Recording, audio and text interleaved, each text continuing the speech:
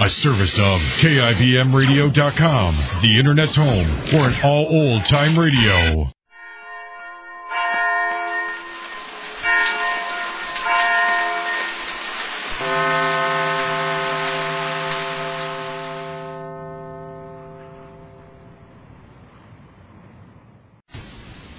Our friends and neighbors, the Goldbergs, brought to you by the makers of new high-test Oxidol. Say, when you go down to the basement to take your clothes from the line, these wash days it's too dark and gray to hang them outdoors, how do they look? So dull and dingy you're fit to be tied, huh? Well, you just run over and tell your troubles to your grocer. He'll fix things up for you. Sure, because he's got a winter whiteness campaign to settle your wash day problems. A way to get your clothes snowy white. So go on over to the store today, won't you, and look for the display, banners and posters featuring winter whiteness with Oxidol. Yes, Oxidol with white-washing power built right into it to get your clothes immaculate with economy. Whether you hang your clothes inside or out, if you wash them with Oxidol, you'll be proud of them. Why, you can't beat this Oxidol whiteness with any soap we know. In fact, lots of laundry soaps don't wash anywhere near as white as Oxidol.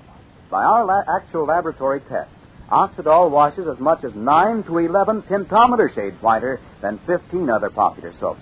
And with all this whiteness, mind you, your washable colors are safe in Oxidol. Yes, and when you use Oxidol, you'll notice, as other Oxidol users do, there's no cloud of soap dust with Oxidol to irritate your nose and make you sneeze. No cloud of soap dust to make you gag and choke. Not with Oxidol. Every package of Oxidol, every pound and package, is especially processed to prevent irritating soap dust. So look, don't think you need the sun or bleaches or boiling to get your clothes white. Oxidol can do it for you, even on dark winter days. So go on over to the store and get some today, won't you? Oxidol's now selling at the lowest prices in years. And now, the Goldbergs. When the first shock of Sammy Goldberg's departure for South Carolina was absorbed, Mollie settled down to some real hard thinking. She knows the boy is in love with Sylvia Allison. She knows that Sylvia's father wants to give Sammy a place in his business. But Mollie also knows that she doesn't like or trust Sylvia. So first, Mollie had Jake wire $200 to Sammy so that he wouldn't be dependent on the Allisons. And next, she called Mr. Allison. Mr. Allison turned out to be a direct, realistic gentleman who told Mollie, quite frankly, that he would treat Sammy like his own son, but that he would also make a man of the boy. Well, this disturbed Mollie, and she's been worrying and thinking of it ever since. Well, now it's night, and the house without Sammy seems empty, terribly lonely, and not at all like home. Listen. Uncle David, I'm so glad you came. Papa called me, so I'm here. I took the first train. Take some tea, Rosalie, darling. I will. Did you take up some headache pills for Papa? Yes, I did, Ma. All right, darling. David. Mollie, change your face. Change your face immediately. You hear me? Immediately. David told me. Jake told me you had to call South Carolina. Why did you call? I wanted to speak to Mr. Allison. All right. Don't fall to pieces. So you spoke, no? Yes, I spoke. I told Mama not to call. So what is it what's so terrible that Sylvia's father said? I told Mama not to call. Rosalie, please. So we wouldn't discuss it. But he said he'll make a man of Sammy. Maybe he will. What kind of a man, David? The only kind Sammy can be, Mollie. Whatever he has in him will come out. But, David... All right, Mollie, all right. I want you to pull yourself together, Mollie. You hear me? Jake is upstairs with a headache. That's why I'm here. Together, pull yourself. And now you're the telephone. The telegram that Sammy arrived. So I'll feel better, David. After all, Mollie, how many boys would consider themselves lucky to get into a ready-made business? What's the tragedy? That's what I want to know. What's the tragedy? All right, David, darling. All right, David, dear. I'll be all right. Look at yourself.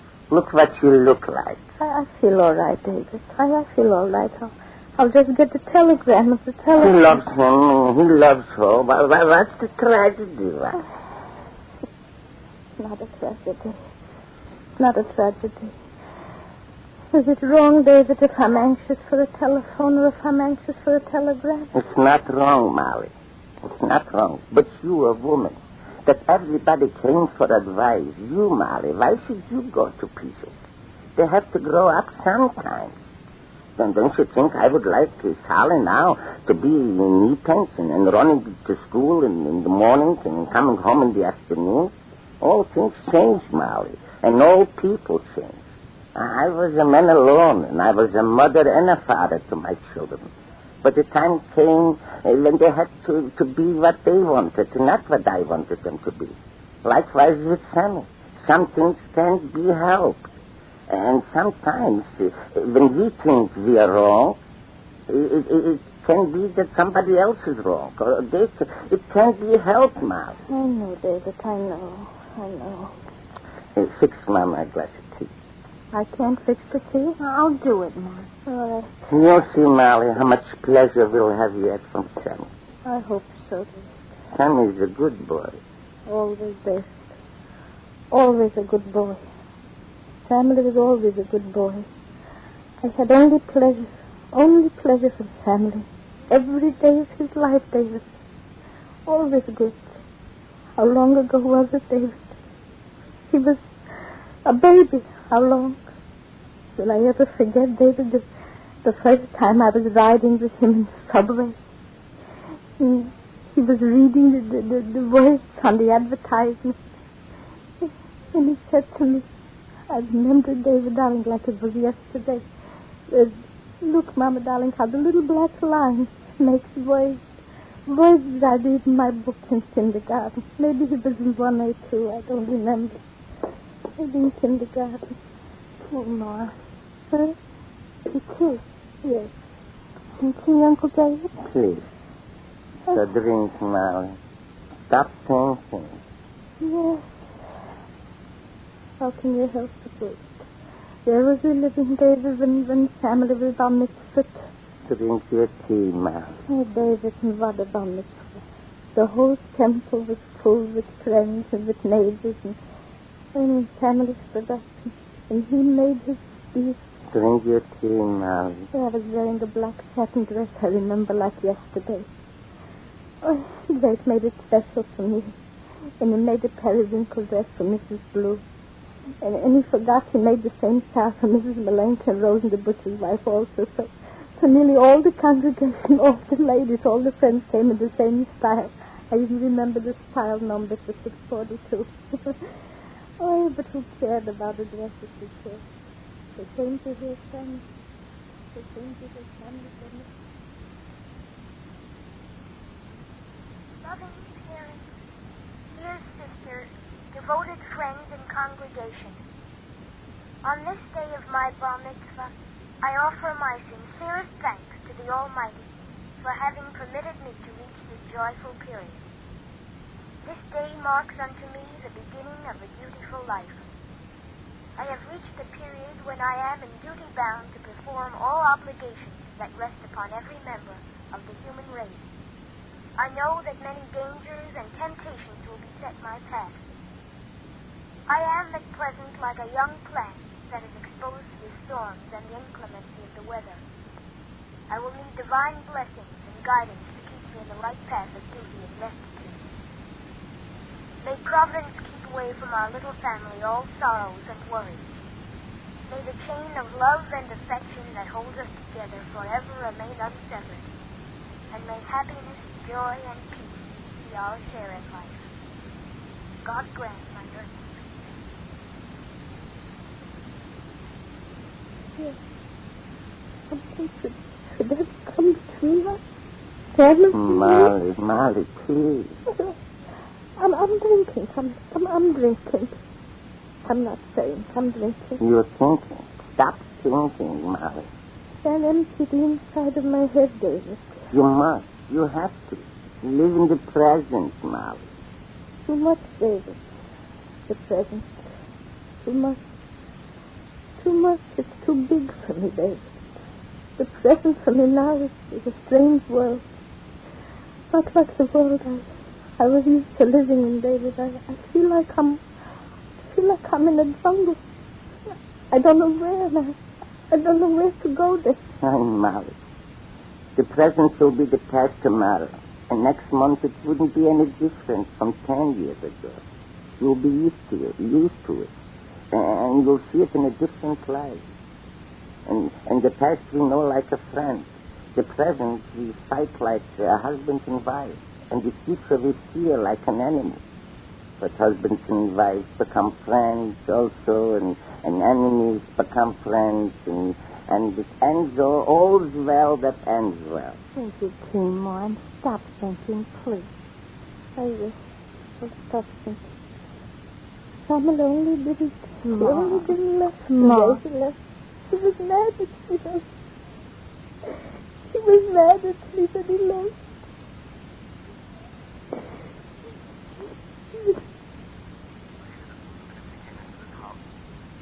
You're jealous, Ma. That's what you are. Jealous. You don't want me to love anyone but you. You don't want anyone to love me. You want to keep me here with you all my life and all your life.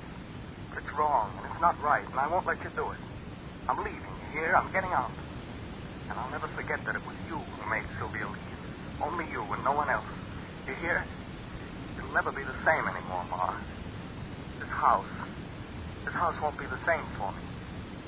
You made her leave. You made believe that you wanted me to be a writer. You told me all about the wonderful things I could and all the wonderful things I should do.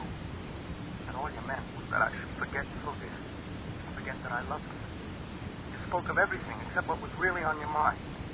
And you tried, and you worked, and you succeeded.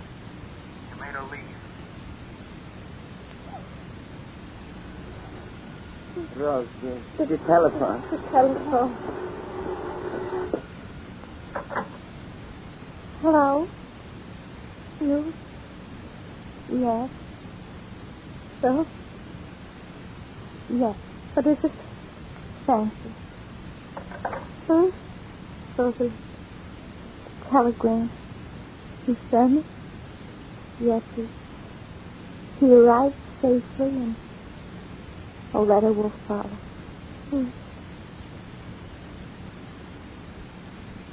So Sammy is there in South Carolina with Sylvia. And the thought of that immense separation cuts through all of Mollie's reverie. That she and her son are divided, perhaps forever. Remember, whether you hang your clothes indoors or out, whether the day's gray or sunny, Oxidol will get your clothes dazzling white. So go over to the store and find out about it, won't you?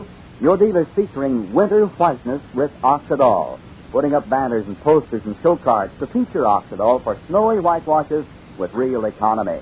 Because Oxidol's whitewashing power is built right in, made to get clothes white without sun, without boiling, without bleaching, and made to get them white without harming colors, and without clouds of soap dust to make you sneeze and choke. Every woman who uses Oxidol knows that. Now be sure to listen to the next episode, won't you? Sammy meets his future father-in-law. And now, this is Don Hancock saying goodbye for the makers of high-test Oxidol.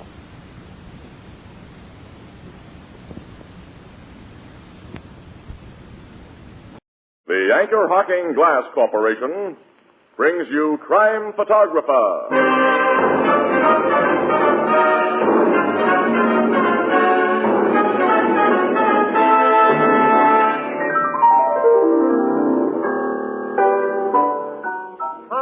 Casey, Mr. Marvin and me been wondering what happened to you. Hello, Ethelbert. Hi, Tony.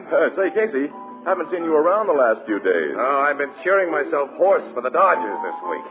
You're a Brooklyn boy. No, but the Dodgers, they're a national institution. Oh, you don't have to tell me about a national institution. I cheer for one, too, every week. Which one?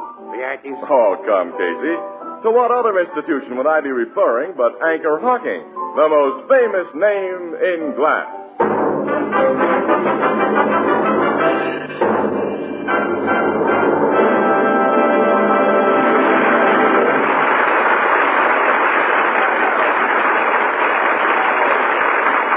Good evening, ladies and gentlemen. This is Tony Marvin. Every week at this time, the Anchor Hocking Glass Corporation of Lancaster, Ohio, and its more than 10,000 employees bring you another adventure of Casey, crime photographer, ace cameraman who covers the crime news of a great city. Written by Alonzo Dean Cole, our adventure for tonight, Loaded Dice.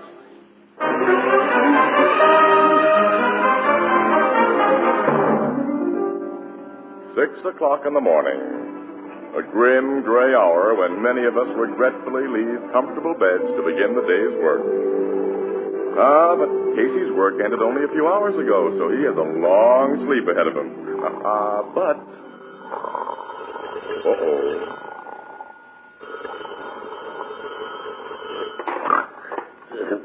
Hello. Casey? Huh? Is that you, Casey? Yeah, it's me. This is Steve Drake. Who? Steve Drake. Oh, hello, Steve. I was going to phone you last week to see if you had any tip. Hey, what's the big idea of waking me up at this hour of the morning? You got a lousy nerve. Hold it, Casey. Now listen to me. What do you want? You and I went to school together. We used to be pals. Well, there's no excuse for I calling. need help, Casey. No guy is a pal of mine who wakes me up. You need help, Steve. Plenty, I think.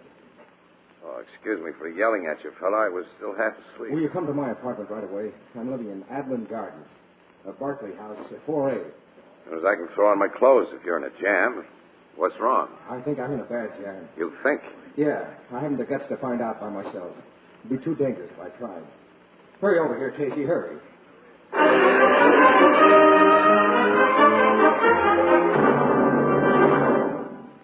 Come in, Casey. Thanks for getting here so quickly. Okay, Steve. Swell joint you have here. Casey. It's a big trouble. Come here. Look there on the floor. That's a knife. Covered with dried blood. Yeah, the blood was fresh when I first saw that knife. When you first saw it? About 15 minutes before I phoned you. It was right where it is now. I had sense enough not to touch it.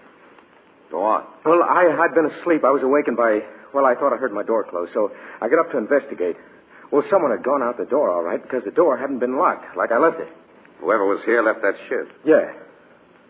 Well, have you looked around your apartment? Well, naturally. No one has been stabbed here. Nothing has been disturbed in the place. Well, I don't get it. I'm afraid I do.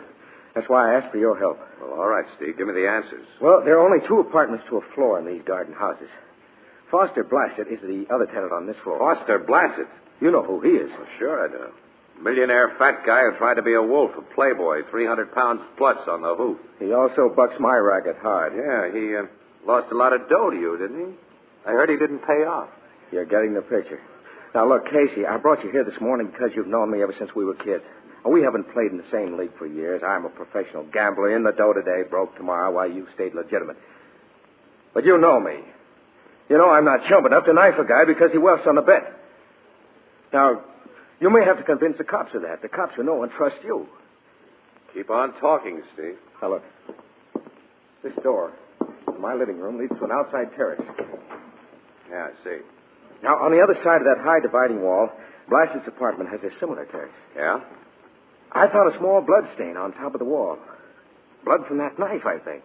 Well, you climbed to the top of that wall? Yes, and looked over before I phoned you. A table with a chair on top of it is against Blassett's side of the wall. Well, did you go over the wall? No, I was afraid. Afraid to find out for sure. You moved this chair and table to your side of the wall when you climbed to look over it, huh? Yeah. Let's climb over the wall and see what's what. Will you go first? Okay. Easy enough with these tables and chairs.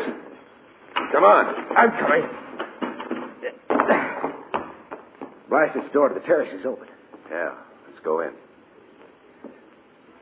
Casey, that little stain on the rug. Looks like a blood stain, all right. You notice things, don't you, Steve? Look there. What? Across this living room. In the hall. I see. I want a close look. It's Blassett. Yes. Slumped against the outside door of his apartment. Dead. And he was stabbed, Casey. My guess was right. Yeah. So right, I wondered if it was a guess. What do you mean? A little guy like you couldn't move Blassett after he fell against this outside door and blocked it. There was only one other way for you to get out of the apartment, the terrace, which led only to your place. And after piling up that furniture to get back over the dividing wall, you couldn't put it back where it belonged on this side. So you think I killed Blasted, huh? If our positions were reversed, what would you think? And you're the guy I thought would help me. Stand by me. Well, I have no chance the way things stand now. And I'm not going to be railroaded on a lousy frame-up. Oh, so you pack a gun. And I'll use it if you make me. Open the closet door behind you, Casey. I'm locking you in there, and I'm getting out of here. Lock me in that closet. You heard me. Open the door and get in. I don't think I will, Steve. I'm going to use Blassett's phone to call the cops. Keep away from that phone. No. Put that phone down. Why don't you shoot, Steve? All right. Better give me that rod, hadn't you? Here. Take it. Thanks. You're a smart guy. Hello, headquarters. Give me Captain Logan, Homicide Bureau. Yes, Steve, you're a very smart guy. I was just too yellow to shoot you. That's what you mean. Oh, I wasn't worried about that gun. You had my number. After you said you'd lock me in the closet, then I got your number, Steve. Before that, I wasn't sure. I was just too yellow. I've never known a killer who was too yellow to do another killing that might save him from the hot seat. Now, what are you driving at? Hello? Excuse me. Hello, Logan. Listen, the way you cops waste the taxpayers' money is a crime. You know, I've been holding onto this wire for half an hour here. What have you been... Oh. Okay, pal. Hey, Logan. Bring the ME and your tech squad up to the Adlon Garden Apartments. I've got a little case of murder for you. Yes, murder's what I said. And I got a chief suspect right here in front of me. Uh-huh. Only I'm sure he's not guilty. Casey? Yes, Logan. You see, he's a guy I know.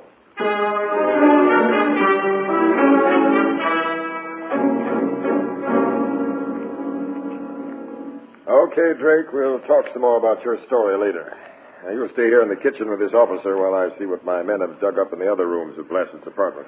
All right, Captain. Hey, Casey, thanks for everything. Okay, Steve. Come on, Casey. Sure. So you think your friend Steve Drake is on the level with that yarn of his, huh? Logan, I know how weak the yarn is. But I've told you how the guy reacted when he knew that I was against him.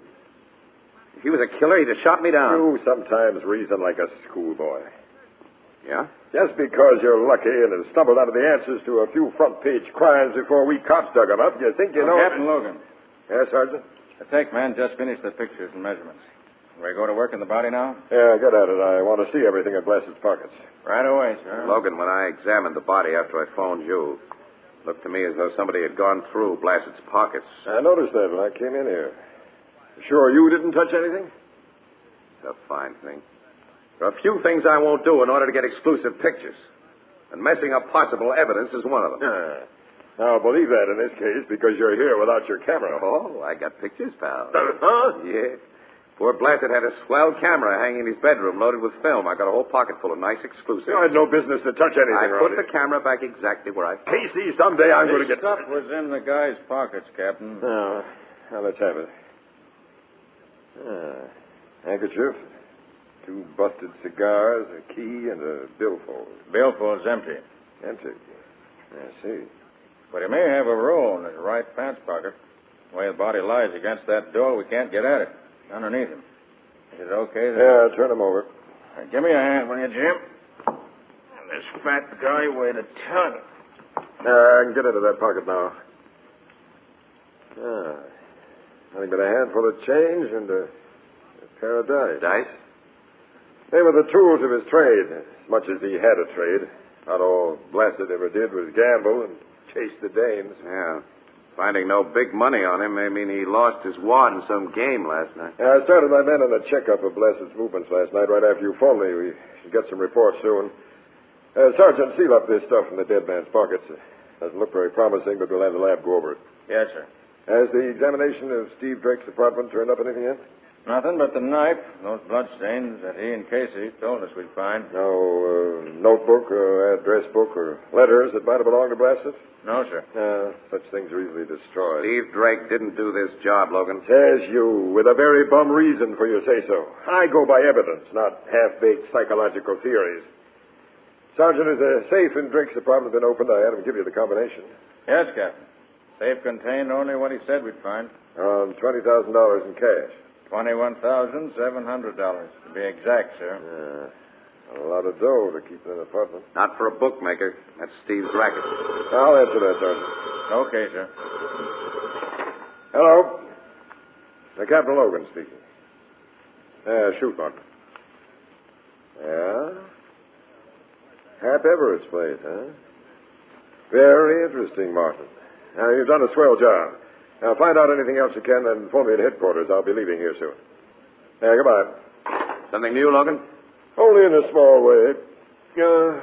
Resuming our conversation, Casey, as you said, $21,700 is really small dough for a bookmaker who can afford to live in this swanky joint. Sure it is. Bookmakers sometimes take it on the chin. Their bankrolls get wiped out. Isn't that so, Casey? So I've heard, yeah. Sergeant, bring Steve Drake in here. Yes, sir? What are you going to pull? A little bluff. Now sit down and keep your mouth shut, Casey, and that's an order. Okay.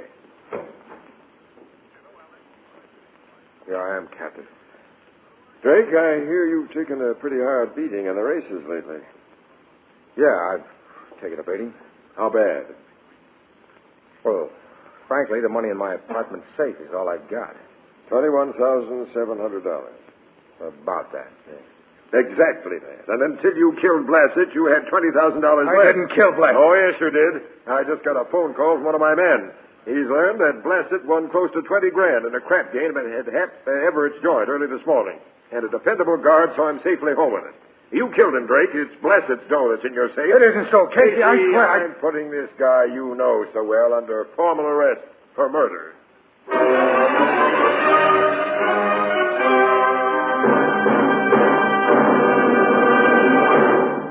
Our story will continue in just a moment. I like beer. I like ale. So you like ale. And you like beer.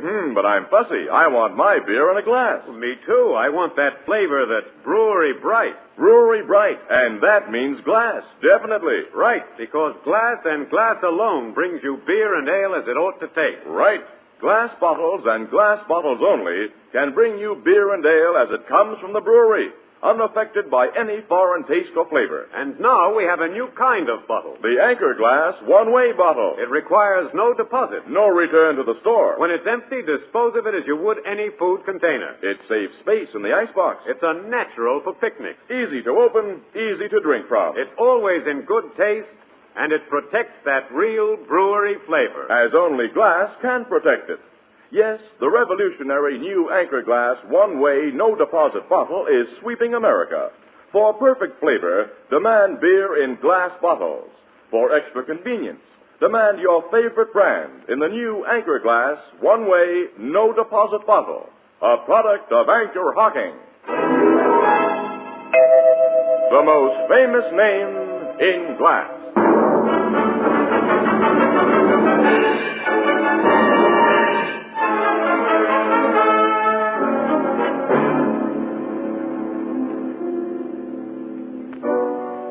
Your beers, gents.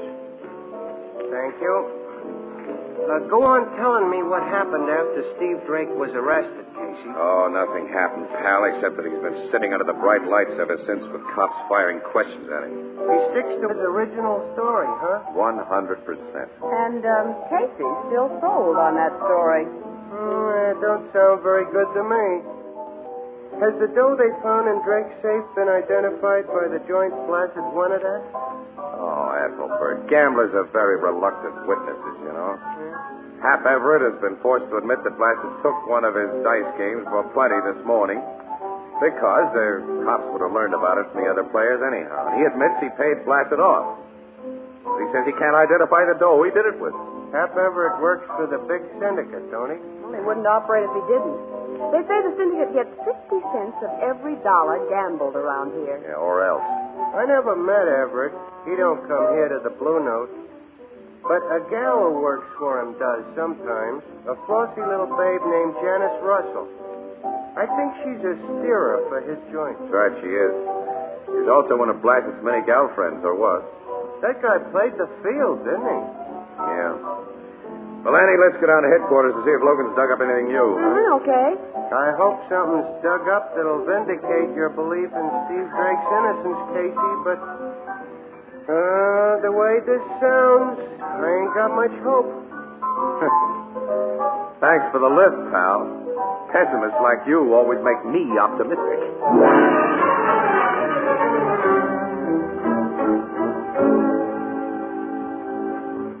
Casey, I've dug up 2 little new items. Yeah? What are they, Logan? First, I've had a personal talk with the bodyguard who went home and blasted this morning. I wanted to know more about that bodyguard. He's okay. I've double-checked that. The second of my new items may provide an answer. The lab just handed me a report on those dice Blassett had. Huh? They're loaded. Loaded? Uh-huh. They throw nothing but naturals, the kind that can't lose. Yeah, have a look. Look at that 7. Neat pair of cheaters, eh? Yeah. Hey, I get it. Blassett won with those dice last night, then Hap Everett found out he'd been cheated and sent a strong-arm man to... Annie, what you don't know about gambling would fill a 5-foot bookshelf. Best crooked dice ever made. Wouldn't get by a professional for a 20-grand payoff. And these galloping dominoes are plain robbers. The dumbest stick man at Everett's joint would pick 'em up after a few passes. Yeah, sure. Oh, guess I am a little ignorant about galloping dominoes. Hey, wait a minute. If the stick man in charge of the game was in on the play, Logan, and Blassett double-crossed him about sharing the winnings... Hey, the picture's there, Casey. Sure it is. And Steve Drake is not in it. And after he killed Blassett for refusing to divide the winnings, the stick man searched him for those dice, knowing they were a tip-off to the murderer. That's it, Annie. And he couldn't get them because 300-pound Blassett fell on top of the dice when he was stabbed. Yeah. Come on, we're going to pay Hap Everett's joint a visit.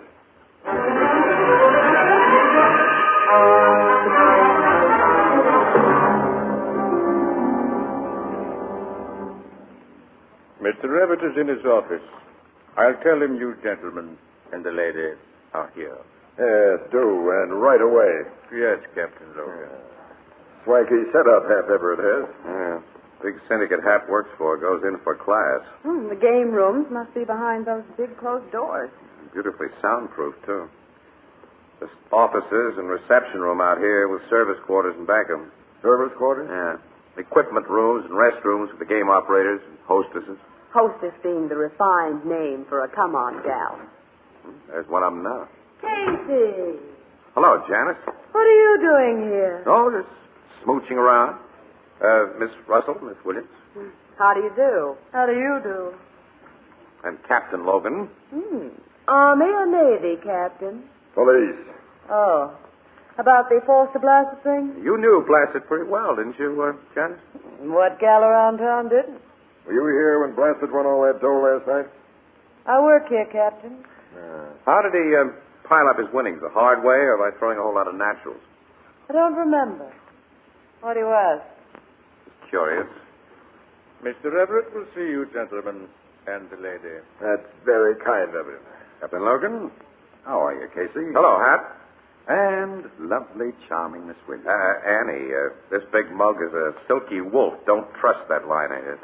I like Mr. Everett's line. Well, come into my office and make yourselves comfortable. Well, I'll be running along. Now, don't run far, Miss Russell. I may want to talk to you later. I'll be around, Captain. Please sit down. Thanks. That's a nice office you have, Everett. You guys do pretty well by yourselves. It's comfortable. And practical. Back doors so you can avoid unwelcome company from the front. And peepholes in both doors. Specialized professions demand specialized arrangements, Captain. Yeah. Say, who had charge of the table at which Blassett nicked you for 20 grand this morning? Les Parker was the stick man? Oh, get him in here. Now. Very well. Bernard. Yes, Mr. Everett? Bring Les Parker here right away. Yes, sir. Why your interest in my stick man, Captain? Just want to ask him a few routine questions. What time did he go off duty this morning? 4:30. According to the afternoon papers, Steve Drake is all wrapped up for the blasted killing. Anything happened to change things? No, but we'd have a much better case against Drake if you told us how you paid Blasted his winnings. I'm sorry, I can't remember, Captain. We pay off so much money to so many people that I... Come in. You want to see me, Hap? Captain Logan here wants to see you. This is Les Parker. Please, huh? Yeah. Will you leave us alone, Everett? Oh, certainly. I'll go out my back door. I have some checking to do in the equipment room.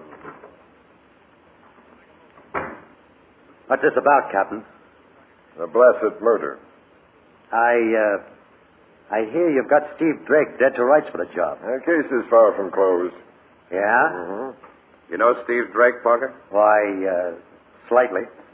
Ever been in his apartment? No. Ever been in Blassed's apartment? No. Blasted was killed about 5:30 this morning. Where were you then? Home in bed. Can you prove it? Why should I have to prove it? The only contact I ever had with Blasted was when he played at my table. I hardly knew the guy. Ever seen these before, Parker? I've seen lots of dice, Captain. Yeah, well, those are special dice. They throw only sevens. Cheaters, huh? Robbers. They were responsible for Foster Blasted's winning streak. Weren't they, Parker? What do you think I am? No one could slip a pair of phonies like these in on me and get away with it. They could if you were sharing in the winnings. You had a deal with Blasted. No. When you went to collect this morning, he gave you the laugh. I didn't. You stuck a knife in his throat and took the dough. No, Parker, no. you're under arrest. No, wait. Wait, I'm not going to be a fall guy, not for a murder rap. There was a deal. But I didn't go to Blasted to collect. And if Steve Drake didn't steal that dough, I've been double-crossed, and I'll tell you... The lights have gone out. I saw a gun flash from the peephole in this back door, Logan. Stop you or I'll shoot. I heard gunshots, Captain, and the lights went out. I just came out of this equipment room to see... I see, Everett. Stick your hands in the air. Okay. There's a switch box by this door, Logan. Now we've got the light on this pretty situation. Oh, Captain. Parker got 2 bullets through the head. Looks like he's done for. There's the gun that did it, Annie, on the floor. Come in here, Everett. I can guess what Parker was about to tell us. You and he have been working together to beat the big syndicate. Certain players were allowed to win here with phony dice if you got a big share of their take. You let Blasted be one of those lucky players. But when you went to collect from him, he refused to fork over, so you killed him.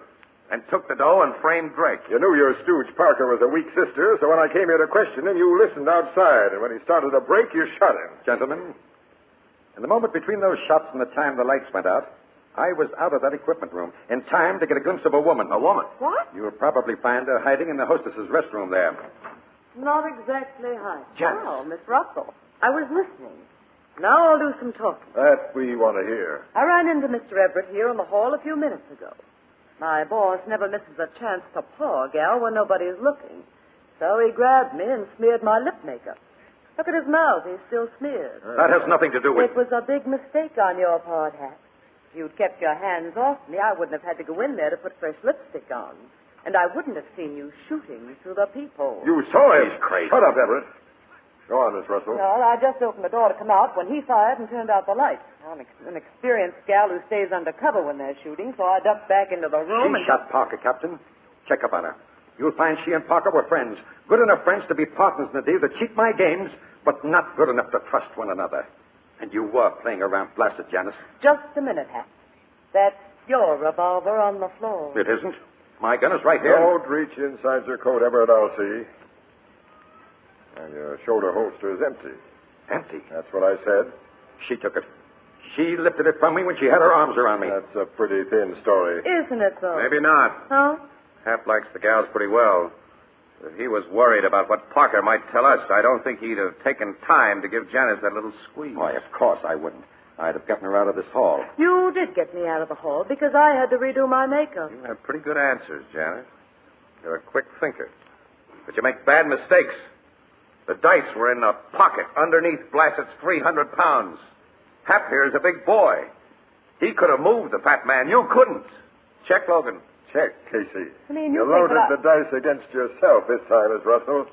You're under arrest. You've got nothing on me. Drake killed Blasted. Hap Everett killed Parker. We'll have plenty on you when we find the 20 grand you took from Blasted and tie it up to you. You can't identify money. I'll identify it. I'll give Captain Logan every serial number on the money. My hat, how your memory's improved.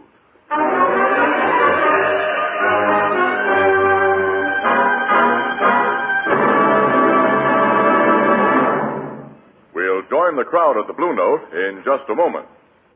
Here's real refreshment for you.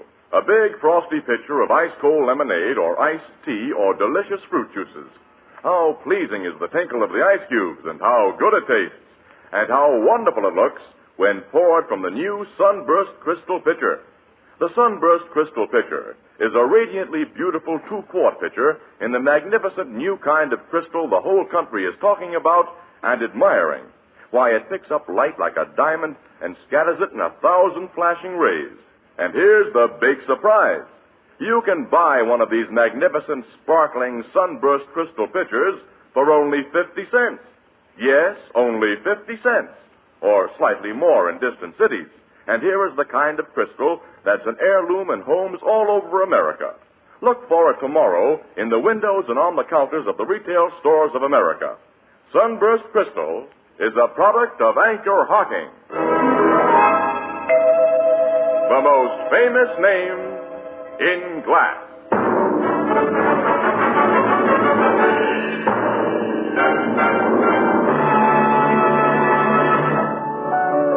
The cops found that dough in Janice Russell's apartment, huh, Casey? Yeah, that's right, Ethelbert. She hadn't done a very good job of hiding it. Well, she figured her frame of Steve Drake had been so good there'd be no suspicion of her. Even Parker, her partner in the loaded dice scheme, thought Drake had taken the money until Captain Logan went to work on him. She's just what you call a all-around bad gal. I'll say. Well, takes all kinds to make a world. That's so, Casey. But as my sister Edna says, quote, the only thing rotten eggs are good for is to make a skunk jealous. And who wants to arouse the emotions of a skunk? Did you say unquote? Oh, no, excuse me, unquote.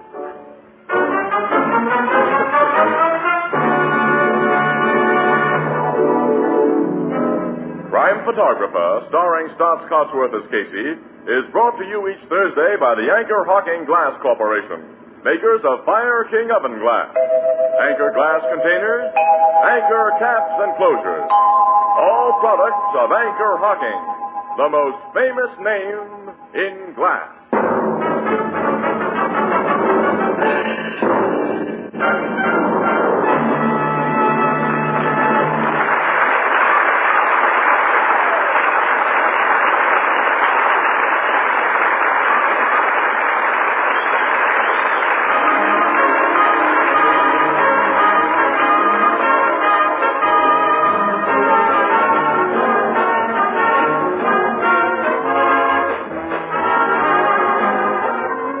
Photographer is directed by John Dietz.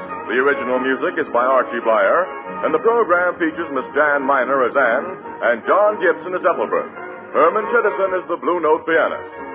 This is Tony Marvin saying goodnight for the Anchor Hocking Glass Corporation of Lancaster, Ohio, with offices in all principal cities of the United States and Canada.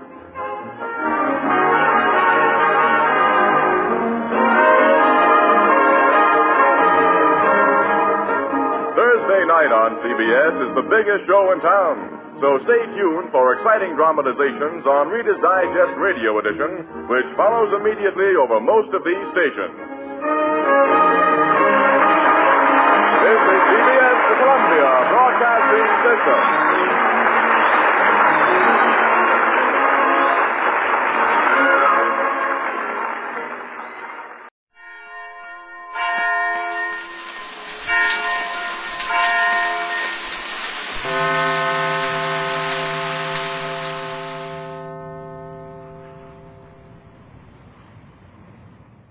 What you are about to hear is real.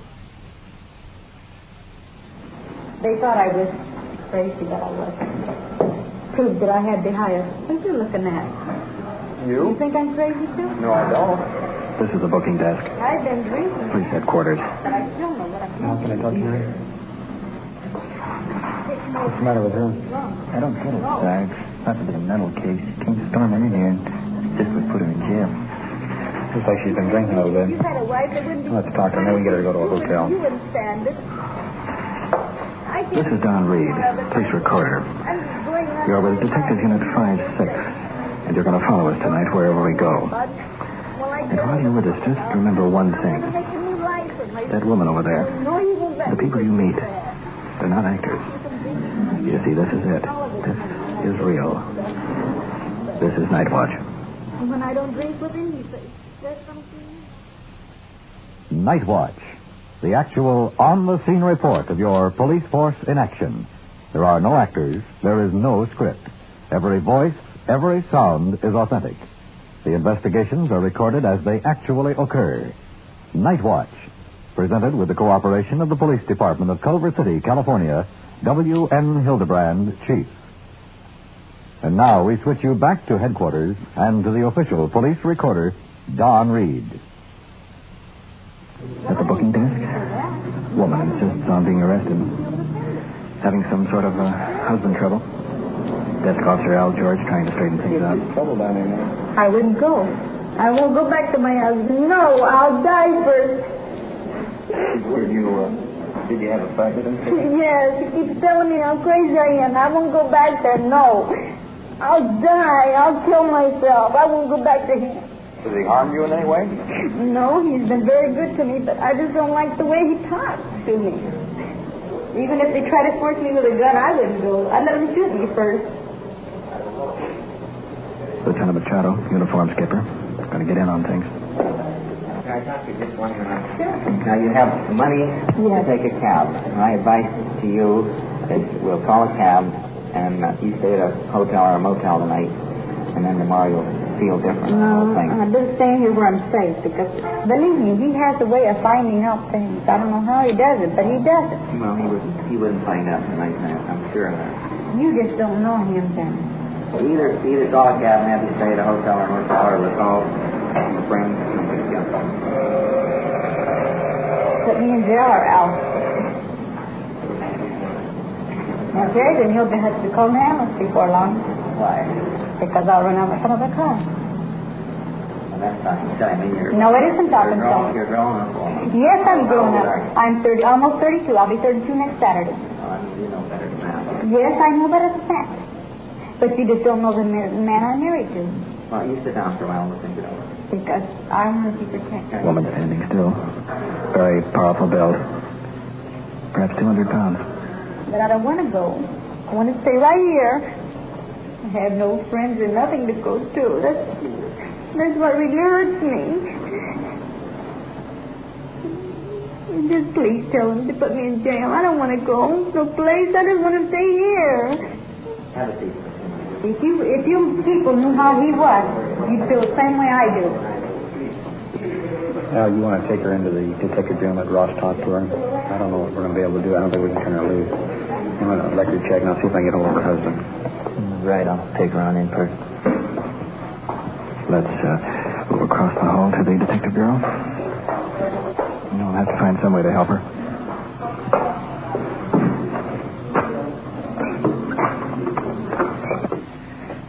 A woman sitting in a chair, biting nails. Well, I don't know. Detective Ross putting out a cigarette. How long have you been married to this man? Let me see. We got married a year ago, April. How can we help you? What can we do to help you? Just put me in jail and get me away from him. Well, we don't want to put you in jail. Well, I don't want to go out anyplace else. Because if I do, he'll be sure and find me. He'll stay up all night looking for me. Well, has he hurt you before, or? He done before me. Why did he do that? I don't know. He was drinking. Has he been drinking tonight? He drinks every night.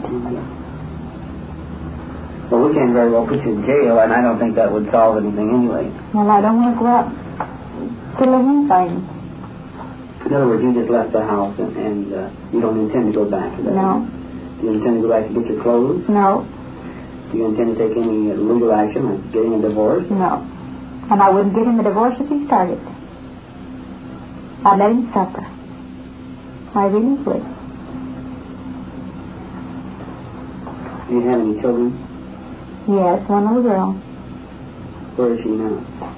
I don't know. I I couldn't tell you that. You don't know where your own daughter is. Who has her? My sister ran away and we couldn't find her. Who's your daughter? Mm-hmm. She wanted a doctor, so I wouldn't sign your adoption papers, so she ran away with her. And did that happen while you were in the hospital? They say they're all insane that go out there. The truth, when I only weighed 118 pounds, you wouldn't believe it, but I broke a man's arm that was weighed over 200 pounds. That does it. How did you break it? Well, he just tried to get smart with me, so I said him I could get smart too. You broke his arm. I sure did.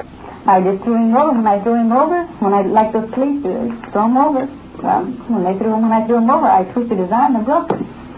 I'm glad you're sitting way over there now. You might get mad at you about something. No, if I ever got mad, you know it. I don't want you mad at It wouldn't take me 2 seconds to get over this desk. What? They say I have an insane temper, and I believe it.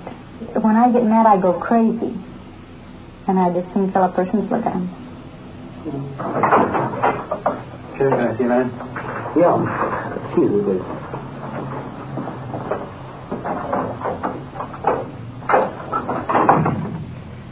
We're going to have to take this woman down to General Hospital for observation. Yeah, I wouldn't want to take the responsibility for any other lady. Bob, that woman sitting in my office there, you want to take her and place her in the detention room? Yeah. Lieutenant Machado's making out papers. She's to go to General Hospital. Right. Ma'am, you want to cut the boy, please? It's too bad there isn't some other way. I ran a record check on her. She's been in 2 institutions. Doesn't even have a baby. In fact, she doesn't even have a husband.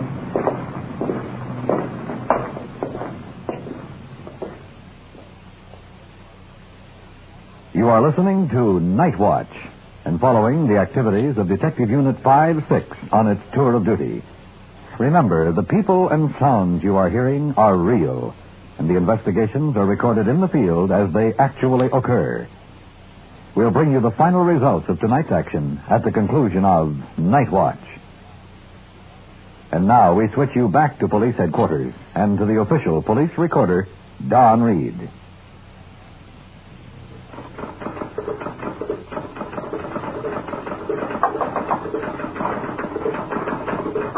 Yeah, sure, come on in.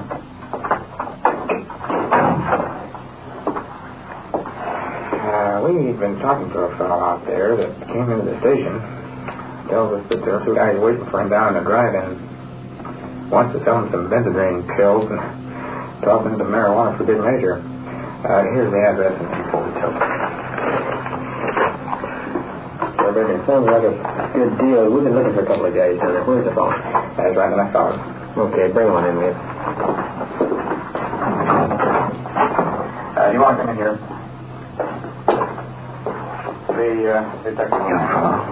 Good haircut. A little nervous. Now tell me quickly and very briefly just how you came in contact with them.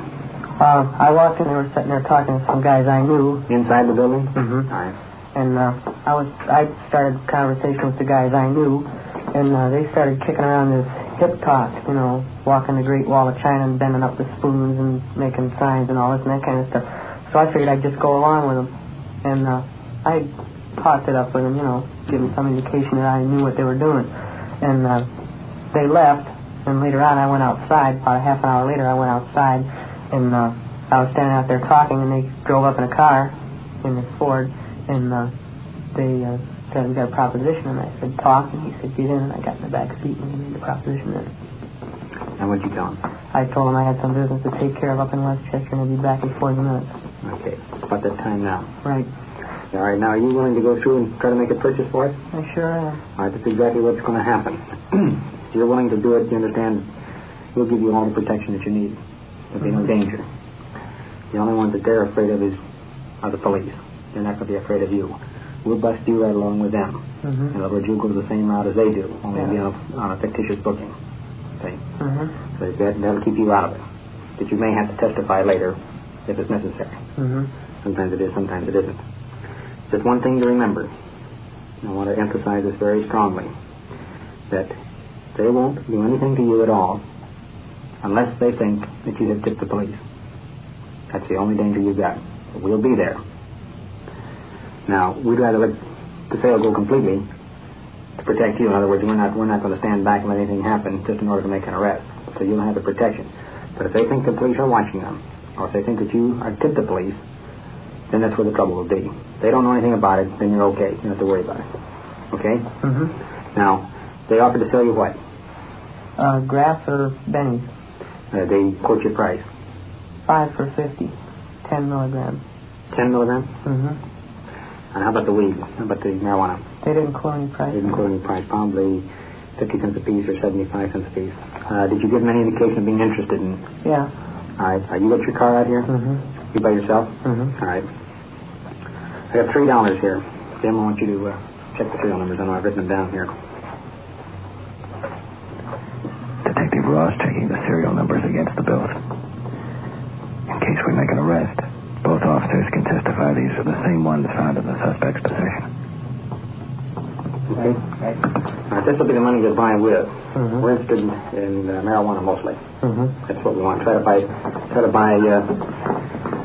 4 joints.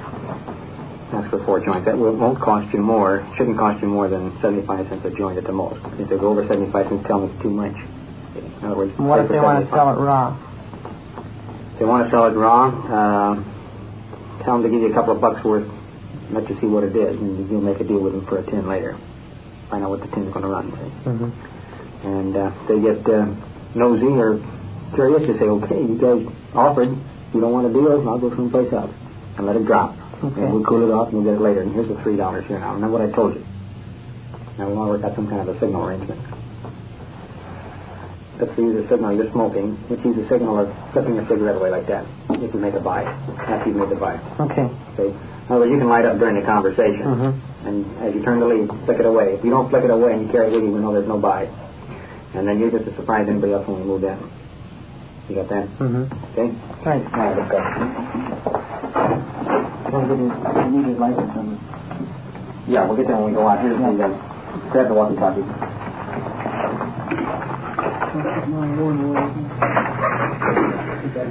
Well, we've learned some good information. A walkie-talkie and a lot of patience.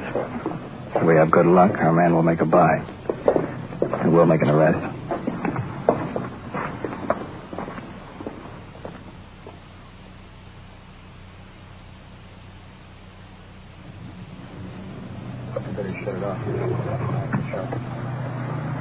We're sitting at Detective Unit 5-6 at a dark gas station directly across from the drive-in.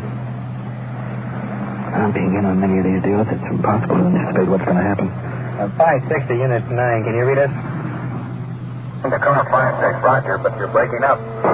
5-6 and 9. Our man has just pulled into the drive-in on the north side. Roger, we see him. Unit 9, our other detective crew, are secured around the other side of this drive-in out of our view. They have just a small portable transmitter with them.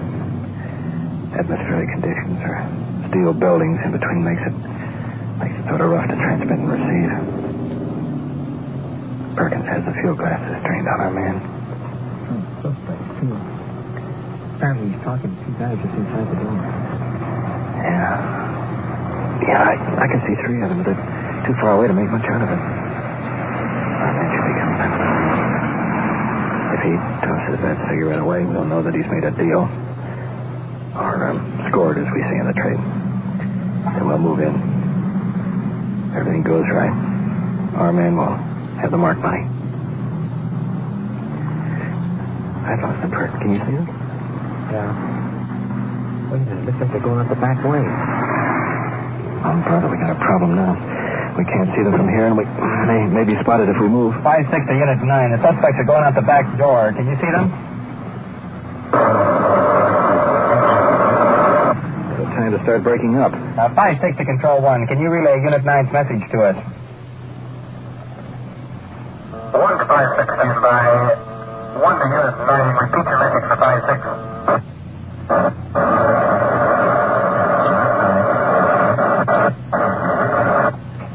Control 1 to Unit 9, stand by. 1 to 5-6. Unit 9 is almost unreadable. And all we were able to understand was that the suspects are leaving in a dark sedan, direction unknown. All units on this frequency stand by. Unit 9, repeat your location. What do we do now? We probably be tearing them. Could be.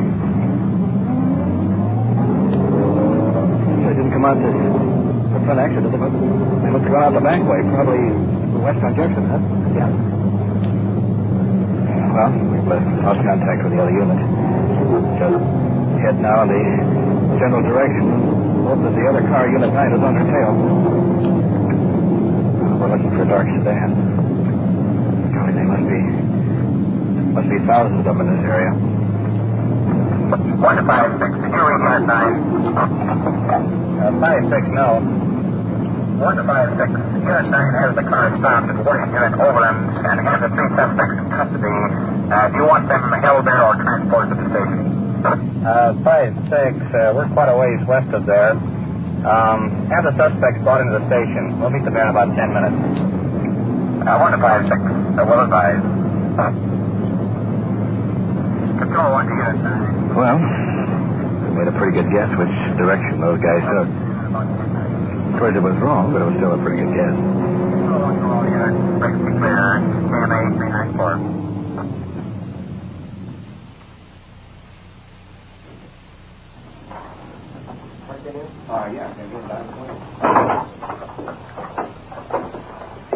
Percy, will you talk to these two guys? Yeah, bring them in one at a time, will you? We got the driver outside, and he had the marked money on him. Good. Hey, Paul, do you want to come in here? Coming into the detective bureau. First suspect. Tall, thin, rough complexion. Sitting in a chair. Parking his feet on the desk. What is it? 18 a day. 18 a day. 15 a day. Get your feet off the desk.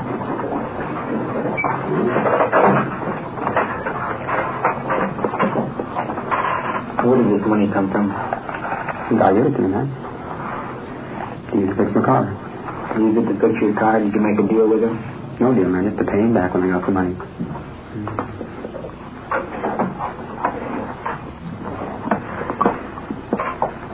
You don't understand that I don't like to beat around the bush and have a lot of lies. Nobody's lying, man. Don't give me that.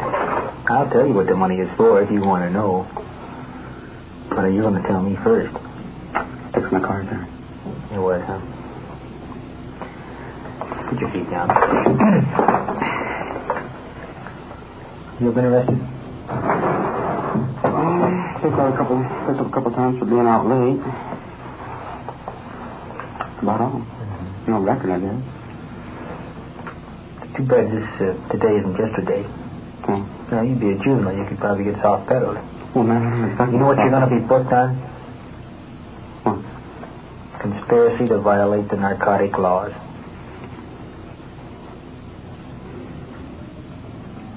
You're cold, man. You're dead.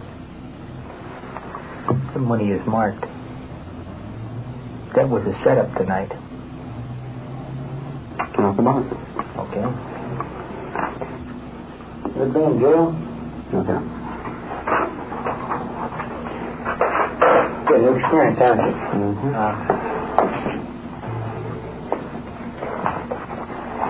Back and book them on conspiracy to violate state narcotic law. They ought to give you the section.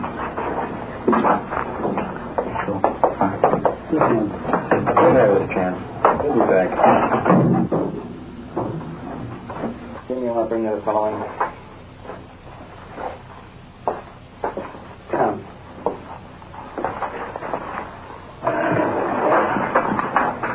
Before we get started, let's get one thing straight.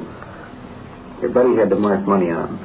We've got a solid case against you. You're dead. Let's not waste our time with a bunch of lies. You understand each other? Suspect staring. Breaking into a half smile. Okay. And you guys accepted this money for the purpose of furnishing narcotics. I'll start right from the beginning. Who approached who on this deal? How did this thing materialize tonight? It was through joking around.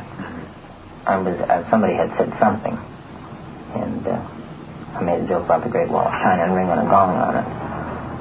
And he just swung right around his feet, and he said, "Oh, you there with a 35-pound monkey on your back." And I just laughed. I said, "Oh, you walked along the Great Wall of China, too." What were the words used when the money was handed over? What was the transaction? I had asked him, what do you want, benzodrine or dexedrine? Yeah, what did he say? And he sort of thought, go benzodrine. Yes, how much were you going to give him? Just what I told him, $50 for $5. And then I was going to see if he was going to give it back. You used Benny? I have. What do you mean? I don't quite follow. I came in contact with somebody once at a time when I was associating with people that had used marijuana. And this person's way of living was a better standard than the people I was associating with. I moved in with this person, and they showed up with a jar of benzodrine. In effect, an inexhaustible supply. Like, you go ahead and make figure yourself, if that's what you want to be. They were also using it to educate, in a way. They did a real lousy job, in effect, that they were making a profit off of, and they were making every pill pay for them, too. Well, how does it feel? Benzodrine? I work on them. What do you mean by that? Work. You know? Well, I'm a cook. Oh, I am a cook. It keeps you, I can work better. I work faster, accomplish what I want to do. How many times did you go on? Probably $2,000, $3,000. $2,000 or $3,000? Probably. I don't know. What's it been in pennies? Yeah, definitely. For myself. How's he operate? How does he cover it? All I know is you go in and give him $5, and he marks it in a book. I know that. At the time of the sale. And he supplies right there. He doesn't give you a prescription or anything like that? No. I had asked him for a prescription. He didn't give it to me. How did you meet him? I was introduced to him. Do you think you can set me up there? Sure, I can. Think you can take me in and introduce me, and I'll make a buy, and I come back 2 or 3 times later, and I get busted with him? You don't know anything about it. He doesn't know that you know anything about it. I just get caught with it, guy. Can be done. Although the doctor himself, I think only once has ever actually given me the pills. Who gives them to you? Either during the daytime, his secretary. During nighttime, the night doctor. Was it a clinic or something? Or? It's an emergency hospital. Emergency hospital. When you want it, how do you go in to get it? What do you walk in and ask for reducing pills. Ron? Yeah? Okay. You can get as many as you want. How many you got money for? In lots of 50. 50 for small stuff. Now, when you make your first deal, did you make it with a doctor or with somebody else? With the doctor. You made it with this doctor here? Yeah.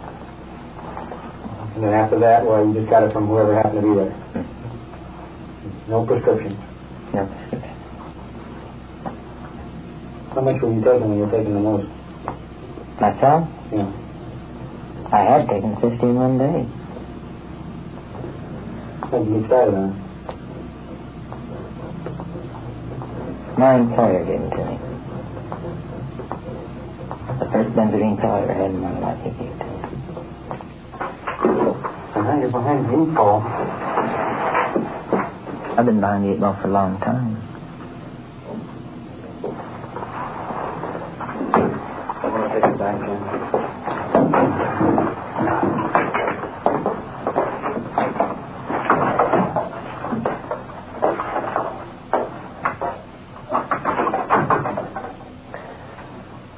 These guys are sure a couple of small-time operators, aren't they? Yeah, but you know, this information, we might just catch ourselves a big fish. Huh? Could be. What you have just heard is real. All the investigations are recorded as they actually occur. And now, back to police headquarters and Chief W.M. Hildebrand. In tonight's first case, the woman who insisted on being arrested was taken to the County General Hospital for observation. Rest and consultation brought about her mental recovery, and she was released several weeks later. The final investigation in which 2 youths were arrested with marked money resulted in their being booked for conspiracy to violate the State Narcotics Act. The maximum penalty upon conviction is confinement in the state prison for not more than 10 years. I recall someone saying, these fellows are just small-time operators. In the overall, this was true, but with the information supplied by the suspects, our department, in conjunction with several law enforcement agencies, was able to move in and crack a large ring of operators that were selling various types of narcotics. This entire operation was possible only because a young citizen brought this information to the attention of our officers. To show how you, the citizen, can assist your police department is one of the reasons why each week we bring you Night Watch. Thank you, Chief Hildebrand. You have been following the on-the-scene reports of your police force in action. Every voice, every sound has been real. Night Watch, brought to you through the cooperation of the Police Department of Culver City, is produced by Sterling Tracy and Jim Hedlock, with technical advice by Sergeant Ron Perkins, and described in the field by the official police recorder, Don Reed.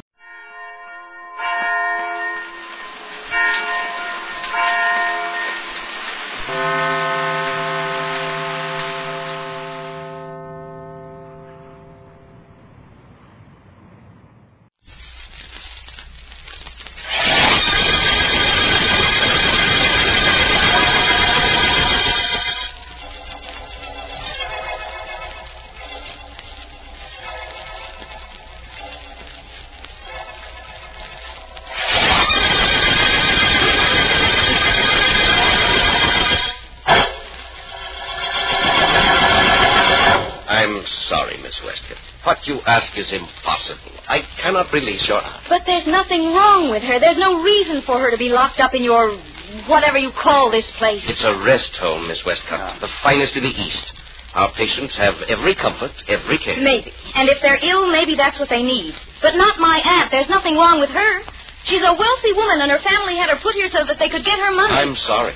Well, that may be so, but your aunt has never said she was unhappy here, never asked to be released. Apparently she's quite content. The only person making trouble, as far as I can see, is you. Excuse me. Yes? Yes, I'll see him. Send him right in. I'm sorry, Miss Westcott. I'll have to ask you to leave. To leave this building and these grounds.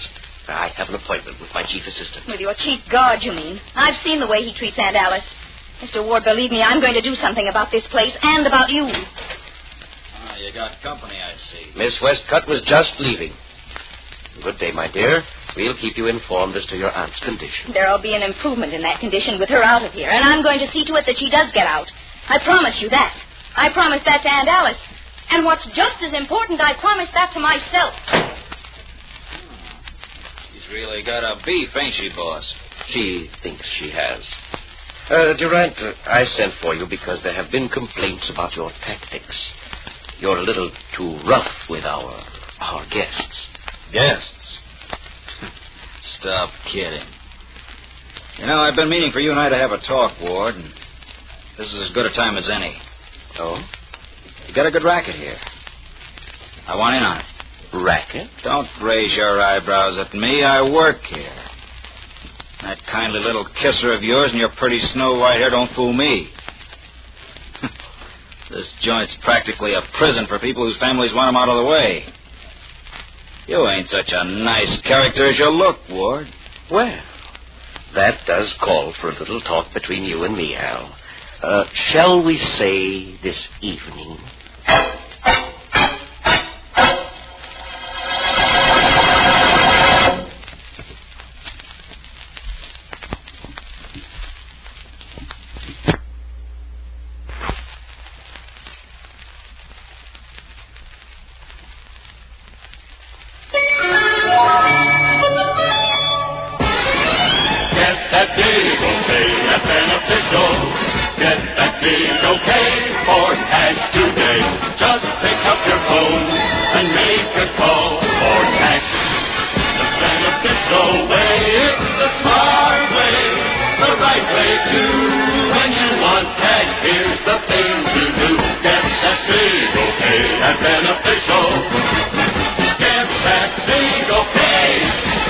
When you want cash to clean up bills, buy things, make home improvements, You name it, just call Beneficial Finance. You pick the terms, you pick the payments. So call Beneficial and get that big okay. Beneficial Finance Company.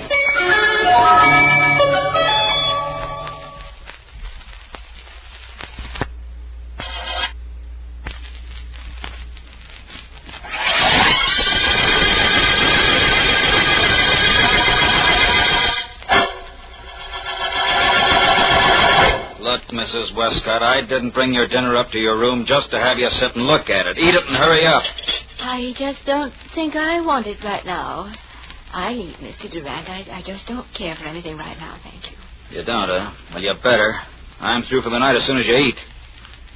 Now, Mrs. Westcott, I ain't got much patience. Start eating. Thank you very much, but I really couldn't have a thing. I said start eating.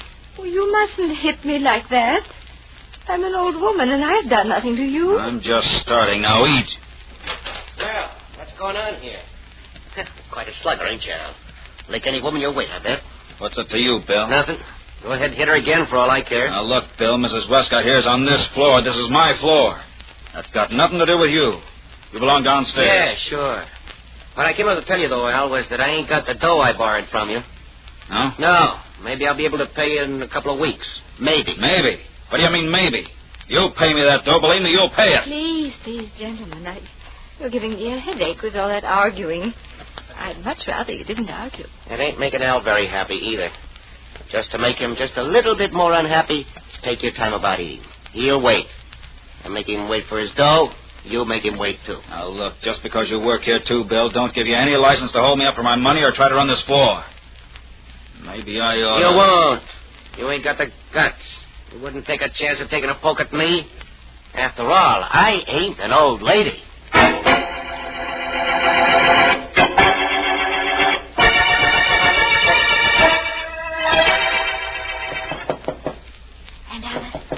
Alice, please wake up. Aunt Alice.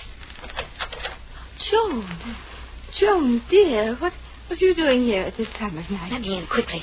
Of course. Aunt Alice, get your clothes together. I'm going to get you out of here. But why, dear? I have no place to go. My family doesn't want me at home. You always have a place to go as long as I have an apartment. Now, hurry, please. I've been hiding here in this building till everyone went to sleep, and then I came right here. Did you, dear? I wasn't sleeping, you know. I was just lying on the bed and thinking. Just thinking. Aunt Alice, please, hurry. Something terrible has happened. But he deserved it. We know he deserved it. You mean that Mr. Durant, who was supposed to look after me? He's lying outside my door, isn't he? And he's quite dead. You know about that? Oh, yes. And I'm not a bit sorry. Not a bit. He was struck down by Providence, you know. No, I don't know. I only hope that's what it was. Oh, it was. Of course, sometimes, like in this case, Providence has to have a little outside help.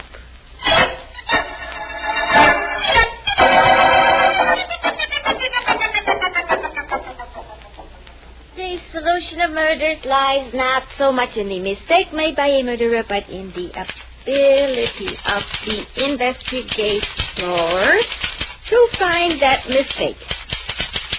So, I got that, Mr. Vance. That's good, Miss Woods. Now, let me see. How am I doing since Miss Deering's been away seeing her mother, Mr. Vance? Great, huh? Adequate. Adequate but refreshing, Miss Woods. Mr. Vance, you seem a little unoccupied. Something on your mind? No, nothing. That's the reason for my being preoccupied, I imagine. I heard over the radio a little while ago of an unusual murder. It disturbs me that my friend, the district attorney, hasn't called me. Well, who got killed? The guard at a private sanitarium. I don't understand why Mark... Well, I'll get that myself, Miss Woods. It's probably Mr. Markham. Hello? Mr. Vance? Yes? This is Joan Westcott. Mr. Vance, there's something you must do for me. Is there? Yes, I'm calling from the ward sanitarium where that guard was murdered. I'm being held here because I tried to get my aunt out last night. Mr. Markham is here and Sergeant Heath. I heard Mr. Markham say that he was going to call you. And you're calling for him? No, I want to beg you not to work on this case, Mr. Vance. Please don't. The man who was murdered deserved to die. I'm afraid that isn't within your province to judge, Miss Westcott. I'm glad you called and told me Markham was there, though. It gives me every reason to go up. Goodbye, Miss Westcott.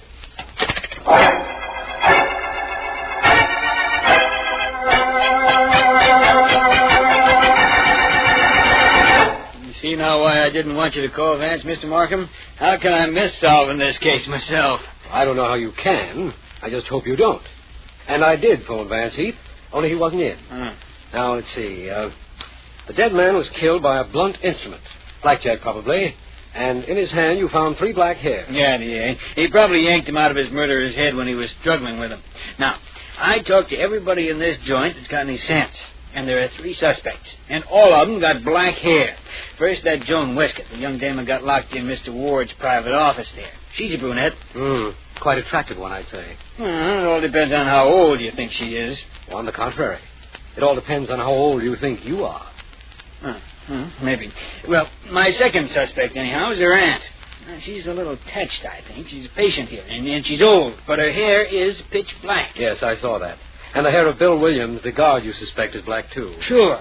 So, all I have to do is take samples of their hair, send them down to the police lab with the samples taken from the dead guy's hand. Whichever checks, well, that's our killer. Somehow I'm sure that Vance would have another theory. Mr. Markham. Yes, what is it, Mr. Ward? There's a Mr. Philo Vance outside. He says you're expecting him, or rather, that you should be expecting him. Now, I'll go out. Well, Heath, Vance is here. Yeah, I know. But am I happy? No. Hey, wait a minute. Sure, I'm happy. Now Vance will have a chance to see how I work. Hey, Mr. Markham, you tell Vance I'm glad he's here. I'm very glad. I'm overjoyed. Please, Heath, don't overdo it.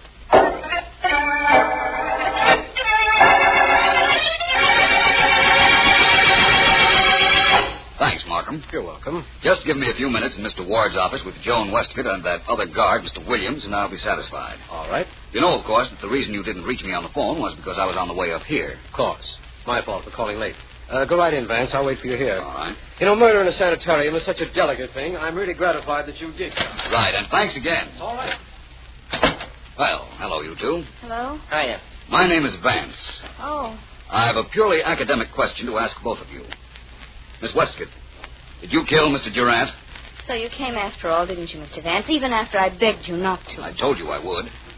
Mr. Williams. Don't bother me. I'm sorry, but I must, Mr. Williams. What's that? Changing of the guard? Patients are exercising. We march them around. What about it? I'd like to see that. So look. Yeah, look, Vance. You can see it very plain from this window. Well, I'll try. That's quite an imposing sight. Does Mr. Ward always lead the patient through those maneuvers? No, that's my job. I'll show you where I generally do it from. You see, right about... I've got him, Miss Westcott.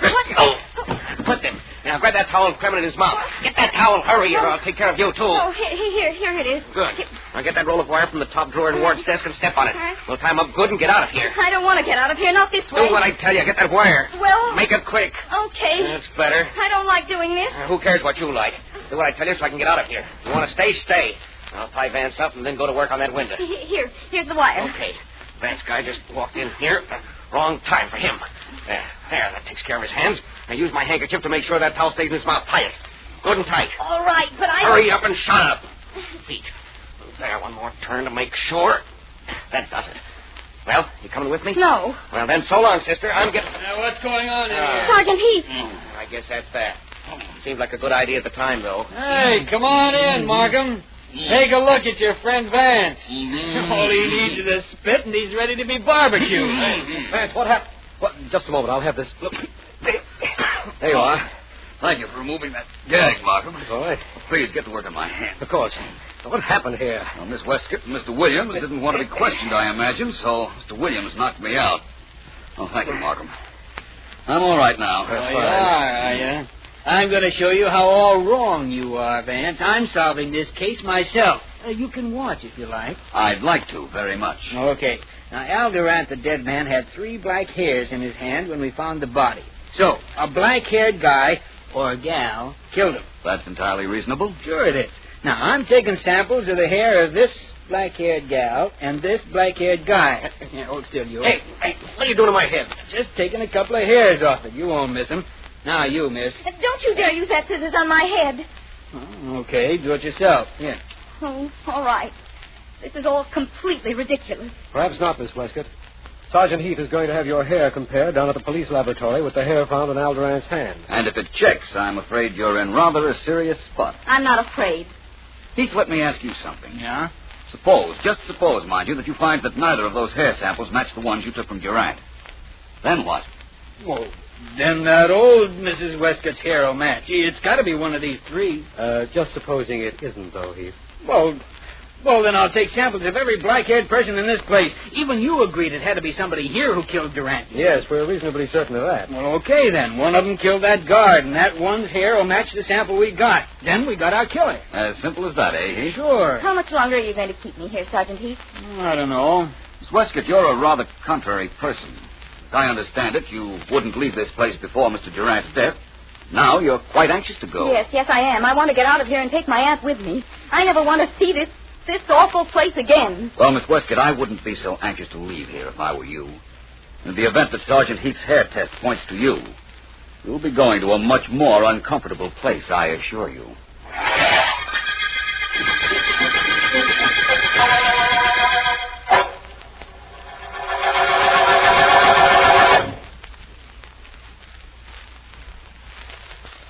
Let's see. Doll, book, gloves, bike, compact. The Christmas shopping list. If you're having trouble making up your Christmas list, here's one suggestion. See your Pennzoil dealer. He may not be able to help you with everything, but he has one item that may be ideal. It's an electric West Bend corn popper. You can get this $7.95 corn popper for just $4.95 when you buy 8 gallons of Pennzoil gasoline. You save $3 on this electric famous name corn popper, and you get extra value from Pennzoil's power-packed gasoline. Stop at any Pennzoil station and take advantage of this double benefit. You'll enjoy Pennzoil performance, and you'll be giving someone else the fun and enjoyment of making hot buttered popcorn for Christmas. So add a West Bend corn popper to your Christmas shopping list. Stop at your Pennzoil station today.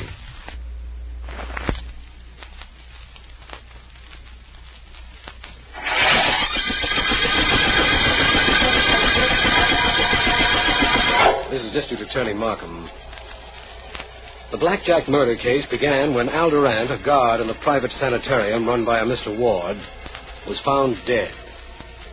Suspects include Bill Williams, another guard, a patient, Alice Westcott, and her niece, Joan Westcott. Vance has one important clue. 3 strands of human hair that have been found in the dead man's hand. Vance told me he was on his way to interview Mrs. Westcott, and he should be there. Please sit down, Mr. Vance. Please do. Thank you, Mrs. Westcott. Yes. I have a few questions to ask you. I don't mind. Really, I don't. Only you won't slap me if I don't answer them, will you? I'd rather not be slapped, Mr. Vance. I won't slap you, Mrs. Westcott. No. In fact, I'd like to see anybody raise his hand to you while I'm around. Mr. Williams, the other guard, made Mr. Durant stop hitting me the day Mr. Durant was murdered. Just before they quarreled. Yesterday, I believe. Mrs. Westcott, do you think Mr. Williams killed Mr. Durant? Oh, no. Your niece, then, Mrs. Westcott? Oh, my goodness, no. She's so nice and gentle. She wouldn't hurt anyone.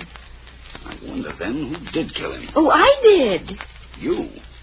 You killed Mr. Durant? Yes, but he was mean and very rude to me. He slapped me. I'd rather not be slapped, Mr. Vance. I know. You told me that before. How did you kill him? I opened the door, and there he was. And he had a blackjack in his pocket. I took it out of his pocket and hit him with it. I'm sorry if I've caused everybody so much trouble, but nobody asked me until now whether I killed him. All they wanted was a few strands of your hair. Is that right? Yes, but I don't know why. You're sure of what you just told me, Mrs. Westcott, that you hit Mr. Durant with his own blackjack? Oh, I'm positive. I used to kill him very often. Every night, right after I fell asleep, I used to kill him. And always the same way. So you see, I know I did it. I see. I'll tell you one thing, Mrs. Westcott. You've confused me, and very nicely. I wonder how ill you actually are, how imaginative you actually are, and above all, how clever.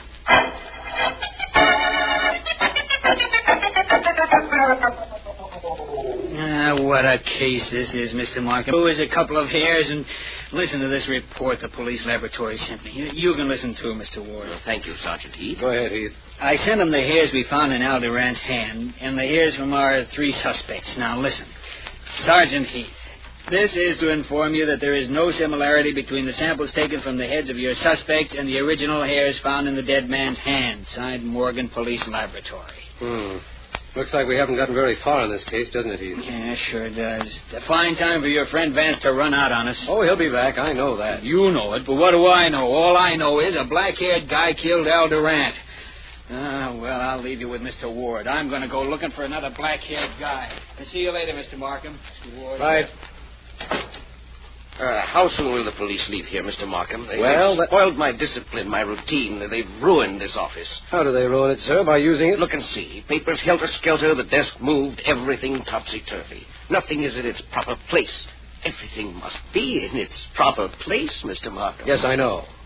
And the reason we've made such a mess out of your office, Mr. Ward, is because we're trying to put a murderer in his proper place. Behind bars.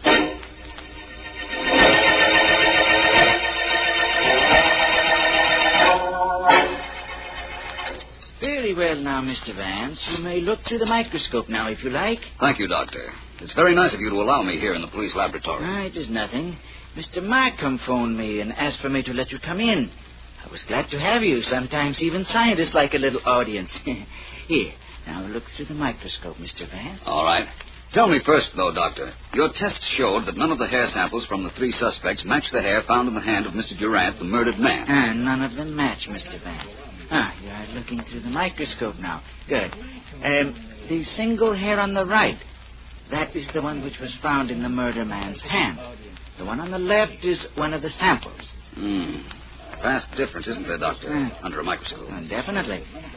Notice, Mr. Vance, at the very tip of the hair on the right, a little unusual substance. Yes. That is gum arabic, generally used as a glue. As a glue?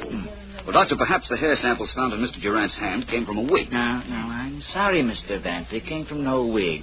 They came from a human head, and they were pulled from that head when the head was alive. Now, Mr. Vance, that hair came from no wig. It came from a living head. But the gum arabic, that must mean something. Yes, I imagine it does, but what? What, Doctor? Well, unless I'm very much mistaken, it means I know who murdered Al Durant.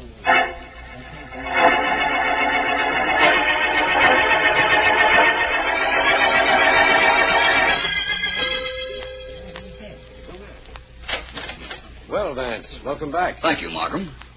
Any progress on the murderer of Mr. Durant? No, none at all. Frankly, I've been waiting for you. I've an idea you'll be glad you did. Where's he? He and Mr. Ward are gabbing in Ward's office.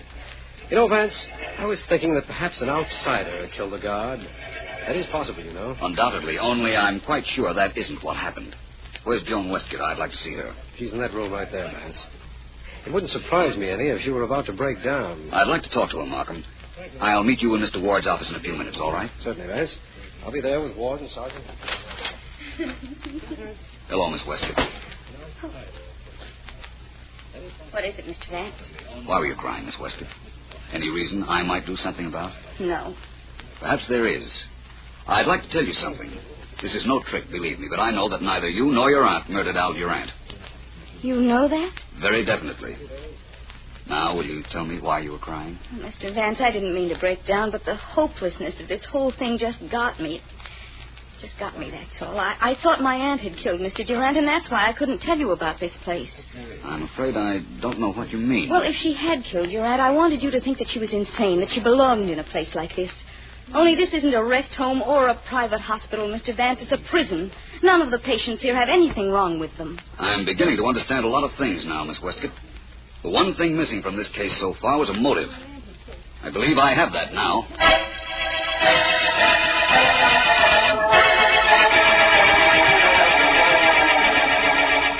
You'd do all of us a great favor, Mr. Ward, if you'd cooperate with Sergeant Heath and me. I'd be glad to, Mr. Vance. How can I help? I'll get around to that in a moment.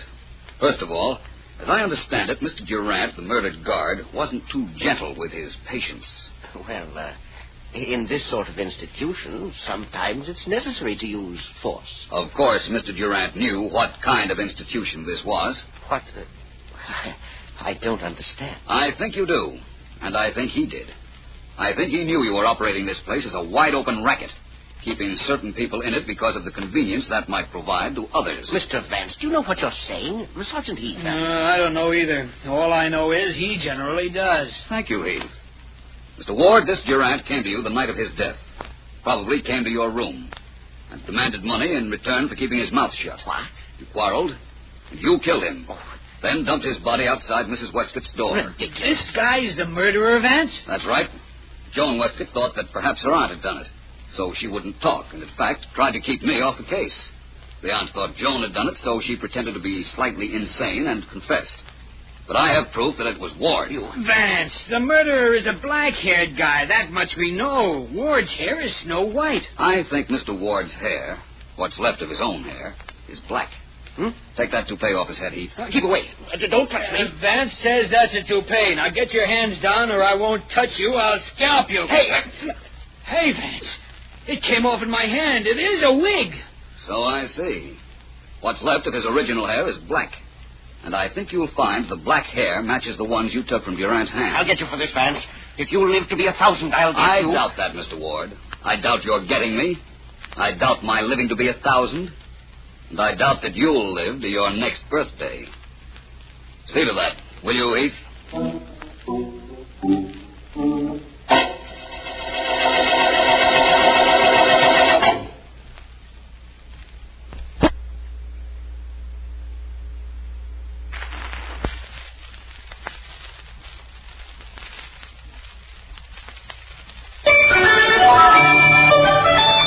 Got bills to pay? Pay 'em. Got things to buy? Buy 'em. Want cash to do it? Then call Beneficial Finance and get that big okay. Get that big okay at Beneficial. Get that big okay for cash today. Just pick up your phone and make a call for cash. The Beneficial way. It's the smart way. The right way too. When you want cash, here's the thing to do. Get that big okay at Beneficial. Get that big okay. You pick the terms, you pick the payments. Get that big okay. Beneficial Finance Company.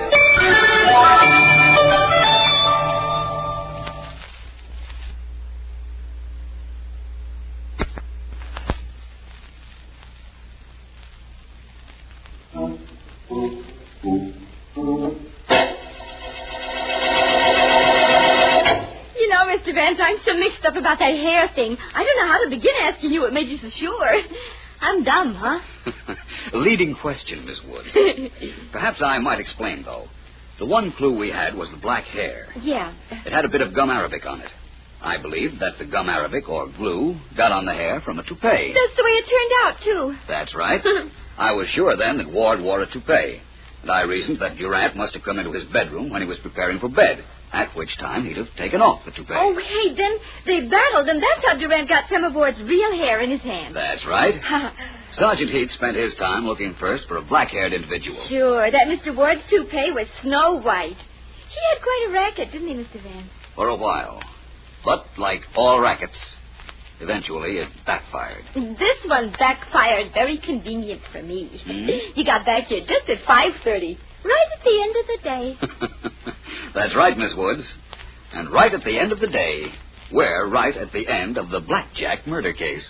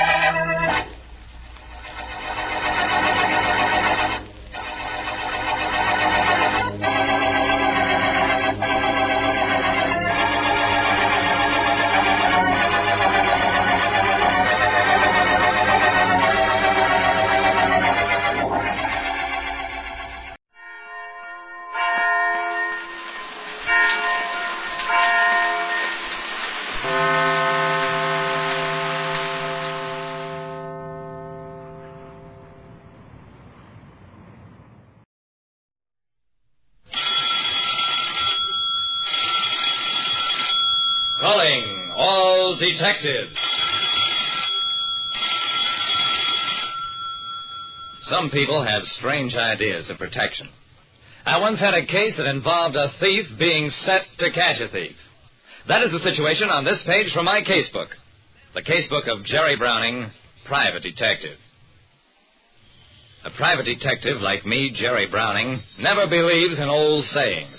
As, for instance, set a thief to catch a thief.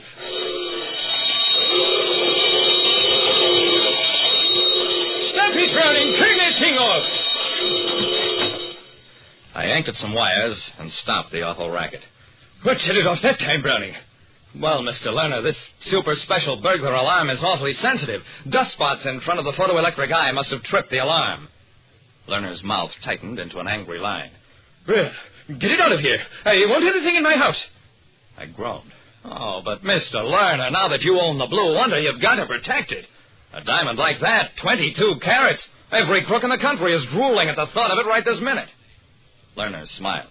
I'm a simple man, Browning. Made $3 million with one simple rule.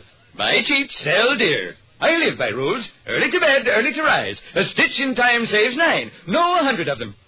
That's fine, Mr. Lerner. But what's it got to do with protecting the Blue Wonder? There's a maxim to cover every situation. In this case, it's set a thief to catch a thief. You're joking. Browning, nobody with $3 million ever jokes. Go out, find me a clever jewel thief. I'll pay him enough to be honest, and to protect me from other thieves. I walked to the door, shook my head.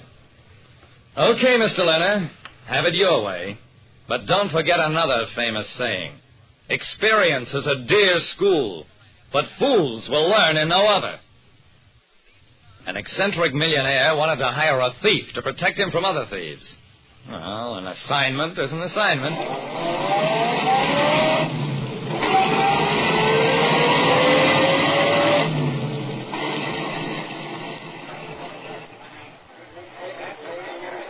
I found the man I was looking for, Velvet Joe Acton, at a waterfront bar. I walked up to him, put my hand on his shoulder. It's a lie! I didn't do it! I got an alibi! Velvet turned around and gave me a sick smile. Honest, Jerry. Whatever it is, I ain't guilty. Relax, Velvet. How would you like to make an honest buck guarding the Blue Wonder? Sure. I mean, sure.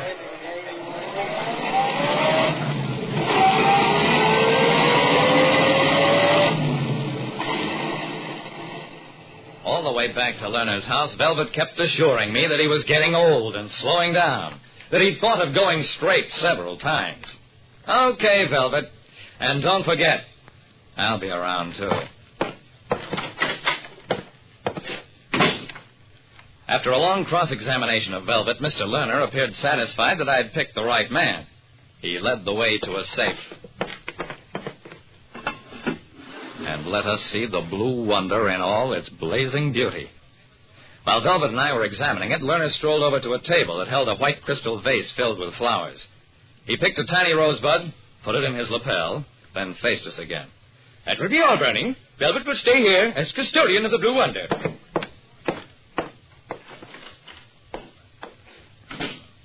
I was paid for such work as I'd done and gave the thing no further thought for about a week when I got a phone call from Velvet. Mr. Lerner, it seemed, was at that moment entertaining a guest who said he wanted to buy the Blue Wonder, and who Velvet thought he recognized as Pierre Soutan, an international jewel thief.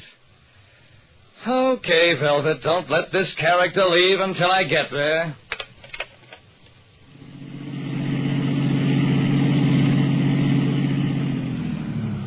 I parked my car, went on upstairs, opened the door, and found Velvet holding a gun on both Lerner and his guest.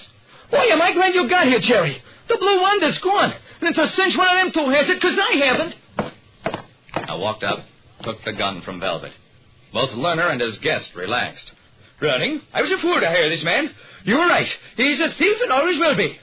How you like that? And me straight for a whole week. The one I was interested in was the guest, a dapper little man with a waxed-pointed mustache. I suggest, monsieur, that you search us all. In fact, I insist to end the suspicion. I gave him a cold stare.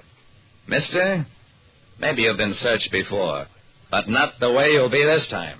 And that goes for you, Velvet. And you too, Mr. Lerner. I searched all three, found nothing. Nobody had been out of the room since the Blue Wonder disappeared. So I searched the room. Nothing again. The Blue Wonder had simply vanished. No, monsieur. Since it is evident I have not Mr. Leonard's jewel, I must insist you permit me to leave. Jerry, I tell you the guy's a crook. Don't let him go. I grinned. He can go, Velvet. He hasn't got the Blue Wonder. In fact, we'll all go and lock up this room. In the morning, I'll get an electronic carbon-sensitive detectograph from the police lab, and we'll find the diamond.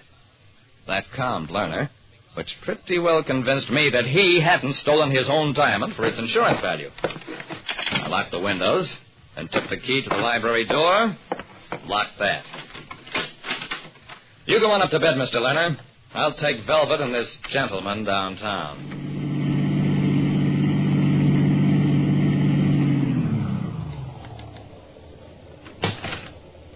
As soon as I dropped my passengers, I turned the car around and headed back for Lerner's place as fast as I could. I had plenty of reason for hurrying. That stuff about an electronic carbon detector was strictly comic book stuff that existed only in my imagination. I was sure the blue diamond was still in Lerner's library, and that whoever had hidden it would be back for it. It isn't exactly housebreaking when you pry up a basement window in your own client's house for the purpose of protecting him. I got to the library, unlocked, and then locked the door behind me. Went in, sat down, played my flashlight cautiously around. The Blue Wonder was in here, but not in any ordinary hiding place. If there was an electronic carbon detectograph in my brain, now was the time for it to start working. Hours later, I was sitting in an easy chair in the corner of the dark room when I heard the window being forced. The intruder went straight for a white crystal flower vase. No use fishing that water. The Blue Wonder isn't there anymore, Pierre. He took a shot at where he thought I was, and after that, he belonged to me. He'd palmed the Blue Wonder, and then hid it in the perfect place, in a crystal vase of water. Diamonds are invisible in water. If you don't think so, try it. But be sure you try it with your own diamonds, because these days, that's the first place a smart detective will look. Well, Lerner sold the Blue Wonder. Having it around made him jumpy after that experience, but he's still got Velvet working for him as a personal companion. Like I said, when you're on the lookout for stolen jewels, sometimes you even uncover a diamond in the rough. Listen next time to Calling All Detectives, mystery drama, mystery quiz, and a chance for you to match wits with yours truly, Jerry Browning, Private Detective. Get this and get it straight. Crime is a sucker's road. And those who travel it wind up in the gutter, the prison, or the grave. This time a peddler of pulp paper love, a blackmailer with muscles, a south of the border chiseler, a simpering prude, and a corpse in a bedroom. All had one thing in common. Each was a woman. It happened like this. From the pen of Raymond Chandler, outstanding author of crime fiction, comes his most famous character in The Adventures of Philip Marlowe.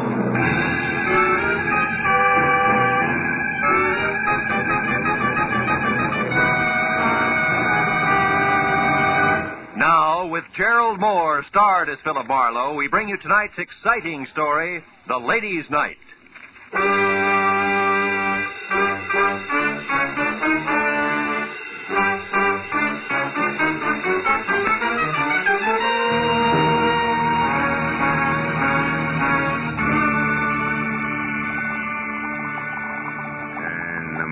The sauce is boiling furiously, which is right now.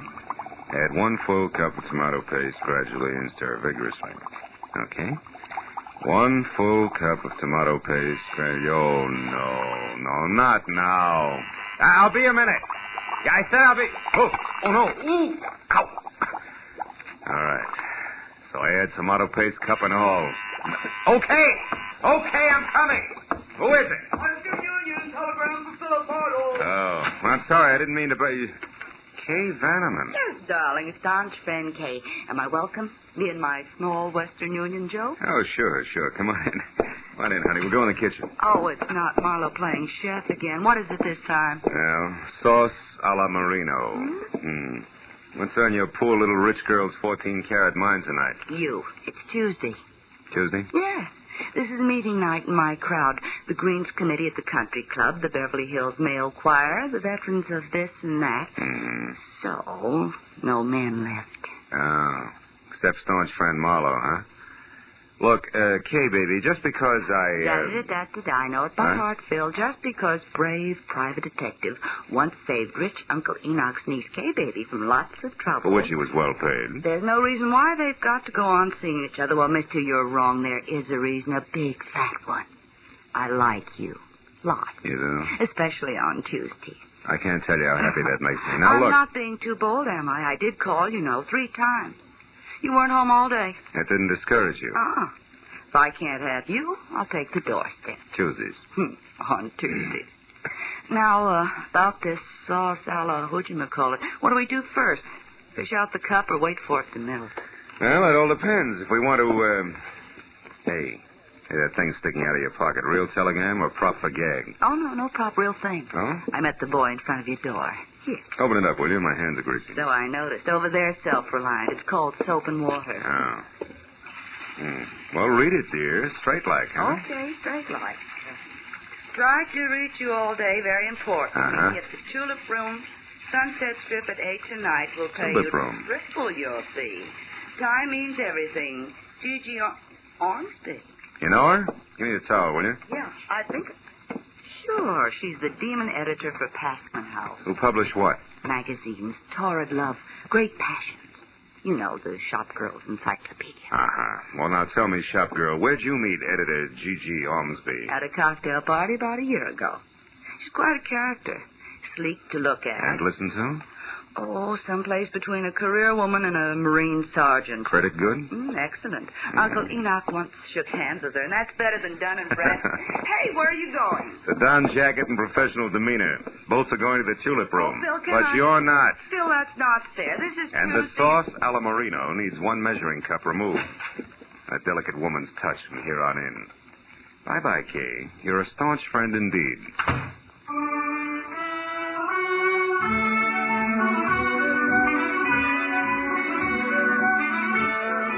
The Tulip Room was one of those extra chic spots, curled up at the foot of the Hollywood Hills, where the velvet and the maitre d's tone of voice made you sure you had egg on your vest.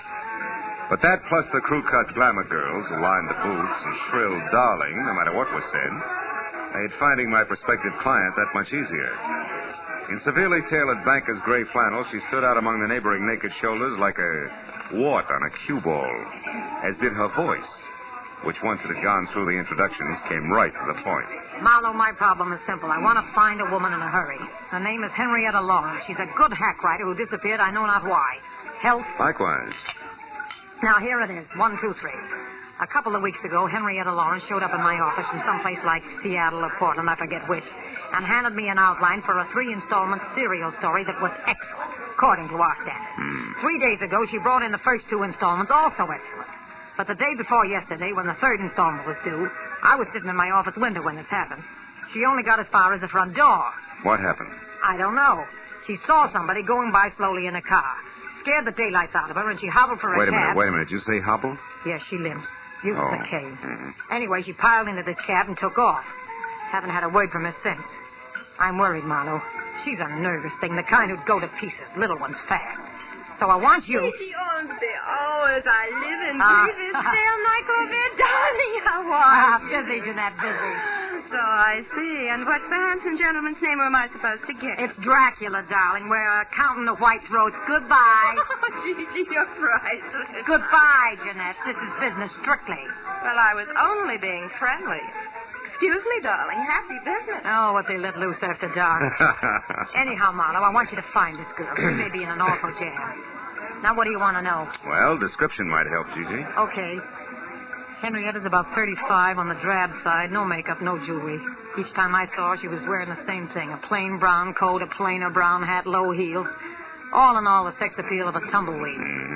Last address you had on her? It's the only one. The Brace Hotel for Women, room 7. It's over on Fountain near La Cienega. But she hasn't checked back there in 2 days either.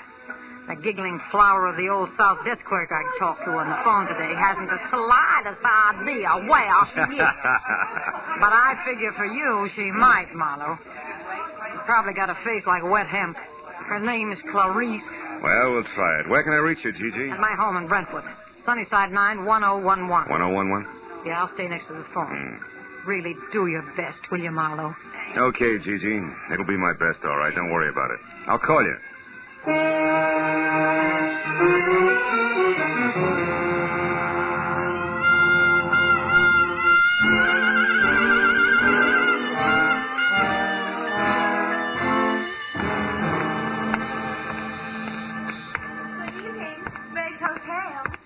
Violet Moore? One moment, please. Go ahead. Oh, hello. Can I help you? Are we alone? Is the switchboard closed? Why, yeah. Good. You see, I'm a private detective named Marlowe, Clarice. A private detective? And you know my name. Oh, we find things out.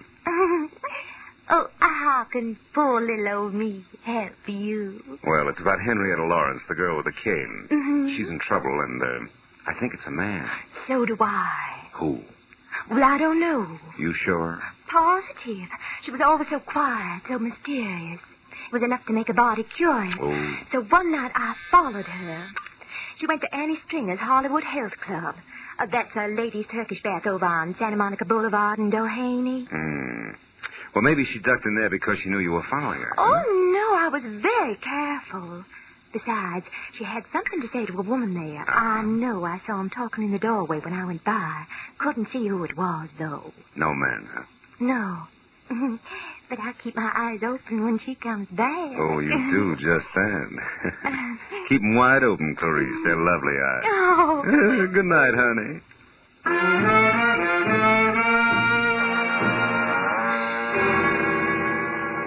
My client was wrong. Clarice did not have a face like wet hemp. It was more like a batch of biscuits, but the body curious had provided a lead. As far as the corner of Santa Monica and Doheny, and into the white, antiseptic-looking reception room of Annie Stringer's Hollywood Health Club. Women only. My husband said hi. There I forgot about Clarice, hemp, and biscuits alike and thought instead about something a whole lot tastier.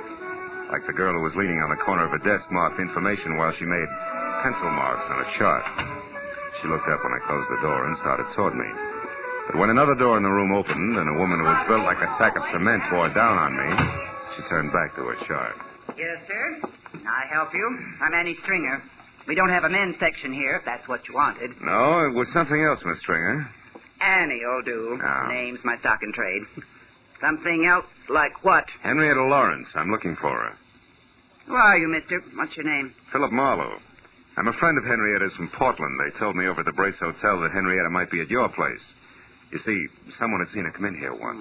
Henrietta Lawrence, huh? Mm-hmm. Well, name doesn't mean anything to me, but... Honey, Mrs. Gordon wants you to come be for a while. All right, Hilda, be right there. I don't recall anyone by that name, Mr. Marlowe, but you might check with my receptionist there. Take care of the gentleman, will you, Mona, dear? Very well, Annie. I'm coming, Mrs. Gordon. I'm sorry, Mr. Marlowe, Mona, dear. Philip Marlowe. Marlowe. Well, I don't recall any Henrietta Lawrence ever having been with us, but why don't we check the registration card at my desk and be sure? I might be mistaken. All right. She's a woman about 35. She wears no makeup and... Never mind. Huh? I know her, amigo. What? Just listen. You see, Mr. Marlowe, the cards here list everyone who ever visits the club. Why do you really want Henrietta Lawrence? Well, I'm a private detective with an interested client. Who has money, amigo? It could be. What's your connection here? Receptionist. Oh. And good friend to Annie. Her, confidant, you might say. All right, say it. Meet me in the alley behind the hardware store across the street in a half hour. We close then. Well, I'm sorry, Mr. Marlowe, but we don't seem to have any listing of a Henrietta Lawrence. But perhaps in the No, future... never mind. Thanks just the same. Well, you're quite welcome. Don't keep me waiting, amigo.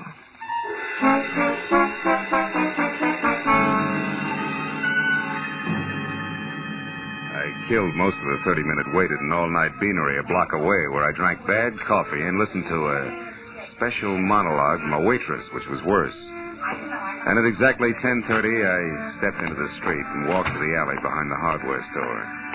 Moved cautiously toward the dark shadow of the building until a hand that gripped like a bear trap snapped shut on my upper arm, while another locked my wrist high into my back. Oh, 1 inch, Mr. Marlowe, and I'll break it off and hand it to you.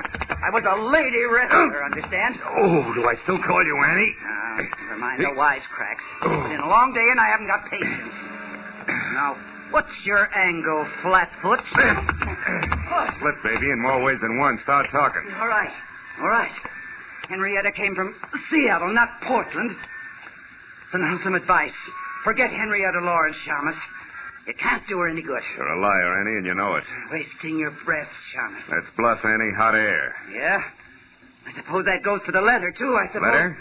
You slipped again, kid. What about it? You don't know what letter I'm talking about. But Mr. Marlowe, Henrietta Lawrence does. So tell her to call off the bloodhound, or that letter will go right to the cops. They'll know exactly what to do with it. Get going, sweetie. Oh, hey. Blow the top of your head off, go on, feed it while you can still walk. Go. All right. But I'll be around, Marlowe. So don't forget the message I gave you from Miss Lawrence.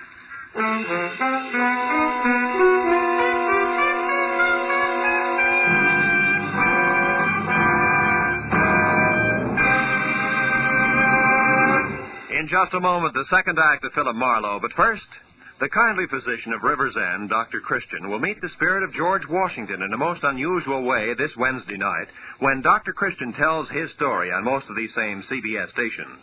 An elderly patient who claims to have a personal message from George Washington comes to Dr. Christian's office and presents him with one of his most perplexing cases.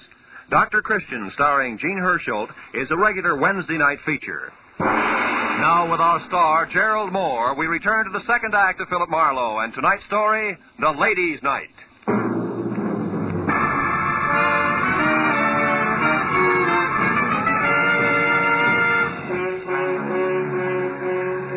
Kay watched Annie Stringer lumber out of sight down the alley.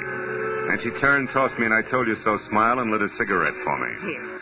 Well, I guess it's a good thing I chucked that scullery-maid routine and followed you after all, wasn't it? Look, I've already said thanks, so go ahead. Get real corny. Rub it in. Marlowe pinned by a woman. That was no woman, Phil. It was the late gargantuous cousin. Yeah, I was also outnumbered and surrounded.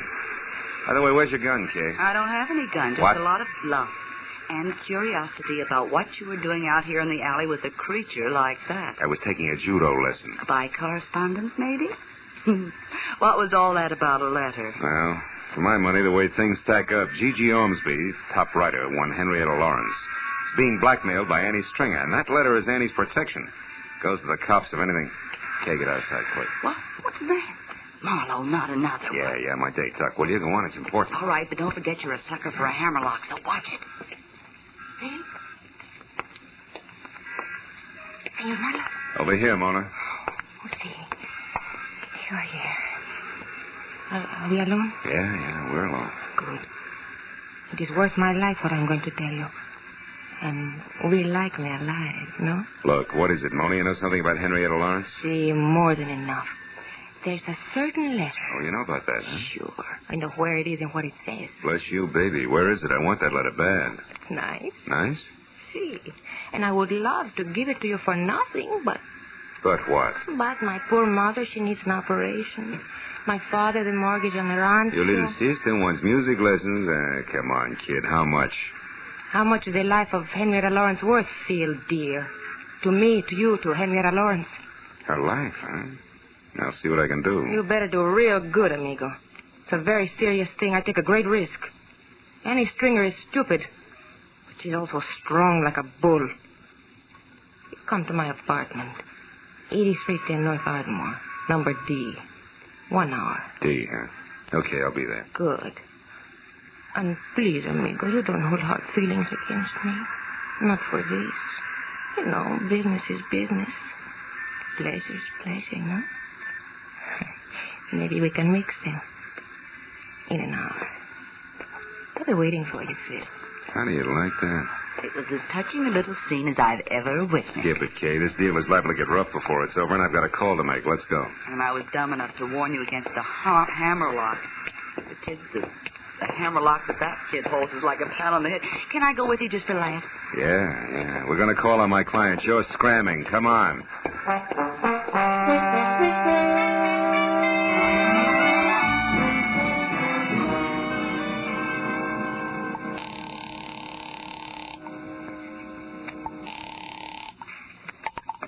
Hello.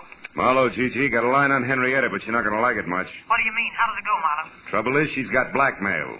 I don't know what the hook is, but I have word of one of the bargainers is plenty serious. Who's doing it, Phil? A female mastodon named Annie Stringer's the big wheel. I got onto it through a letter. A letter? Yeah. Annie wrote her protection letter. It's got all the dirt in it, and it goes to the cops if anything happens to Annie. It's a standard routine. Where is this letter? Who has it? There's a double-crossing little Spanish number named Mona. I'm supposed to meet her again in an hour at her place.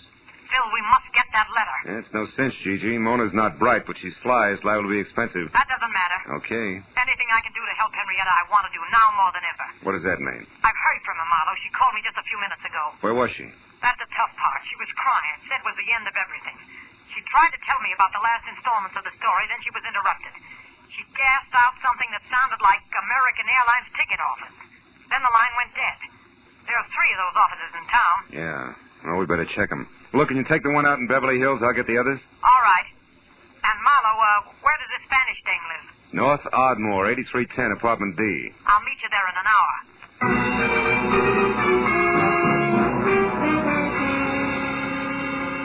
When Gigi hung up, I sent Kay to check the airline office in Hollywood for a woman carrying a cane and a big load of trouble, telling her to call me at the downtown agency within half an hour.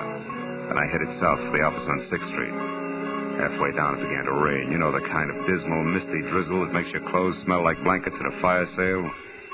I spent a fruitless half hour peeking into corners and trading descriptions, and finally, when Kay called in a negative report from the Hollywood office, it was high time to beat it out to my appointment with Mona. The rain had put enough dazzling sheen on the pavement to make the going slow and slick. But I got out to 8310 Ardmore not over a minute late. Apartment D was the last on the right and completely dark. As I walked toward it, I found myself following a set of feminine footprints rapidly filling with water. And besides each left print was a little round hole. By the time that registered on me, I was already at the door and could hear her crying inside. I didn't wait to knock. Mona, it's me, Marlowe. For Pete's sake, what happened to you? Phil, that woman was here waiting for me in the dark. She had a big club. When I came in, she grabbed me and beat me with it. Yeah, it was a cane. Not that it makes any difference now. Hey, your apartment's a rest. You got the letter, huh? See, she got it. Look. Look at this open Later. Right now I want to know what that letter said. You can forget about me paying the Mexican national debt for it. I want it free and fast. Come on, what's Annie got on Henrietta Lawrence? Right. She knows it. What? Somebody's outside there. Oh, it's Gigi. Come on in, Gigi. Hello, Phil. Who's this, the tortilla pounder you told me about? Just a minute, you can't... All right, hold it. Take it You're easy. a lousy housekeeper, sister. What happened? Your hat dance get out of control? Now, wait a minute. Henrietta scooped this Gigi. She was here and got the letter herself. She what? Yes. We were just talking about the letter when you came in. Now, let's get on with it, Mona. What's Big Annie's pitch? Supposing I won't tell you now. Then I'll have you in the pokey for attempted extortion before you can say Pancho Robinson, beautiful. Come on. Well, okay. That's better. Well, you and me go and tell. I don't know what Henrietta Lawrence means to this dragon here, but she's a murderer. Are you lying, little tamale tosser? That's impossible. Henrietta's a fine girl. You know what you're saying, Mona? Sure I do. I read the letter, didn't I? Henrietta Lawrence killed a woman in Seattle 4 years ago, and he saw her do it. She had names, dates, places, everything. I can't believe it. I just can't. She's such a swell person. Look, she even left this, the final installment of the story for me, in that Wilshire ticket office. What'll we do, Phil? We gotta help her. Okay. Since neither she nor Annie counted on Mona here reading the letter, the best way to help her is to try to keep her from committing another murder. What, are you crazy? What are you talking about? Come on, Gigi, get with it. The letter was worthless except as Annie Stringer's protection. Yet Henrietta went to all the trouble of getting it. Why? So she could shut Annie up, and there's only one way to do that. Kill her. Holy mackerel, I didn't even think. You should, Senora. You got nothing else to work with. Drop dead. Stop it, both of you. Oh, crazy. Better stay clear of it from here on, Gigi. Go home and wait for me. Okay, Phil, whatever you say. Call me as soon as you can. Sure. All right, come on, Mona, let's go. Me? Yes. Oh, no, amigo. The letter's gone, and so is Mona's interest. I I'm very tired. Now, listen, you cut yourself in on this right up to your sombrero. You know Annie, so you may be able to help me. It's that or spend the night in a cooler. Add it up, sweetheart. Andale. All right. You're so forceful, amigo. Come on, let's go.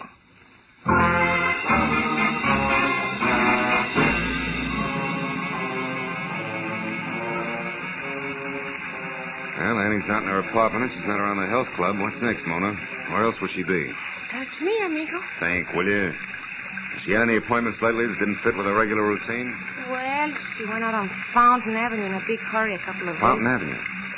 That's where Henrietta's been staying, in a hotel out there. The Brace Hotel? That's it, on the nose. Is Annie dumb enough to go there now tonight? Sure. She's stupid. And her strength makes her reckless. That's it. Let's go.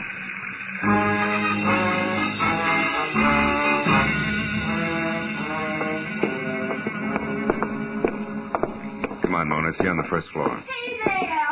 Now, Miss Malone there, where do you think you're... Oh, it's you again, Mr. Marlowe. Yeah, it's me again, Clarice. You're looking for that Miss Lawrence, Yeah. number 7? Uh-huh. Well, you're sure in luck, Mr. Marlowe. She's in now. She came back about a half hour ago with a friend, the biggest woman I ever saw. Annie, it's true, amigo. You were right. Yeah, come on. Let's get back there. Oh, Mr. Marlowe, you can't go back there. You're a man, and this hotel is for Now, women look, only. sis, you got a pass key there, haven't you? Come on. This entire night from start to finish has been for women only. Getting sick and tired of it, present company included. Now, where's number 7? Phil, it's right here. Henrietta! Unlock it, Clarice, fast. Get back.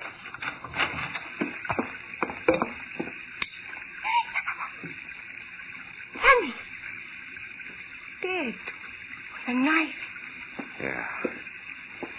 Go ahead and scream, Clarice. Get it over with. Well, where's Miss Lawrence? She, no doubt, left by the window here. Yeah, it's still open. Only 5 feet to the ground and a clear set of footprints in the wet dirt, cane marks and all, just like... Just like what, Mr. Marlowe? I started to say like the ones I saw earlier. Sure, the last installment of the story, the letter at Mona's, the airline ticket. Now she's out of it slick as a whistle.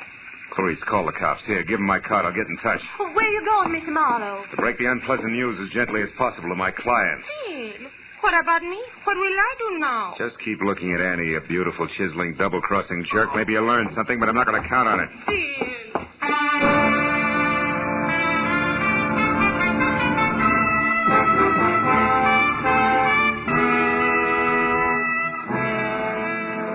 Gigi had a lot of lights on in a glossy Brentwood house. As I walked up the wet, curving flagstones to a door, I could see her inside, pacing slowly back and forth, an impatient cigarette in one hand, a stiff brace of brandy in the other. Whatever Gigi Ormsby really thought or felt about Henrietta Lawrence then, I couldn't tell. But I was sure that before I left, she was going to despise her. Phil, I've been waiting for you to phone me. Something bad, isn't it? I can see it in your face. We found Annie Stringer's body, Gigi, in Henrietta's hotel room. Ah, what a dirty, dirty shame. And Henrietta? Gone. But she won't get far, not this time. The circle gets smaller every time. She can't keep on killing. It's got to stop someplace. Yeah, I suppose so. But I'm sorry for her, Phil. I hope she got a plane ticket tonight and is miles away by morning. I hope she gets a break this time. She didn't buy a ticket. She's not even running. And she won't get that break. You talk as if you know where she is, do you? Mm-hmm. You've been to Seattle, haven't you, Gigi? Well, of course, but not for years. You lived there. You were a writer before you became a publisher. Why? What is this? You knew Annie Stringer long before tonight, too, Gigi, huh? What are you driving at, Marlowe? That your real name is Henrietta Lawrence, that you killed a woman in Seattle once, changed your name, and got away, but there was a witness. And a couple of weeks ago, purely by chance, that witness, Annie Stringer, ran into you, recognized you as Henrietta, and grabbed at the chance for blackmail. Stop it, Marlowe. So you had to bring Henrietta Lawrence back to life, just long enough to get rid of the witness. But first you had to get a letter she'd written, and also have someone who tell a straight story to the cops. So you hired me, planted the right leads along the way. Get away from that desk. Don't try it, Gigi. You can't win, so at least lose gracefully, will you? This was in one of my books. No one would believe it. You're right, I can't win. It's all true, Phil. Where was the loophole? It started only as a hunch, but everything fit. I got it from the cane you used, Gigi. At Mona's place, the cane marks were on the left side of your tracks. But outside the hotel window, they were on the right. Anybody who really has to use a cane couldn't do that. Such a little thing. As a matter of fact, it was. Look, Marlowe, you're the only person between me and that break. I got more money than I know what to do with. I can bid high, really high. You wouldn't be for sale, would you? No, baby. Just for hire. Get your coat, Gigi. We're going down to headquarters.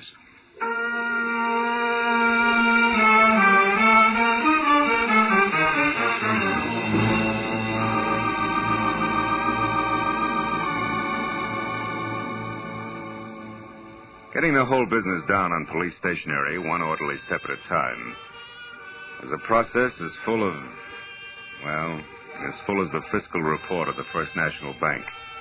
Took twice as long to whip up. But finally it was all over. I was on my way home to my bachelor apartment.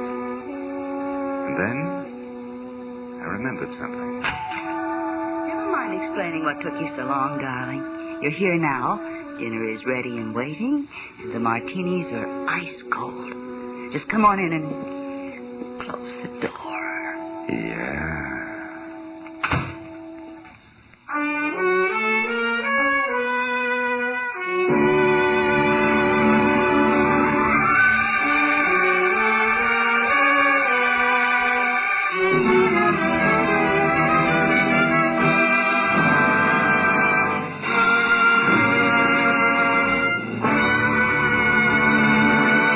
The Adventures of Philip Marlowe, bringing you Raymond Chandler's most famous character, star Gerald Moore, are produced and directed by Norman MacDonald and are written for radio by Robert Mitchell and Gene Levitt.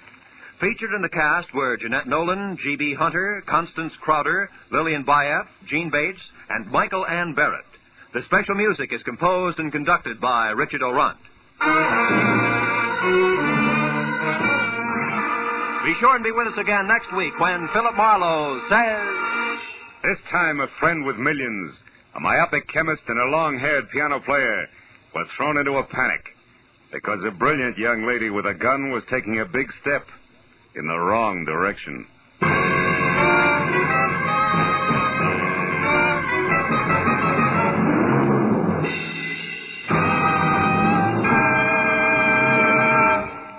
CBS wishes to remind you that Lum and Abner's wonderful down-to-earth Cracker Barrel humor is heard every week on most of these same CBS stations.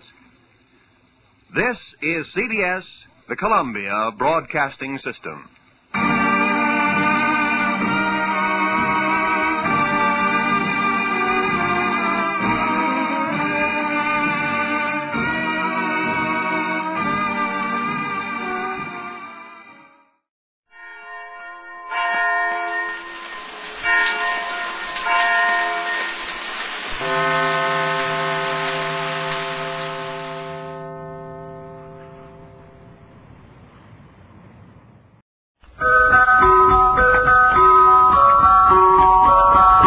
Pepsi-Cola, P-E-P-S-I. That's your smartest cola buy. Pepsi-Cola presents Counterspy.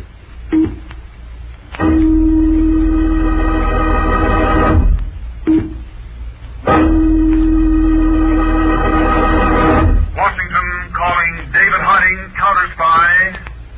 Washington calling David Harding, Counterspy. Harding, Counterspy. Calling Washington.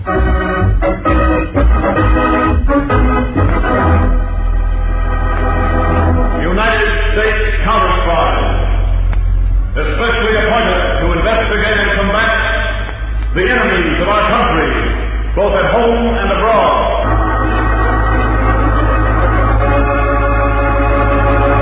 Tonight, the case of the Soaring Saucer. A thrilling counter-spy report to the American people. Brought to you each Tuesday and Thursday by delicious Pepsi-Cola. And now, another report to the American people. In your family's interest, listen to these findings.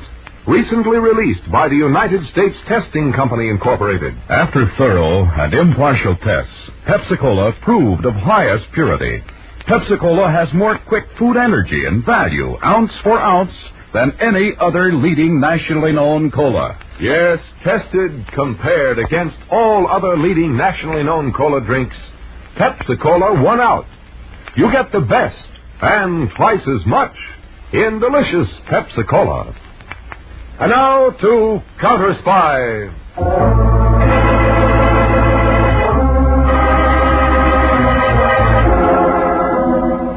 Separating Mexico from the United States is the Rio Grande River. On the Mexican bank of the river, one dark night early this month, stood a train of pack burros, waiting stolidly as two men astride horses peered into the darkness across the rushing water. It's clear, Pedro. No border patrol, no counterspies. Good, Senor Barca. All the burro drivers got guns, Pedro? Yes, but I think they don't shoot so good. Well, if there's any trouble, they better try. Come on, let's go. Sí. Hombres, vamos en el río.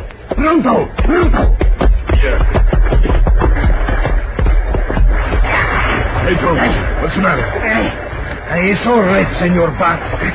Burro just stumbled a bit. All right, say we are. What? United States Counterspies and Border Patrol. Look, Senor. Men, they climb out of the ground like prairie dogs. They dug foxholes and covered them. Come on, Pedro, back to the Mexican side. No, it's no use, Senor. See, the Mexican rurales. We're penned in. Stay where you are. Drop your weapons in the river and ride out with your hands in the air. Oh, Senor. No good, Pedro. From here on out, it's every man for himself. The rest of you better start shooting with me. Don't let a single one escape.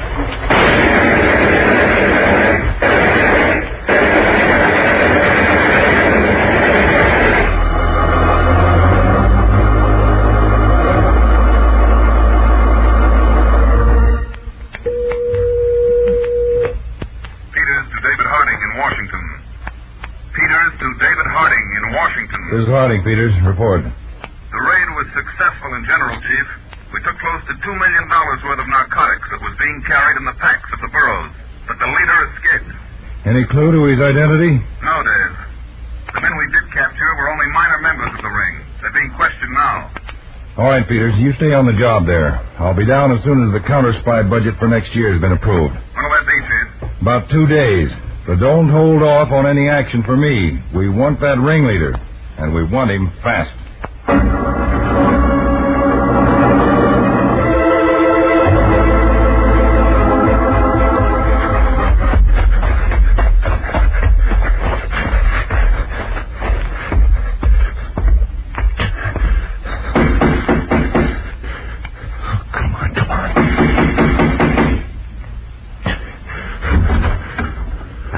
Come in, Bart. Hello, Mr. Valdez. Where have you been? Filthy. You look like a tramp. What do you expect, Claude? I've been on the run for a day and a night. I'm lucky I escaped at all. I assume naturally that no one followed you here? You can rest easy. I did 6 miles across open sagebrush country before I headed here for your hacienda. There was no one on my trail. Well, I take it you already know. The radio and papers were full of it. $2 million of our merchandise taken, 2 men dead, 3 captured. Hey, what gives with you, Claude? You're not very upset for a man who's lost $2 million? One must expect losses in our business. Besides, I half expected something like this to happen sooner or later, when we use such a primitive mode of transportation as burros. Maybe, but they've gotten a lot of snow across for us. True, my friend, true. But I have devised, perfected, and am now ready to use a much more modern, I might even say futuristic mode of transportation. Oh? What is this new method? Where is it? At Tia Puma's ranch in the Sonora country. Tia Puma? Are we dealing with that old vulturess again? Yes. I'll have horses ready in the morning, and we'll call on Tia Puma tomorrow.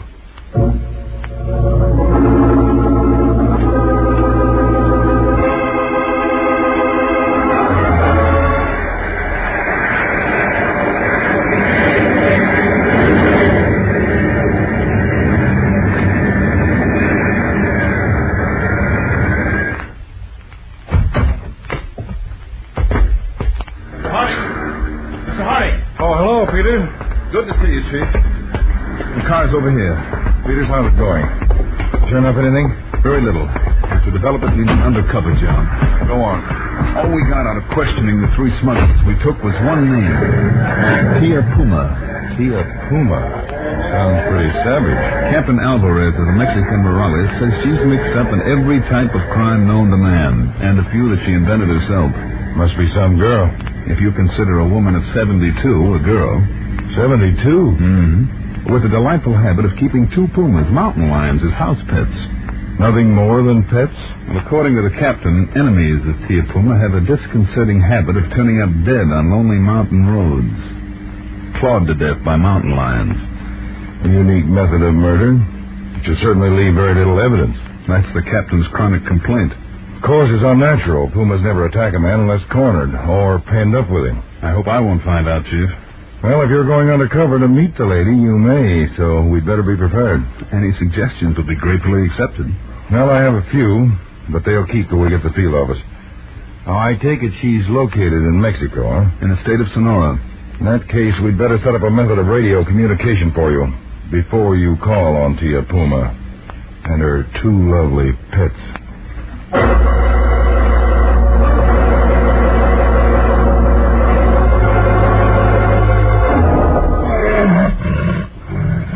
I see your pretties are as charming as ever, Tia Puma. Yes, Senor Valdez. I keep them happy. They keep me happy. Happy? What is the matter, Senor Corning? They make you nervous. They don't make me comfortable. Rest assured, Senor Bart. They will not do nothing unless Tia Puma tells them to. I hope you're right. Now, Claude, where's this futuristic mode of transportation for smuggling you were talking about? In the stables of Tia Puma. Everything is prepared, Tia? Si, everything. Bueno, shall we go? Si. Come on, Bart. In the stables? What the devil is it, a flying horse? Close, Bart. Only my method is a little more advanced. It's a flying saucer.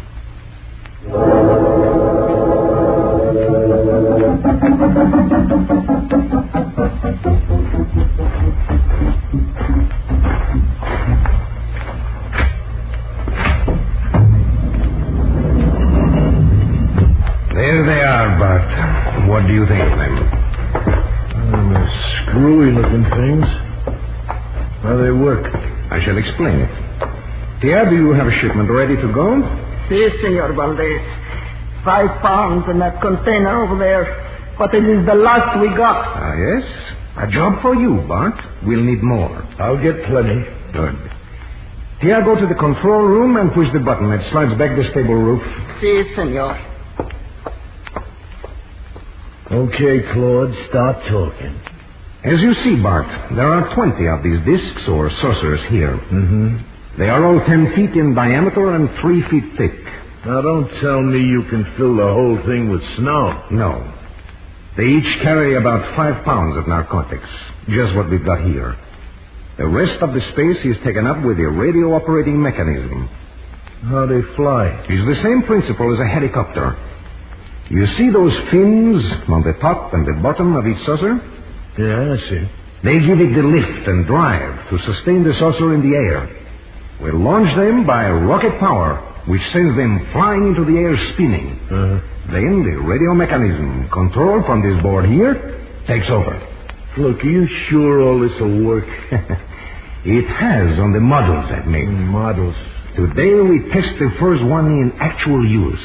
And tell me this, where are you going to land it? I have 2 receiving stations set up in Texas.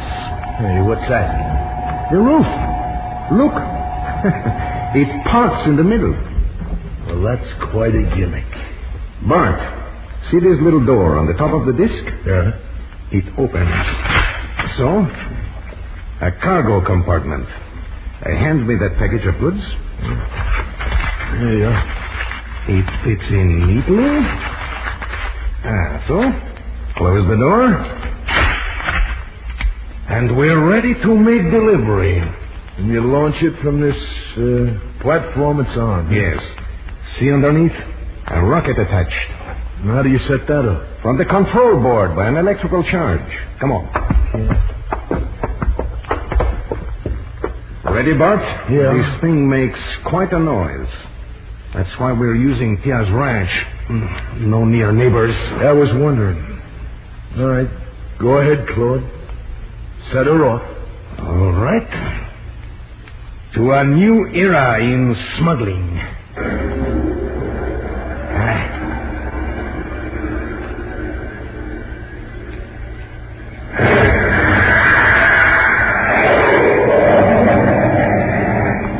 Brother, it's practically out of sight already.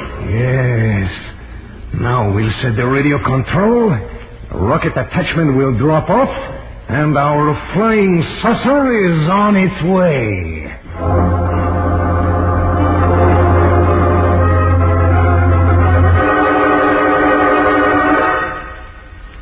This is your local newscaster with some more on the latest outbreak of flying saucer stories.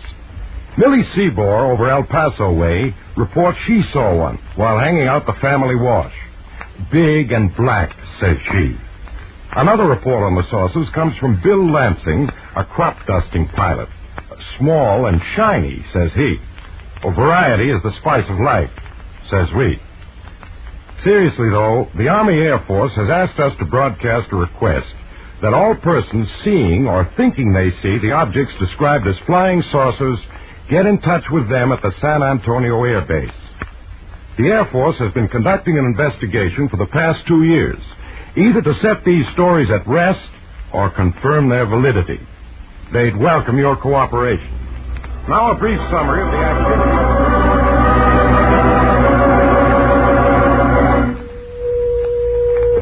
Peters to David Harding in San Antonio. Peters to David Harding in San Antonio. Go ahead, Peters. Chief, I think I've made contact with the narcotics ring. Through Tia Puma? Not directly, but I met a man named Bart Corning in this Mexican village, and he's taking me out to a ranch tomorrow. What angle did you use? I said my name was Pete Crane, and I was peddling snow.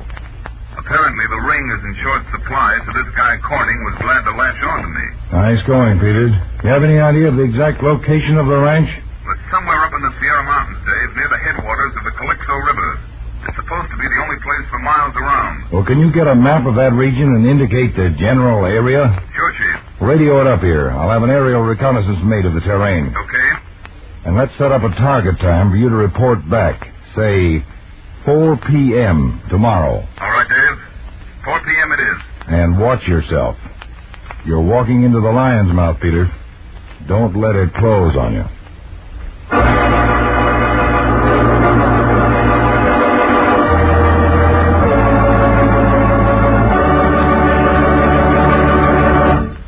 In a moment, back to Counterspy, presented by delicious Pepsi-Cola.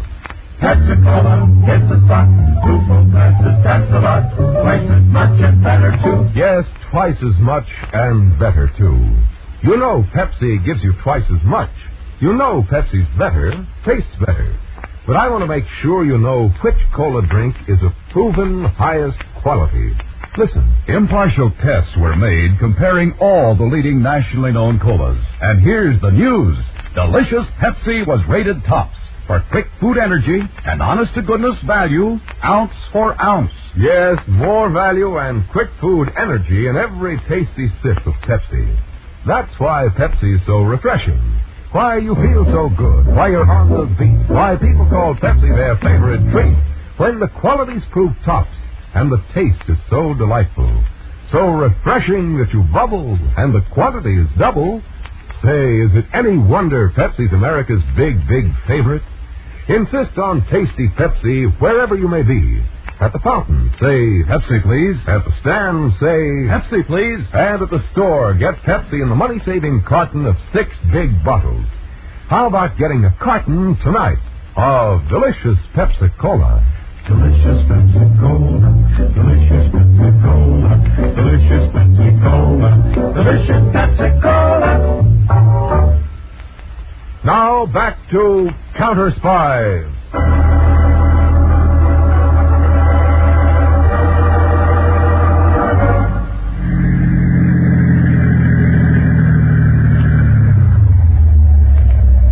Here's the place, Pete.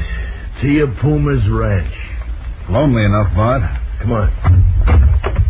good to stretch your legs after that ride. Hey, what? See here, call him off. No, Senor Bob. You know my pets won't hurt you. I don't like those things running around loose. Make that double in spades for me. This, I think it is the Senor Pete Crane you say you bring out. That's right, Tia. He wants to do business with us. But do we have to do it with those pussycats looking over our shoulders? I'm afraid so, Senor Crane. They are my pets and my protection. An old woman like me is at the mercy of anyone with strength. Not with those brutes around. Come on, let's go out in the house. With pleasure.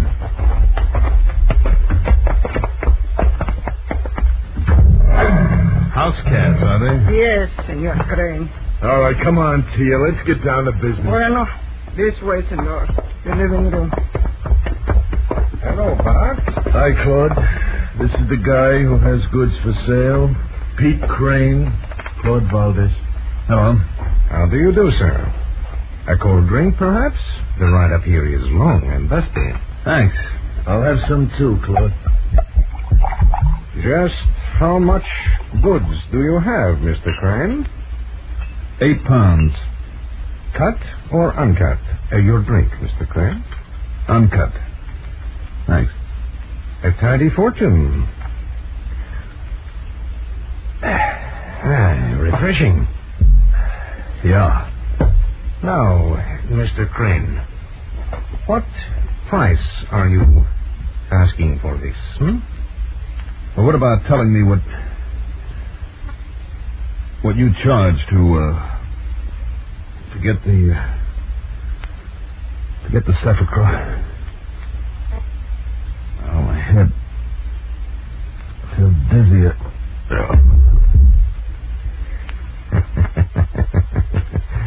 I commend you, Tia. A very potent drug.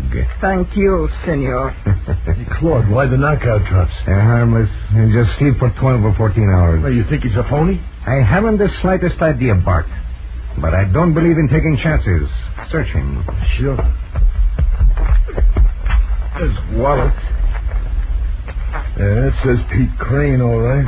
Pocket comb, handkerchief. Tube of some kind of hand cream. Huh? Fastidious. Let him keep it. Is that all? Yeah.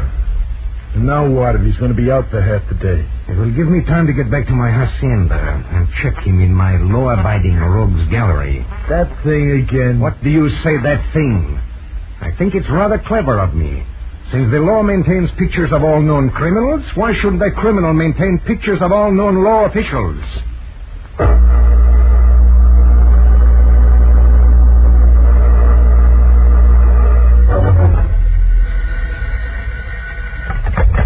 Harding speaking. Oh, Mr. Harding, I'm very glad you're in San Antonio.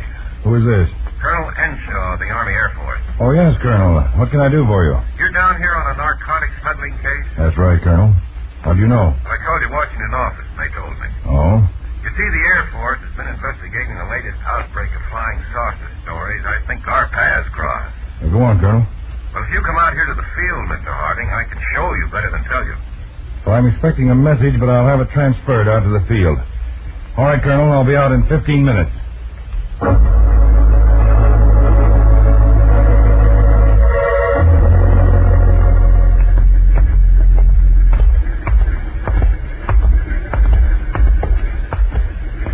Here we are, Mr. Harding. This is the hangar. Now, look over there. The object on the floor. What is it? A flying saucer. What? One of our pilots was out on a target practice flight. He saw it and reported it to the field right away. I ordered him to shoot it down if he could. He could. It's a queer-looking contraption. All those fins sticking out on it. Well, that's what sustained it in flight. But, let's look at this. A little compartment. And this package of white powder was in it. Let me see that. There you are. Narcotics. That's what our medical officer said. And we've examined the workings of this disc. It's radio controlled. This is incredible. Using a flying saucer to smuggle narcotics into the country. Well, whoever designed this device knew his aeronautics. And psychology, using the most publicized thing in the country to cover up the smuggling. Well, that's your department, Mr. Harding. I just thought maybe the message you're expecting, Mr. Harding. Oh. They knew we were in this hangar. Thank you, Colonel. I'll take it. Hello? Yes, this is Harding. Oh, no word yet, huh?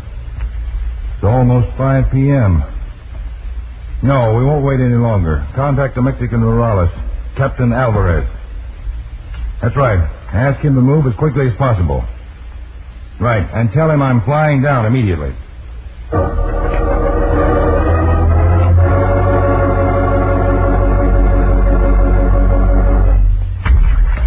A little more water, Bart, and not so gentle. You sure you're right, Claude? The gentleman's face was as big as life in my private rogues gallery of police. Harry Peters, Counterspy. I think he's coming around. The drug should be wearing off. Well. Oh. Hello.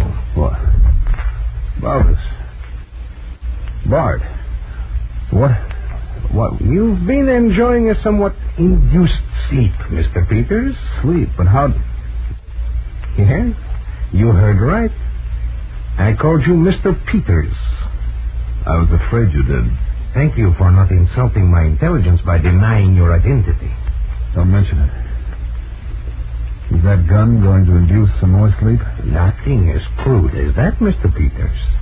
But tell Pierre to bring down one of her pets to the guest room. Okay, Claude. I gather I'm going to have an accident. Something like that, Mr. Peters.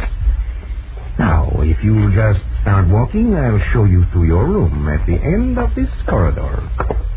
It's comfortable, I hope. Quiet, yes. But it will have some drawbacks shortly. I imagine so. You know, I regret this very much. I'm sure you do. Not your death, of course, but the fact that you're finding us makes it necessary for us to move. I'm sorry to have been such a bother. Oh, don't apologize. We all have our duties. All right, Mr. Peters. You can stop and lift the latch on that door, please.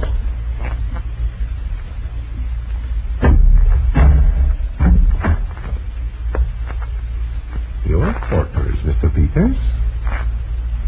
Rather sparsely furnished and badly lighted. Only one window. With bars. True. But your roommate, who will arrive shortly, doesn't care very much about furniture and sees very well in the dark. Inside, Mr. Peters. Heavy walls. Thick door. Soundproof. I so dislike death screams. Inside, please. Pleasant dreams, Mr. Peters.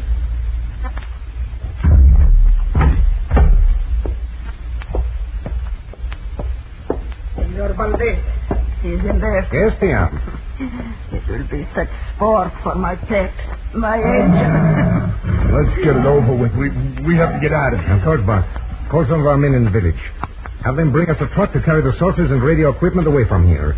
I'll have Tia pack anything that might identify us, and we'll leave as soon as the trucks arrive. Okay, Claude. You ready, Tia? Yes. Bueno, my angel.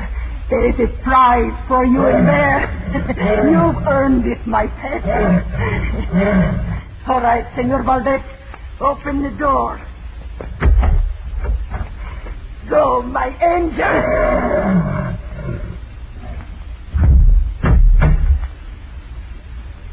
Now, I think we can leave Mr. Peters in peace.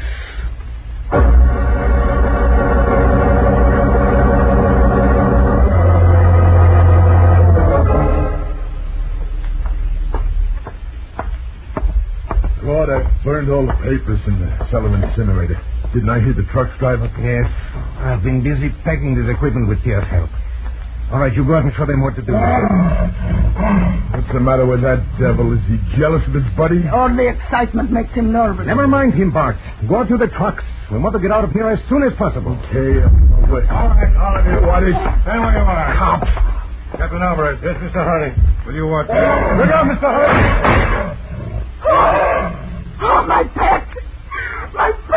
You're not getting me. Alvarez, he's got a gun. You're not a state, Mr. Harding. Look, your lady's fainted over the body of that mountain lion. And this one here is taking it all rather calmly. And why not, Mr. Harding? I'm a fatalist. You know me, then perhaps you know Harry Peters. I've met him. Where is he? I'm afraid, Mr. Harding, that for once the Marines arrived too late.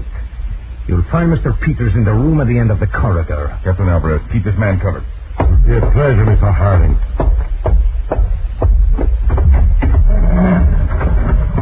Peters, Pete.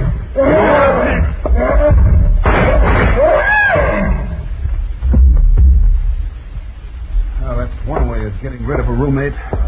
It's obvious the creamed oil of Anna's work. Oh, am I glad you had that idea, Dave. Can't you smell the place? It's like a licorice factory. How'd you use it? Well, they locked me in the room first, so I immediately took out the tube of creamed oil of anise and spread it all over the floor and on the walls. Yeah? When they let the puma in, he bounced in, got the smell of the anise, and stopped. In a few minutes, he was purring like a kitten. I stood in the corner and left him strictly alone. That's how I can imagine. Well, I guess it was the sudden sight of you and that gun that turned him into an attacker again. It's a good thing we set a target time for you to report back. I might not have gotten here. But you did, Dave. And that's what counts. Now let's get out of here and mop up the remains of this flying saucer smuggling ring.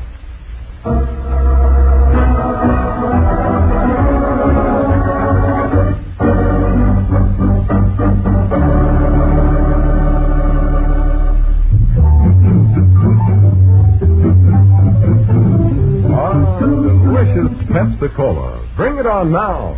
Enjoy that bubbling, tangy, tasty treat. Sure hits the spot. At parties, it's a wonderful idea to serve delicious Pepsi. That extra quick food energy gives folks that bounce, that zing. And Pepsi's big 12-ounce bottles go twice as far. You get a carton of 6 bottles, and you serve 12 full-size drinks. So save that money. Get the best, and get twice as much in delicious Pepsi-Cola. Pepsi-Cola, it's the spot. 2 full-sizes at the lot. Price of Scotch and better too. Pepsi is the drink for you.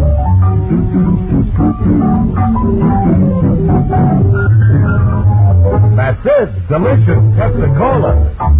Tune in every Tuesday and Thursday, same time, same station, to Counterspy.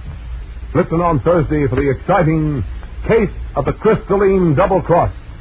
When the world's most valuable diamond and a beautiful woman both disappeared, a huge reward was offered for the thief, alive or dead. We feared the effect of that reward on the underworld, and until the last moment hardly suspected the one person who really tried to collect it. Listen on Thursday to The Case of the Crystalline Double Cross on Counterspy.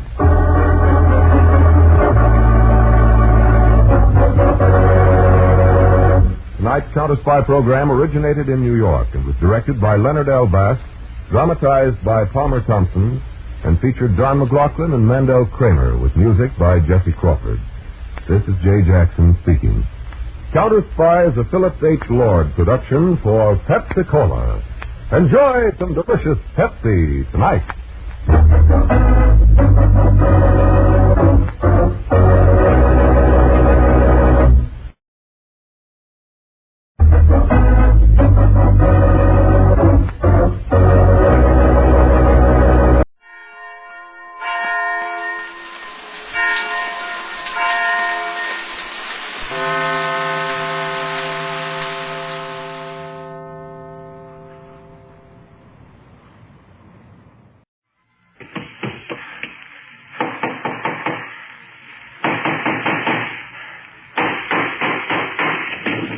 What is it? It's a case for Nick Carter, master detective.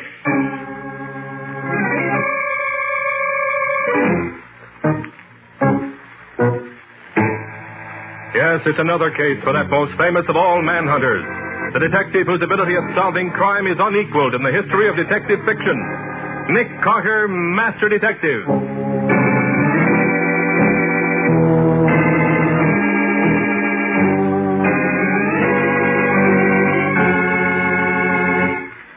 Phyllis, it's true. not cruel, June, darling. Don't you suppose I'd know it if you were going crazy? But why do I hear these noises all the time? Why am I so cold when it's really warm in here? Why do I... June, you're just working yourself up over nothing. Now, why don't you Alex told me my mother acted the same way, Phyllis. My husband didn't mean that. He said Mother heard noises like thunder in her ears. He told me that she was cold and shivering no matter what the temperature was. Alex told me that. Well, even if that's true, it doesn't prove... It does. I'll kill myself before I let them take me away. I won't go to an asylum. I won't.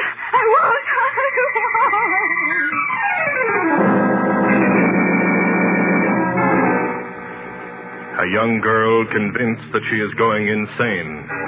A fiancé who is not convinced, who doubts that it can be true in spite of the evidence. An appeal to Nick Carter, Master Detective. The uncovering of a strange and unnatural plot. Not for money, not for power, but for hate. This is the story unfolded in The Case of the Demented Daughter.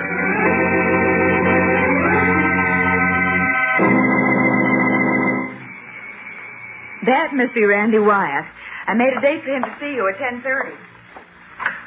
Is Mr. Carter here yet? Yes, he is. Won't you come in? Thank you. Mr. Carter? Yes? I'm Randy Wyatt.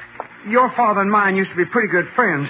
That's why I'm taking the liberty of asking you to help me now. Why, no liberty at all. Come in, sit down. Thank you, sir.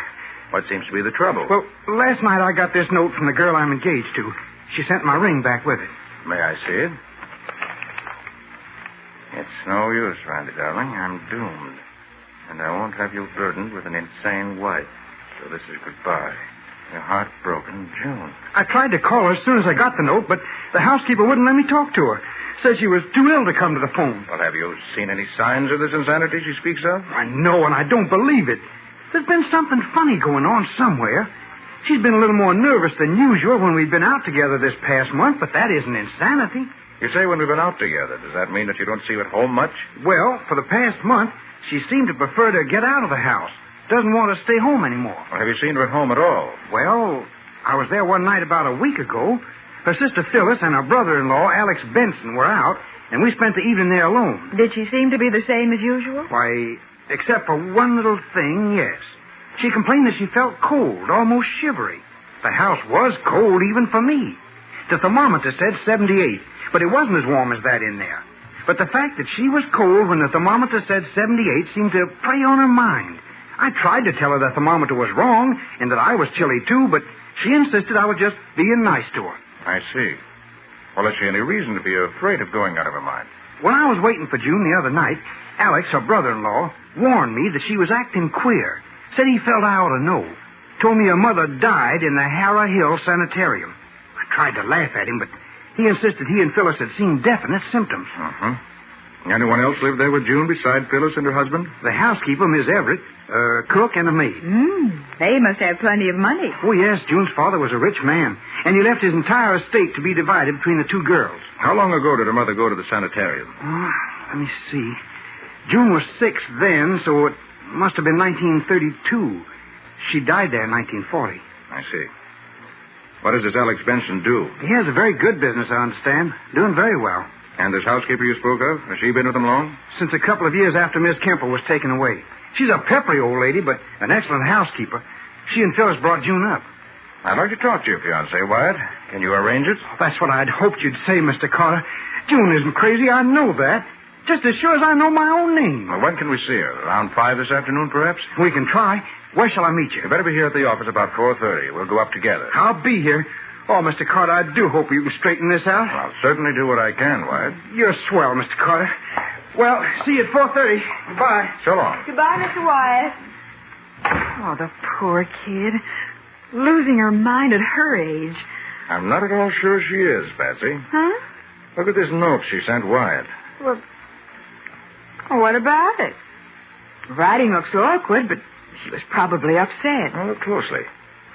See how the pencil bears down much harder in some places than in others? Yes. And it's not always in the places where the lines would naturally be heavier. Which means? One explanation would be that somebody was guiding her hand, voicing her like this. Oh. Patsy, I think we'll do some checking up. Okay. What'll we do? Call Scubby the paper. Ask him for a full report on both Phyllis and Alex Benson. Uh-huh. Society doings and any other information he may find in the morgue. Yeah. Also tell him to check up on Alex's business and financial rating. All right. Anything else? Yes, I want you to call on the housekeeper. Give her some excuse. Find out all you can about her. I'll tell you what. I'll pretend I'm making a checkup of the conditions under which housekeepers work for some magazine, say. That'll do it. Good. While you do that, I'm going down to the surrogate's office and take a look at the father's will. If there's any conspiracy going on, there's very likely to be money involved. Okay, Nick. See you here as soon as I get the dope on Mrs. Everett.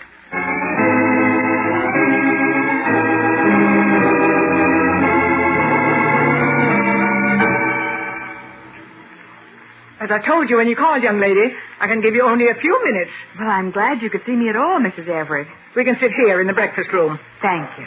Now, ask your questions and I'll answer them if they're not personal. Well, they are personal, but only in a general way. How long have you been here? Since 1936, the year after Mrs. Kemple died. Uh-huh. Had you worked previously? I had. 14 years. 2 jobs. In each case, I left because I was offered more money. If somebody offered me more money than I'm getting here, I'd leave tomorrow. Uh-huh. Are you married, Mrs. Everett? I was. My husband died. Any children? I have not. I hate them. How do you find working conditions here? I've seen better and I've seen worse. How do you get along with your employers? Mr. Kemple was a fine man. We got along well. Oh. Do you mean you're having trouble with Mr. and Mrs. Benson? No, Phyllis and Alex are all right. We get along well enough, but that June, I can't stand her. I never could. Oh. Do you have any special reason to feel that way? Or is it because you don't like children? She's a brat. Always was. Used to play tricks on me when I first came here. Left a toy wagon for me to stumble over when she was little, and I fell and broke my ankle. I'd have left here then, but Mr. Kemple offered me so much money I couldn't afford to go. But I've made that June pay for what she did. Why, I'm talking too much. What else do you want to know? You wouldn't want to tell me what they pay you here, would you? I wouldn't. I told you not to get personal. Now, I got to go. Good day. Goodbye, and thank you, Mrs. Everett.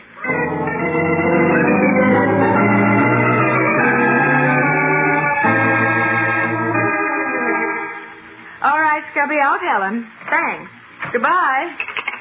Oh, hi, Patsy. Hello. How'd you make out? Here's a typewritten report of my interview. I didn't like that Mrs. Everett at all.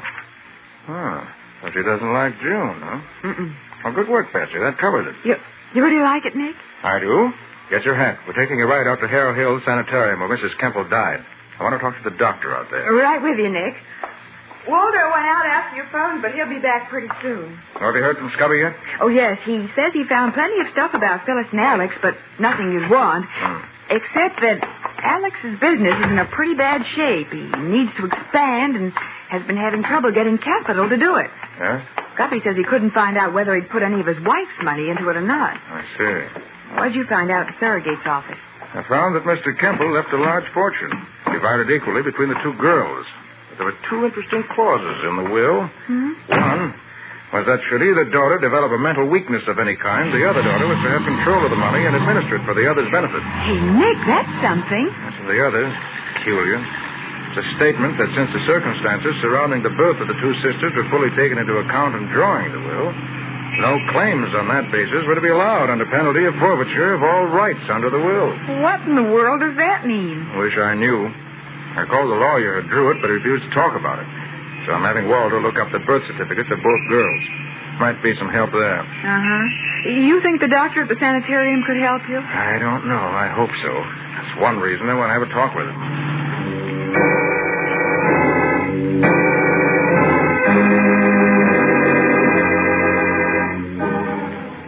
I'm sorry I can't be of more help to you, Mr. Carter, but my knowledge of the Kemple family is limited to Mrs. Kemple herself, as I said. Doctor, tell me, did Mrs. Kemple know what was happening to her? Oh, yes. Some years before it actually happened, it became evident that sooner or later she would have trouble. Hers, as I said, was a case of schizophrenia, split personality. And in her case, the other side of her was homicidal. But you say it can be inherited, Doctor. It can be, but fortunately, it rarely is. Well, thank you for your time, Dr. Lennox, and for your information. I think it'll help us to get to the bottom of this.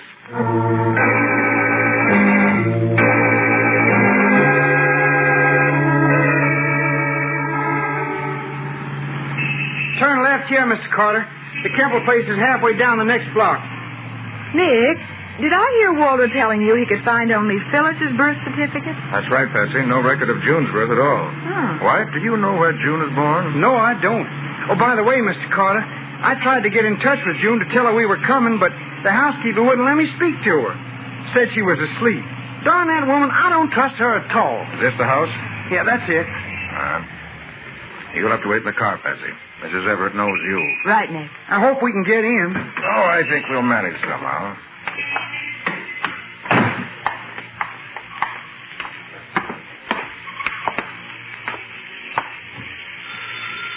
If Phyllis is here, she'll let me in.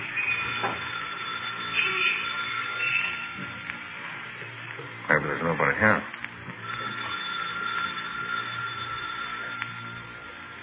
I think I hear someone coming.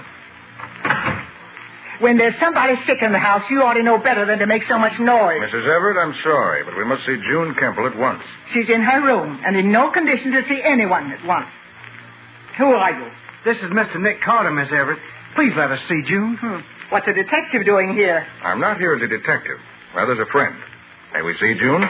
Very well. She's in her room. You can go up, but make it as short as you can. She's sick. Thank you. Come on, Mr. Carter. I can't understand Miss Everett's dislike for June. She never has a good word for her. Some people are like that, Wyatt. Some people just don't seem... Randy, help! Help! That's June. Come on. Oh, Randy. What, June, honey, what's wrong? I couldn't open the door. I couldn't make my hands open the door. It was probably stuck, June. No, it wasn't the door. It was me. My hands. What do you mean by that, Miss Kemple? It's just the way my mother acted when she was sick. Alex told me about it last night. She couldn't make her hands do what she wanted. I tried to open my door, and I couldn't. I just couldn't. I had to try and try before I could get it open. Oh, Randy. It was like a nightmare. A horrible nightmare. Come now, honey. Don't cry like that. I just can't stand it. Please, honey. What? Look here. Oh, what is it, sir? Notice this? Why, well, that's wax, isn't it? It is. Wax that someone stuffed in the latch of a door to make it difficult to open. Not impossible, just difficult. Then there is a plot to drive her insane. I knew it. Either that or a plot to make her think she's insane. There's nothing very mental about a piece of wax and a door lock. Listen, June, honey, marry me right now. Let me get you out of this house. You'll be safe once I get you away from here. No, Randy, I can't. It wouldn't be fair to you. Listen. Someone just came in. I'm glad you got that. Randy Wyatt and a detective were up talking to June, and she shouldn't be seeing anyone. She's sick. I tried to keep them out, but I couldn't. Now I'll go up and see what they're doing. Is everything all right, June? Yes, Miss Benson. There's nothing wrong with June. I'm surprised you felt you had to see her when she's so ill. Miss Benson, this is Mr. Carter, a friend of mine. How do you do? I wanted him to see June. Well, now that you've seen her, you better go. Come, June. I'll take you back to your room. You better lie down and be quiet. All right, sir. But it's no use. It's no use. Well, Mr. Carter, I guess we... Yes. Come on, White. I'm sorry that Phyllis seems a little abrupt, but we're really very much worried about June. As I told you, Randy, she's exhibiting all the symptoms her mother had just before she was taken away. Alex, this is Mr. Carter. He knew my father years ago. How are you, Mr. Benson? How do you do, sir? Mr. Benson, do you happen to know where June was born? June? Yes. No, I don't think I do. Oh, wait a minute. It seems to me I've heard Phyllis say that she was born in Barnstable. And where's that? Well, it's about an hour out of the city, I believe, on the River Turnpike. Phyllis, wasn't June born in Barnstable? Yes, she was. Oh, Alex, I don't know what we're going to do with that girl. She's possessed with that one idea. And since Mother... Oh, I don't know what to do. Come on, Mr. Carter. We better get out of here. Yes. Our work is finished here. For now.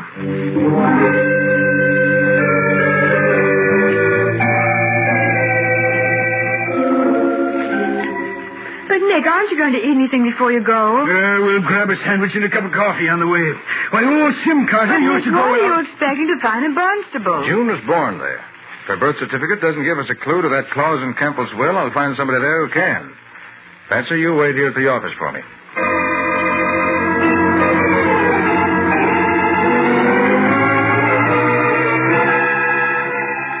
But what do you expect from me, Mr. Carter? You say you found the birth certificate in good order? After we finally got that guy to open up town hall so we could have a look. Boy, was he hopping mad at being called away from his supper. Dr. Jessup, you signed the birth certificate, so you should be able to answer my question. What is there about June's birth that would cause her father to put that strange clause in his will? I couldn't tell you, Mr. Carter. Mrs. Temple came up here for a rest, and June was born while she was here. Dr. Jessup, suppose I should tell you that I think someone is trying to make June think she's losing her mind because her mother did. Would that stir your memory? Losing her mind because her mother... Oh, no, that's impossible. Why, she... pardon me, I must see who's at the door. Certainly, we'll wait. It's strange that they should come to the back door. Nick, he knows something. Sure as you're a foot high, he knows something. Yes, Waldo, I think he does. And I think he's going to talk. Nick, sounds as if he's been... Dr. Jessup, what's wrong? Dr. Jessup. You're right. See Leona Perkins. She... Look at Nick. He was shot twice, right through the chest. So I see. But we didn't hear no shots. Silence, sir, apparently. Waldo, see if you can spot anyone out there. Right, Nick. I'll get him. Oh, poor guy. If I hadn't come here, well... Waldo! Did you... It's no good, Nick. I thought I saw a guy hiding in the trees there, so I took a couple of shots at him. I guess it was just shadows. You ought to know better than to go shooting off that old 44 of yours blindly that way. But, Nick, Waldo, you stay here. Call the sheriff. Tell him what happened. I'm going to find Leona Perkins before someone tries to eliminate her, too.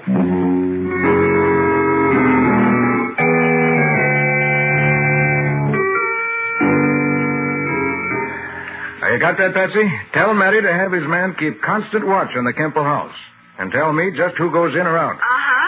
And he's to wait until you come and report to you. Right. I'll pick you up at the office on my way back. Oh, and have Randy Wyatt there, too, so he can go with us. Where did you say you are now? In Barnstable, at the home of Leona Perkins.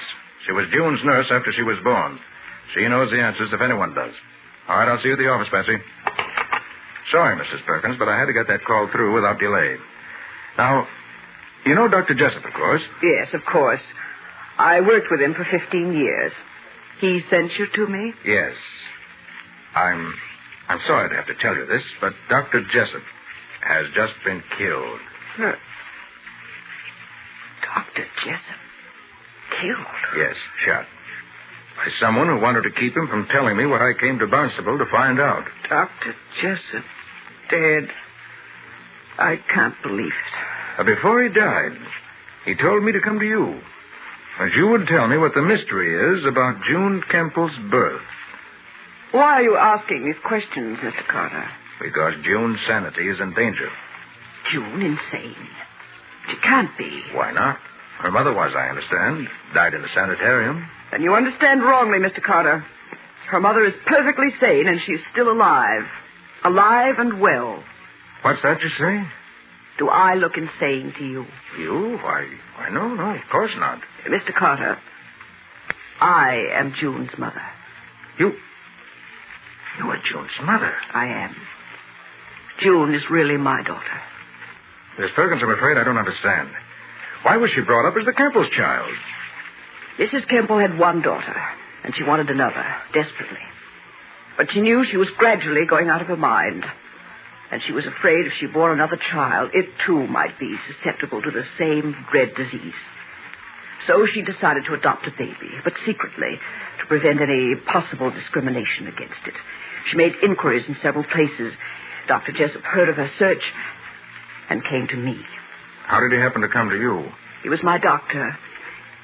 My husband had just been killed in an accident, and my baby was to be born in 3 days.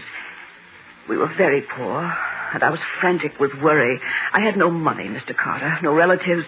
I'd never worked a day in my life. I could see no way to provide for the child who was coming. And you agreed to give up your baby? Yes. In a moment of weakness, I did. When June was born, Dr. Jessup registered her as being born to Mrs. Kemple instead of to me. Oh, perhaps it was wrong of him, but he felt it was the wisest thing to do. You've never seen her since? No, Mr. Carter. Bitterly as I've regretted my decision, I'd sworn I'd never try to see her again. And I never have. Did anyone else beside you, the doctor, and the Kemples know of this? No, not a soul. Even Phyllis was never told. She believes June to be her own natural sister. I doubt that she does now. Mrs. Perkins, you must go back to the city with me at once. Not only June's sanity, but her life may be in danger at this very moment.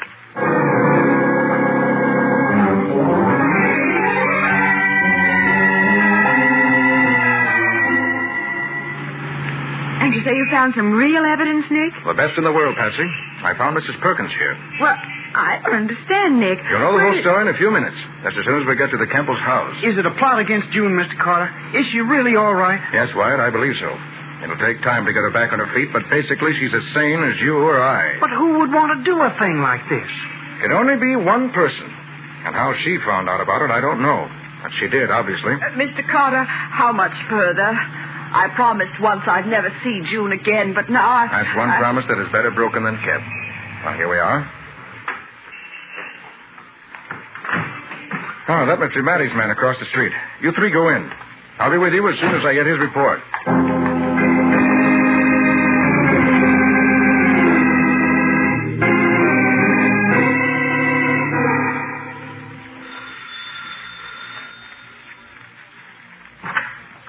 I must protest, Mr. Carter. This is outrageous. Sorry, This Mrs. time of Everett. night. It has to be done this way. Everybody's here, Nick, all except Phyllis. She's been in bed with a migraine headache ever since dinner. Well, we'll go ahead without her. Okay. June, Yes. you say various things happened to you that seem to indicate that you're losing your mind. Yes, Mr. Carter. Just like my poor mother when she was losing her mind. How do you know about your mother? Why, Alex told me. Alex told you. Huh? Mr. Benson, may I ask if you knew Mrs. Kemple? Why, no, I didn't. She died before I met Phyllis. And how do you know how she acted while she was going to pieces? Well, I've heard the story from Phyllis. Complete with details? Why, yes. Recently? Why, I guess she has told me more in the last few weeks than she ever did before, but what are you getting at? I won't let them take me away. I'll kill myself first. I will. Steady, June, steady. That won't be necessary. There's nothing wrong with you mentally, and there never has been. But all those queer things. Every single one of those things is a trick, suggestion planted in your mind. But my mother died in that place. No, June, you're wrong. She didn't. Why, Nick? June's mother is alive and well today. I'd like to introduce her to you. Mrs. Leona Perkins. Nick, this is the most fantastic story I ever heard. Are you sure? I am. I have positive proof. Dr. Jessup's story and Mrs. Perkins' story, which can be backed up with documentary proof. And if you want something you can see for yourself, look at June's little finger. I've just now noticed how she has the same peculiar little crook at the end of it that Mrs. Perkins has. By golly, Nick, you're right. It's just the same. You're my mother. My real mother. Yes, June, darling. Your real mother. Oh, Mother. Mr. Carter, who in heaven's name would want to do this to June? A person who was afraid that she might be susceptible to the thing that killed her mother, and consequently hated the person who wasn't. A person who wanted to prove that it was someone else, not her, who was the weak one. Carter, do you realize what you're saying? Unfortunately, Benson, I do. But you mean that Phyllis... Phyllis? Oh, of course he doesn't, Alex. That's sheer nonsense. Mrs. Benson, didn't you help June write the note that broke her engagement to Randy Wyatt? Yes, at her request. After you talked me into doing it. And didn't you suggest that June heard things and felt things, and then when you got her believing she didn't you suggest to Alex that those things were a sign of mental weakness? She did. I can tell now. She was always asking me if I didn't feel this or hear that. I thought she was trying to help me, but... I was trying to help. Where have you been the last 2-3 hours? In my room with a headache. No, you weren't. You drove to Barnstable's, shot Dr. Jessup so he couldn't tell me the secret, and came back here. My man saw you come in. You sneaked in the back door and up to your room, changed your shoes because they got muddy in the doctor's backyard, and then you came down here to brazen it out. Randy, if you look, I'm sure you'll find the muddy shoes in her room, and you'll find the motor of her car still hot. And probably you'll find a gun in her car, too. I'll take a look right now. Stay where you are, all of you. You may find the muddy shoes, but I've got the pistol right here, and I'm going to kill you all. You're a pack of sneaking... Better take her away, officer, before she hurts someone. Officer? I'll take her. I'll take her. All right. Go on, then. Alex, take her upstairs. Keep her in her room. Yes, Mr. Carter. Come on, Phyllis. Sure. Lock me up. Just the way they locked my mother up. You think I'm crazy, but I'm not. I'm as sane as any of you. I'll show you. How could you do such a thing, Phyllis? Why should you hate me so? Why shouldn't I hate you? I'd hated you from the moment I found those old letters of Father's after he died. Those letters from Dr. Jessup, which gave away the whole story. Dr. Jessup said he hoped I'd never suffer as my mother did. Said he could understand how pleased Father was to know that there was no possibility of you having inherited any tendency to a mental weakness. I knew what he meant, and I hated you for it.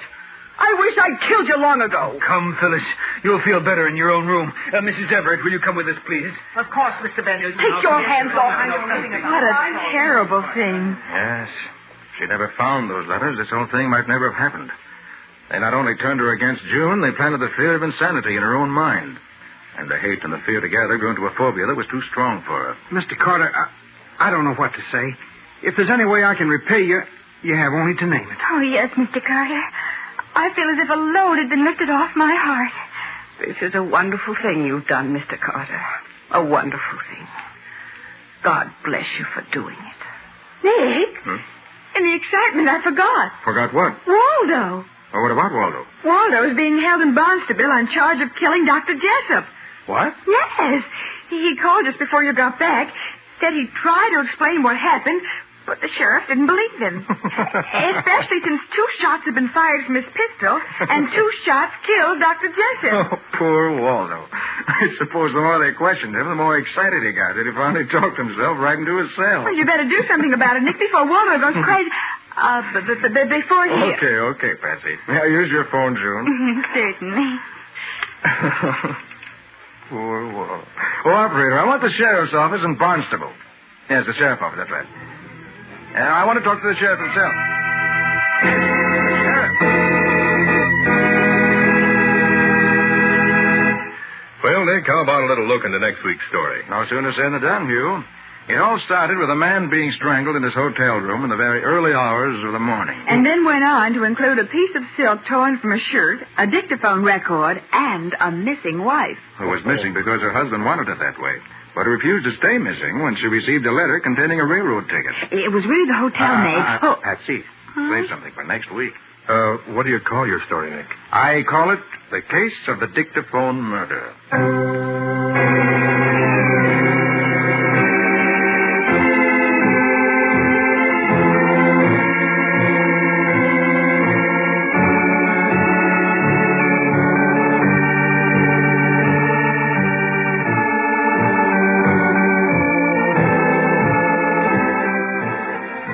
Carter, Master Detective, which is produced and directed by Jock McGregor, is copyrighted by Street and Smith Publications Incorporated. Pictured stories of Nick Carter appear in every issue of The Shadow comics. In the broadcast of Nick Carter, Master Detective, Lon Clark is starred as Nick, Charlotte Manson is featured as Patsy. Original music is played by George Wright. Script is by Jock McGregor and Peggy Mayer. Any resemblance of these programs to actual persons, living or dead, or to actual places is purely coincidental. Nick Carter, Master Detective, is presented over most of these mutual stations each week at this same time. This is Hugh Sanders saying so long until next week.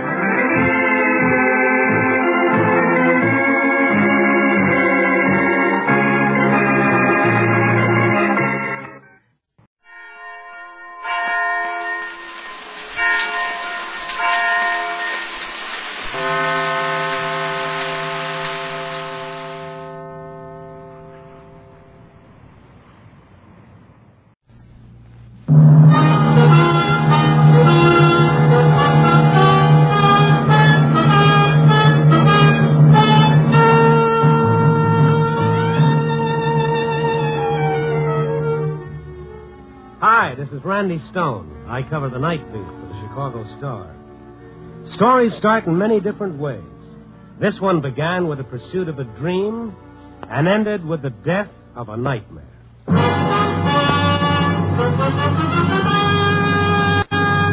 Night Beat, starring Frank Lovejoy as Randy Stone.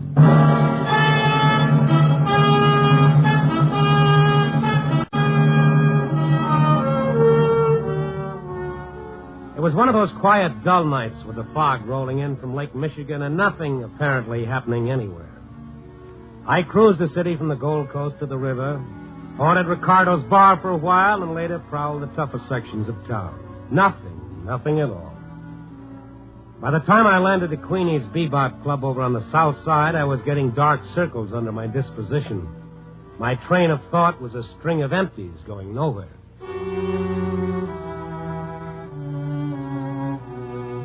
Queenie's place is a tired little bistro with bad food and a hungry floor show. Queenie herself looks like the poor man's Lillian Russell, and sometimes she joins the show to give out with a song. I suppose it's the only way she could get a booking, by owning the joint. Maybe she had a voice once. I can't remember that far back. However, she has a good memory with a tongue hanging square in the middle of it, which makes her good for a story now and then. When she saw me, she ambled over to my table. Hi, Randy. Long time no see. Hello, Queenie. Sit down, rest your bustle. Don't mind if I do. How's the newspaper business these days? Tonight's as dull as it ever gets. Well, cheer up, dear. Something terrible is bound to happen. I got faith in human nature. What about you? Know anything exciting? Not much. I'm getting married. Again? Those others were just the preliminaries. This is the main event, huh? How do you like the diamond he gave me? Some rock, huh? Looks like a stepping stone to success. Congratulations. Oh, you're welcome.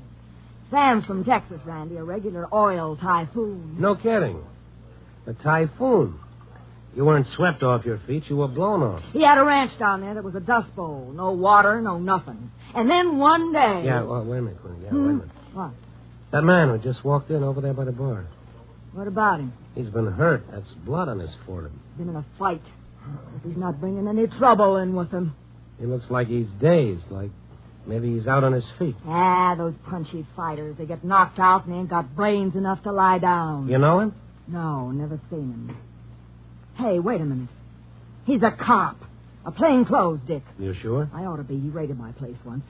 2-3 years ago. What the dickens does he want? He's got nothing on me. Easy. I don't think he's here on business. Something's happened to him. So I'm crying. I think he's been slugged. Either that or he... Hey, where'd he go? In again, out again. Who cares? There was something about him, like he was walking in his sleep. Oh, sit down, Randy. Now talk to me. I haven't seen you I'm since... sorry, Queenie. I'll be back later. I went out into the street and looked up and down. The fog swirled about the street lamp on the corner like ghosts on a tube. And like a ghost, my boy had disappeared. He vanished as though he were somebody I'd seen in a dream. Then I heard a car starting up a little way down the block. It was parked at the curb, and I recognized it at once because I'd parked it there myself. It was my car. Hey, come back here. Hey! Well, I'll be a... Hey, taxi, cab! Right here. Follow that car. Don't lose it. Hurry. What's up, Car thief. You got my car. Shake it. It's cutting down that side street. Not much chance of us attracting any cops around here. Can't you go any faster? Take it easy, mister. We're closing in. We don't lose him first. Not a chance. Yeah, we're getting closer. Crowd him to the curb. Oh, murder. He hit a left. That stopped him. Just clip the fender. Let me out of here before he gets going again. All right. Get out and don't try any... What? You.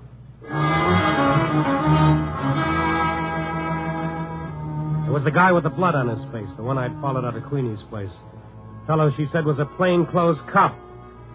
He sat there, both hands still on the wheel, turned his head slowly to stare at me. What's the big idea? She'll die. I'll go get a cop, mister. Wait a minute. Who'll die?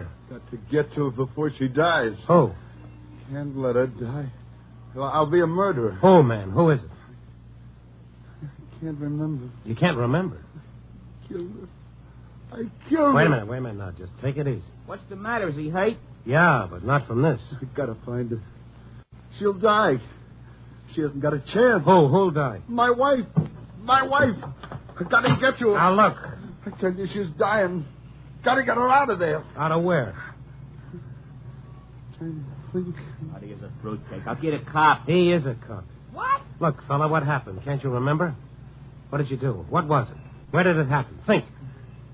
I've been trying hours. Walking the streets. That cab. Gotta use it. Let me use it, please. Okay, get in. Maybe we drive around. I'll remember. I gotta. Where to? Head for the nearest place where there's a phone.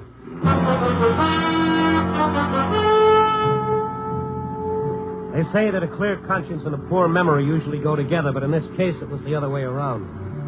This poor devil was tortured by a guilt he couldn't remember. The very fact that he couldn't seem to sharpen it and make it worse. He stared at me, his fist clenched, burning in a private hell of blind remorse. Well, if he were a cop, it wouldn't be hard to find out who he was. We pulled up in front of a drugstore, and I asked if he didn't remember being a detective. Now, after all, you wouldn't forget being on the force, would you? Detective. Yes, that's right. I am. City police. What detail? Promoted to burglary 1947. Let me see your badge. Badge? Yeah, inside your coat. What's the number on it? I haven't any badge. Well, you must have an identity card. Let's see your wallet. Wallet? Yeah, get it out, huh? Yes, I have one, yes. Here. All right, empty it. Your pockets, too. $7. Some change, a book of matches, nothing with any address on it. An IOU for $300, signed Hollis Rogers. That mean anything to you? Nothing, huh? This all? Did you look in all your pockets? Yeah, all of them. No card here, nothing. A cop would carry an identity card. I had one. I think it was 1,000,000 years ago. Mixed. Look, I've got to get to her, I tell you. Well, you can't if you don't know where she is. Stay here. I'll be right back. Stick with him, cabbie. Make it snappy, pal. This sack ain't no padded cell. I found a phone booth in the drugstore and called police headquarters. I got through to Sergeant Kalski and told him I'd cover him. Yeah, blue eyes, sandy hair, about 28, 5'11". Okay. So that could be practically 6 dozen guys around here. I'm surprised at you, Stone, letting a nut sell you a bill of goods like that. Oh, now hold your horses, Kalski. You can check and find out what men were put in the plain clothes and assigned to burglary detail back in 1947, can't you? Waste of my time, Stone. The guy's a psycho just because... Now, wait a minute, Kalski. You were in burglary in 47. I'm sure if you saw the guy, you'd recognize him. He's got kind of a scar over his left eyebrow. That mean anything to you? Scar?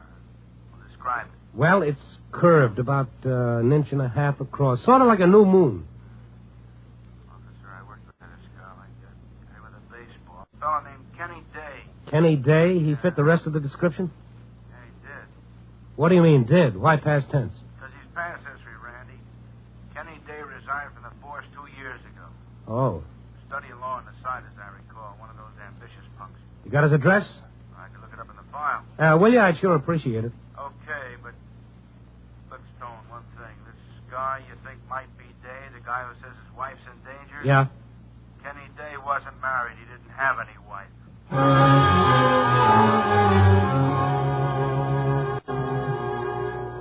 Okay, so he resigned in 1948. In 2 years, a wife could happen to anyone. Kalski gave me Dave's address. I called the garage, told him where to pick up my car, and then I went back to the street. The cabbie and the ex-cop were standing beside the cab, the cabbie with his arm around the young fellow's shoulder, his mouth close to his ear. If you don't brood over your troubles, maybe they won't hang. What's keeping him? Hiya, Kenny. Did you find out anything? So your name is Kenny. Kenny Day. Why, of course. Yes. That's my name. Day. Kenneth Day. And you live at 1626 West Adams Street? Yes, 1626 West Adams. There's where I live. My wife's there. I've got to get to her quick.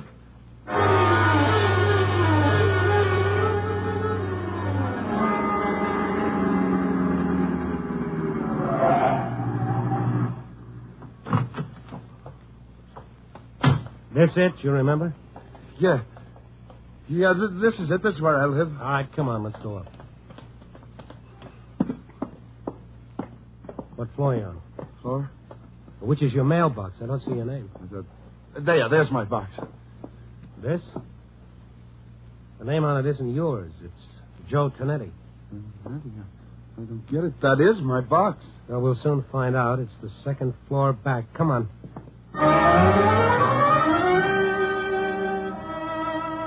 We ran up the dim-lit stairway and through a hall filled with the warm, moist smell of cooking and another odor, sharper, heavier, unpleasant. Wait. What is it? Something's burning. Sounds like somebody lit something on the stove. No. She's in there. Burning. Easy. Someone's coming. What's the matter with you? Who are you? Hi. This is Tonetti. What's the matter? You crazy? You bang on my door? I live here. Huh? What you say? Ann. I call the cops. Get out of my house. What you want? Wait a minute. Now, wait a minute. It's burning. Easy, Ken. My ravioli, she burns. So what? You crazy? Out of my way. No, you don't come in. You drunk. Help! Kenny, there must be some mistake. Get out! She's in there. I've got to get her out. I tell you, I've got to get her out. I've killed my wife.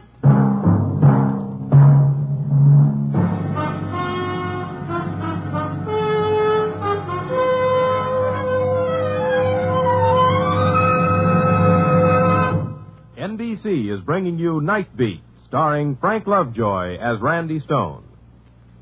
Here's a note about another NBC chime favorite returning to the air tonight.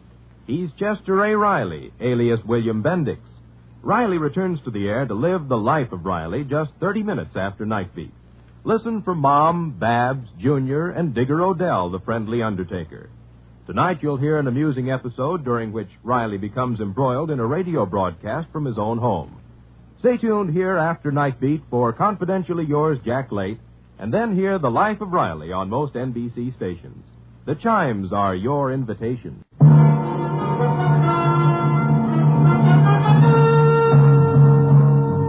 And now back to Night Beat and Randy Stone.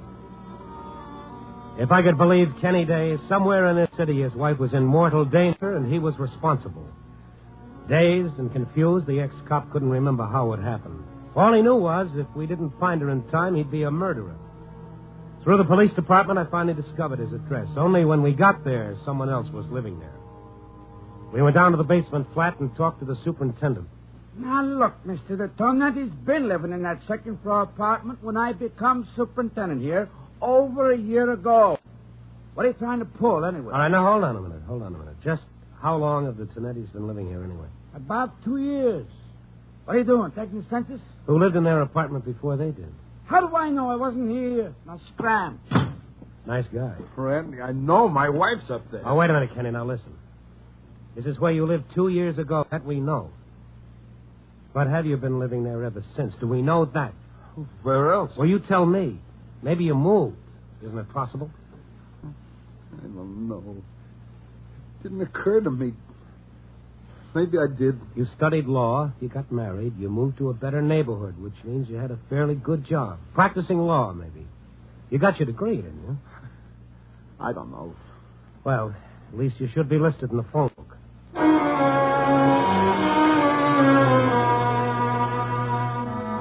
We stopped at a cigar store on the corner, went in, put our heads together over the phone book. No lawyers under that name, but there were lots of dates.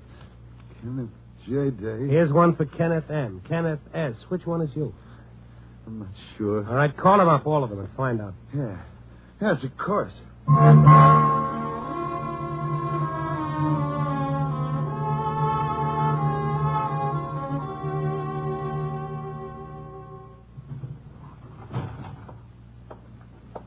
No dice, huh?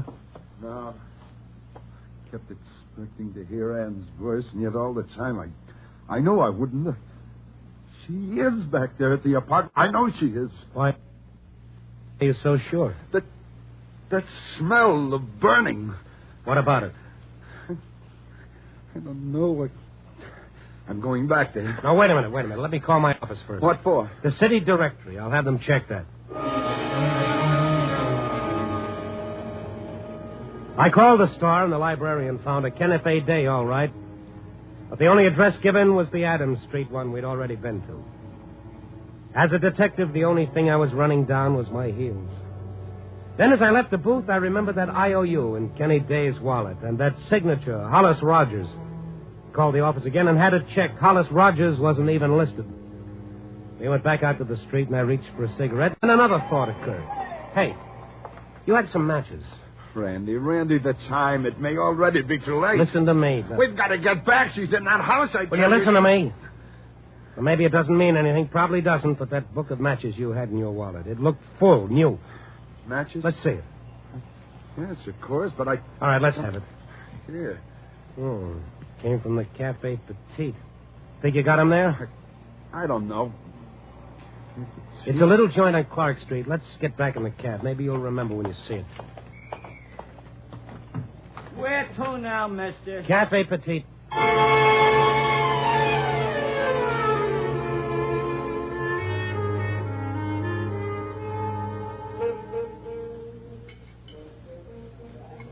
Well, this place mean anything to you?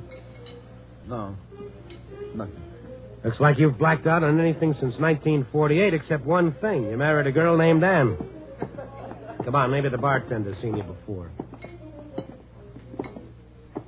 Hey, Jess, what'll it be? Hi, Mr. Stone. Hello, Mike. Hello, I got a problem. No dough. Oh, that's okay. I'll put you on the cuff for a No, it's not that. It's not that. You ever see this gentleman before? Him? Are you kidding? Have you? You mean you have seen me? As often as most of my other customers. Hey, what's your gag? It's no gag, Mike. He just doesn't remember. You know where he lives? How would I know where he lives? Oh, what'll I do, Randy? What'll I do? Hey, what is this? What's the matter? I figured you were celebrating the arrival. Huh? Arrival? What arrival? Well, I just thought, well, his wife. What are you talking about? What about his wife? Oh, now, look, maybe it wasn't his wife. I just didn't know, see? When he was in here yesterday having lunch with that lady, I figured she was his wife because, well, I could see she was going to have a baby pretty soon. And Ann. You remember? Where is she, Kenny? Where is she? That apartment. She must be in that apartment. It was burning. Think, Kenny, think. That was 2 years ago. You don't live there anymore. Randy, I tell you, it's happening now. It's happening now. She's helpless. I tell you. Get a grip on yourself. It's no good going to pieces like that. Now, she was about to have a baby. You remember that, don't you? Yes, I remember now. Ann, I can't think. I'm afraid, Randy. I'm afraid. Come on, easy. Relax. Now you're shaking. Hey, what is with him? There's only one clue left. That IOU. Who is Hollis Rogers? Try to think, Ken. Hollis Rogers. No, I don't remember. Hollis Rogers. Why would you lend him $300? I don't know. I don't know. I never heard of him. Randy. Say, I know a guy named Hollis. What? Hollis Rogers? Well, I don't know about the Rogers part. Anyway, the clerk at the Acropolis Hotel calls him Hollis, if that means anything. Acropolis Hotel. He worked there? Yeah, hot stick. All right, come on, Kenny. We might as well check it. We've got nothing else to go on.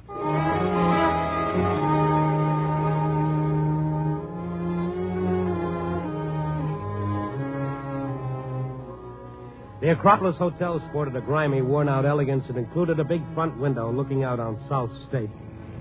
The lobby was practically deserted except for a bulky character in a wrinkled suit fast asleep in the armchair. Hey. What? Oh. That's Craig going out, huh? Okay, I'll register you, John. No. We didn't come here for rooms. Huh? Is there a house detective here named Hollis Rogers? Yeah, there is. Me. Why? Of course. Hollis Rogers. Huh? Well, Kenny. I'll be a monkey's uncle. I didn't even see you. Why, Kenny died. I almost didn't recognize you. You remember him, then? Well, he oughta. We were in the force together, him and me. Prowl car 962. That was us. Hey, let me look at you. Well, been a long time, huh, kid? Yes, a long time. Yeah, I just got back from Colorado last month. Hey, how things going with you? You was about to leave the force, weren't you, just after I resigned? Yeah. Mr. Rogers, you mean you haven't seen Kenny since then? No. I've been working out in Denver. I just got back. Oh, Hollis, this is a friend of mine, Randy Stone. Yeah, pleased to meet you. How are you? Hollis, what I came here to talk to you about... Yeah, I know. The dough I owe you. You know, I'd have paid it back a long time ago, kid, No, it isn't that. Did Kenny ever write you telling you where he was living or the name of the firm that he was with? Huh? No. Why'd you ask him? Hollis, remember the name of the law firm I went with? Heck, no, I don't remember the name. All I remember is that you wrote me once you hoped someday to get your name tacked on to the end of it. Hey, what's the matter, kid? Nothing. Thanks. Thanks anyway. What you need is a drink. No. Help you forget your troubles. I got some right. Come on, Kenny, let's go.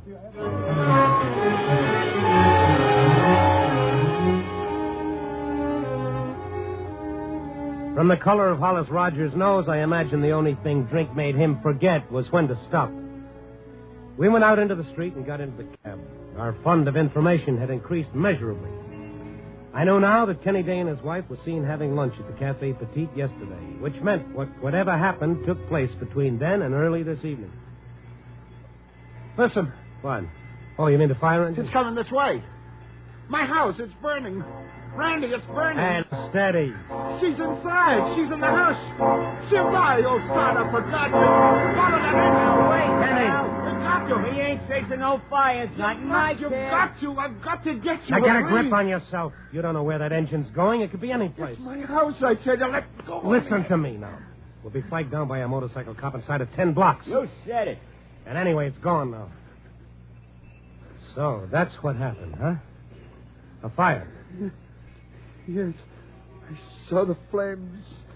She was inside. Anne was inside. Burning. All right, easy now. Couldn't have happened very long ago, maybe inside the past 24 hours. We can find out where it was. Get us over to fire department headquarters quick. We're practically there.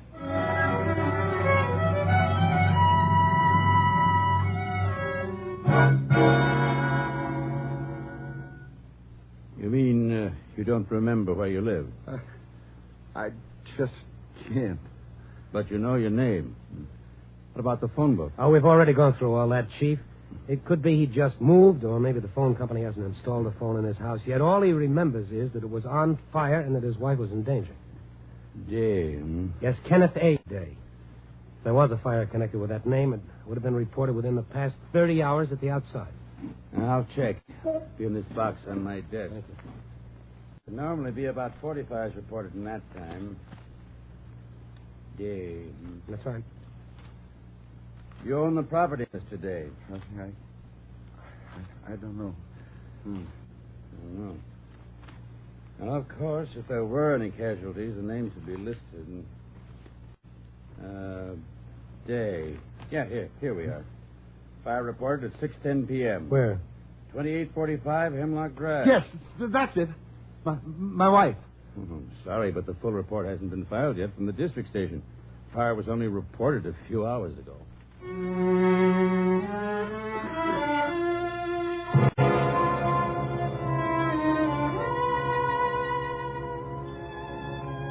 The 2800 block of Hemlock Drive was a neat parade of white stucco bungalows way over on the northwest side.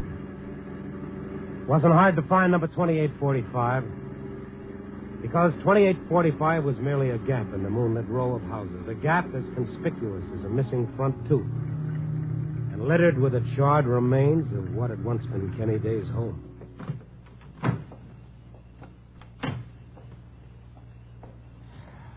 Burned right down to the ground. Nothing. There's nothing. There's nobody. In the street. Nobody in the street. Nobody. Steady, Kenny, steady. There's a light in the house across the way. Let's try to find out what just did happen, huh? And she was in there. Kenny, there's no use standing here. She phoned me. She wanted to come downtown. She wanted to have one last evening out, just the two of us.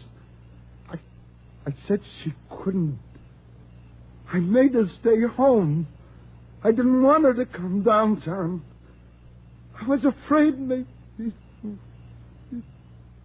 if I hadn't made her stay, she'd be alive now. Yeah, I killed her. Kenny, it wasn't your fault. You were thinking only of her welfare. Here comes a cop, Randy. Hey, what are you doing? It's all right, officer. That used to be this man's house. Huh?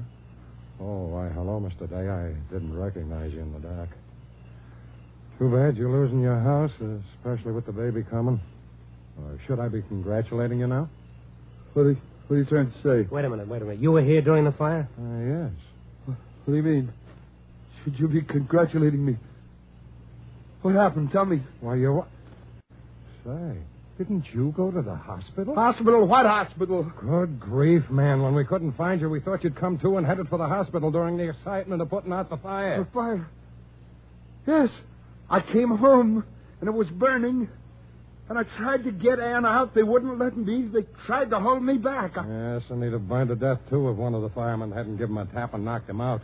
We sent him on the lawn across the street. Well, what happened? My wife, they got her out? Why, sure. She headed for the hospital before you even arrived.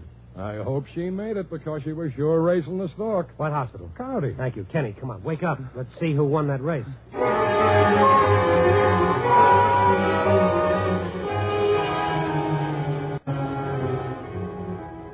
I don't know how many traffic laws our cabbie broke speeding back to the city, but they would probably have added up to a young fortune in fines.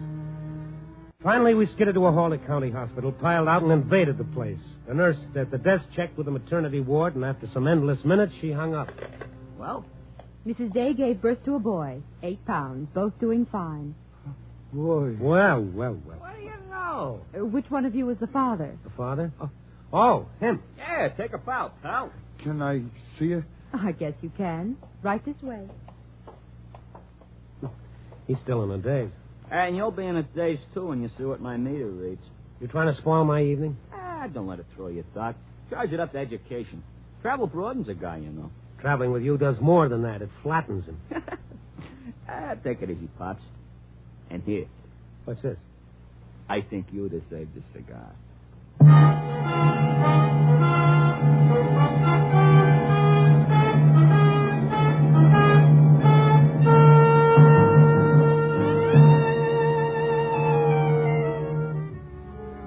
Well, another night about to slip into sunrise and another edition about to go to press. Kenny Day's battle with his conscience is won, and the curtain of his subconscious is lifted, as they say in the psychology books. Not that he really had anything to feel guilty about, of course, but conscience works in peculiar ways. To some people, it's as useless as a glass eye at a keyhole. It never keeps them from doing anything. It merely keeps them from enjoying it. Yes. Copy, boy.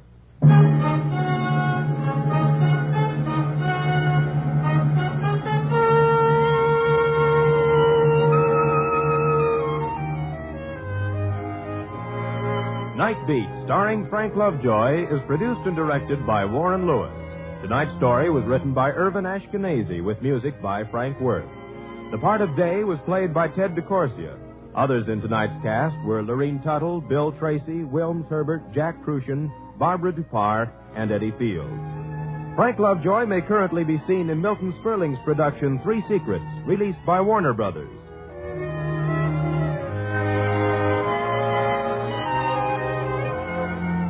Listen next week at this time and every week as Randy Stone searches through the city for the strange stories waiting for him in the darkness.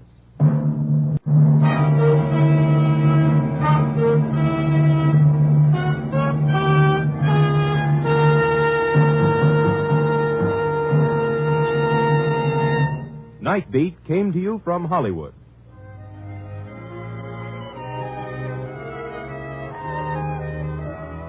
Three chimes mean good times on NBC. Mystery fans will enjoy the Sunday lineup of action-packed adventure shows on NBC. Sunday tune for The Falcon, High Adventure, The Big Guy, Charlie Wild, and $1,000 reward. 5 thrill-filled shows packed with intrigue and mystery.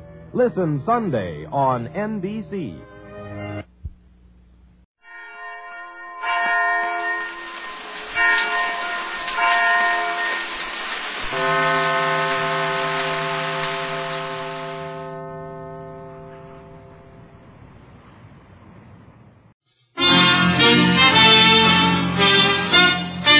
Listen while the makers of Rexall drug products and 10,000 independent Rexall family druggists bring you Dick Powell as Richard Diamond, private detective.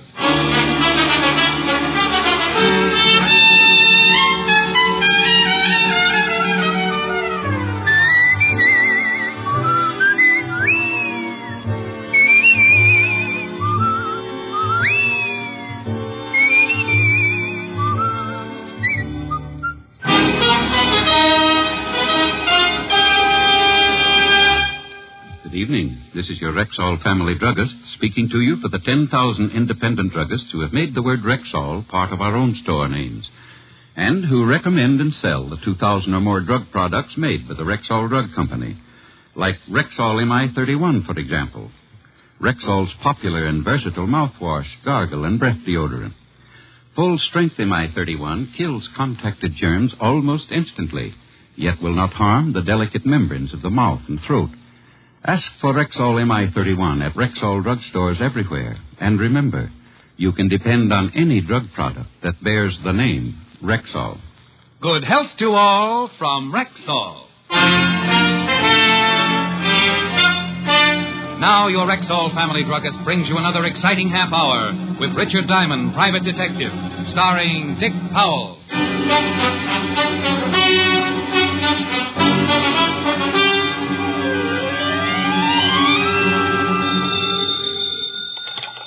Diamond Detective Agency. When it's murder or less and you're caught in a mess, if you can't pay my fee, my advice is confess. Rick, you old son of a gun. This is Frank. Frank? Oh, Frank Bowers? Yeah. Oh, it's good to talk to you again, Rick. How you been? Well, no complaints, Frank. What's with you? Doing great, Rick. Just great. Bought me a half interest in a gym here in town. Yeah? Sell all your fighters? Oh, all but one. Boy by the name of Max Farmer. Say, he's going to the main event tonight. You want to catch him? It all depends. Who's throwing him? No, Rick, no. This boy's really good. Say, why don't you drop by the arena tonight? Oh, sorry, Frank. I got a date, and she hates the sight of blood. Talk her into it, boy. I'll leave a couple of passes for you at the gate. Passes? Yeah, sure. Well, I'm a sucker for a good argument. See you tonight, Frank. That night, I led Helen to our seats at ringside. She was dressed to kill, and from the look on her face, I thought I might be the first on her list. Rick. Yes, baby? Would you mind telling the man behind me to stop dripping mustard on my mink? Oh, sure, honey. Hey, Buster, please do not feed the animals. That's the good boy. Rick, why of all places the fights? But, honey, these are $10 seats. Hey, Ricky, glad you could use the passes. Boing. Move your feet, Rockefeller, and let the man in. Gee, it's good to see you again, Rick. Say, I want you to meet Lorna Thorne. Wow. Hanging onto Frank's arm, I saw why boys like girls. She was wearing slightly more than the fighter. Had so many curves I got seasick just looking at her. As I stared, I suddenly felt a strange sensation in my legs. Helen was digging her heel into my shin. Come up for air, Ricky, dear. Honey, I want you to meet Frank Bowers. Sally, I know you anywhere. Rick's told me a lot about you. Frank. That was 5 years ago. This is Helen. Oops. My mistake, huh? Lorna, I want you to meet Helen. Hiya. Well, when in Rome. Hiya. What a spot for a thesaurus. Hey, sit over there, will you, honey? I want to sit next to Rick. Oh, Rick, it's a shame I didn't tip you to this fight earlier. You could have put some dough on my boy and really cleaned up. You think he'll win, huh? Yeah, I know he'll win. He's fighting Lou Scott, strictly a bum from upstate. The syndicate made the match just to build up Farmer's name and pick up some easy dough on the side. Now he tells me. Here's my boy getting in the ring now. I watched Max Farmer climb through the rope, stop, smile at the television cameras, then at the crowd, and then at the cameras again. If the people at home thought they were seeing a reissue of The Hairy Ape, then television had improved. Because that's exactly how Max looked. Ladies and gentlemen, this is your main event. 10 rounds of boxing. In the white corner, wearing black trunks, weighing 175, and hailing from Buffalo, Lou Scott.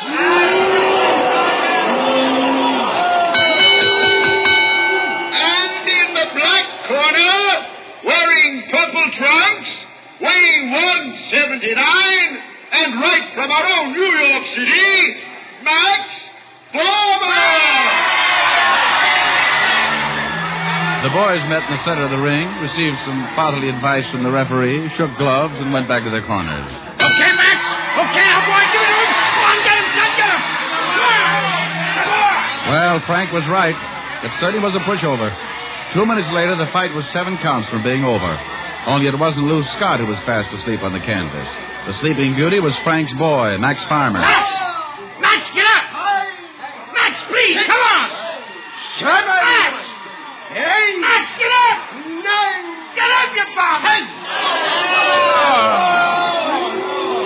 Don't you teach your fighters to duck, Frank? Oh, I don't understand it. It's all wrong, Rick. Rick, how can that man sleep up there with all this noise? Oh, Helen. Just call me Sal. Now can we go home? Sure, baby. Rick, stick around, will you? I may have a job for you. Oh? Yeah. Look, I'm going down to the dressing room. Meet me there in 10 minutes. Come on, Lorna. From the look on Frank's face, I could tell he was worried. So I took Helen outside and put her in a cab. She was a good sport about going home alone, though. Didn't say a word. Not even goodbye. Then I went back inside and made my way to Farmer's dressing room. Inside, I could hear Frank's angry voice. All right, so you won't tell me who. But she ain't going to get away with the snacks. I'll find out, and when I do, you'll be back to... Frank! I'll be right out, Rick. And remember this, you bum. We're through, see? Through! Hello, Rick. Aren't you a little tough on the guy just for losing a fight? Farmer lost that fight before he ever got into the ring. It was fixed. Well, that's strong talk, Frank. Got anything to back it up? Look, I know this boy. I trained him myself. He could have won tonight's fight with his eyes shut. Somebody paid him to take a dive. Maybe it was his own idea. Max don't get ideas. He's too dumb. Whew. Rick, I want you to find out who is behind this fix. Well, you make it sound simple. You got any leads? Maybe. Drop by the gym the first thing in the morning, and we'll start from there.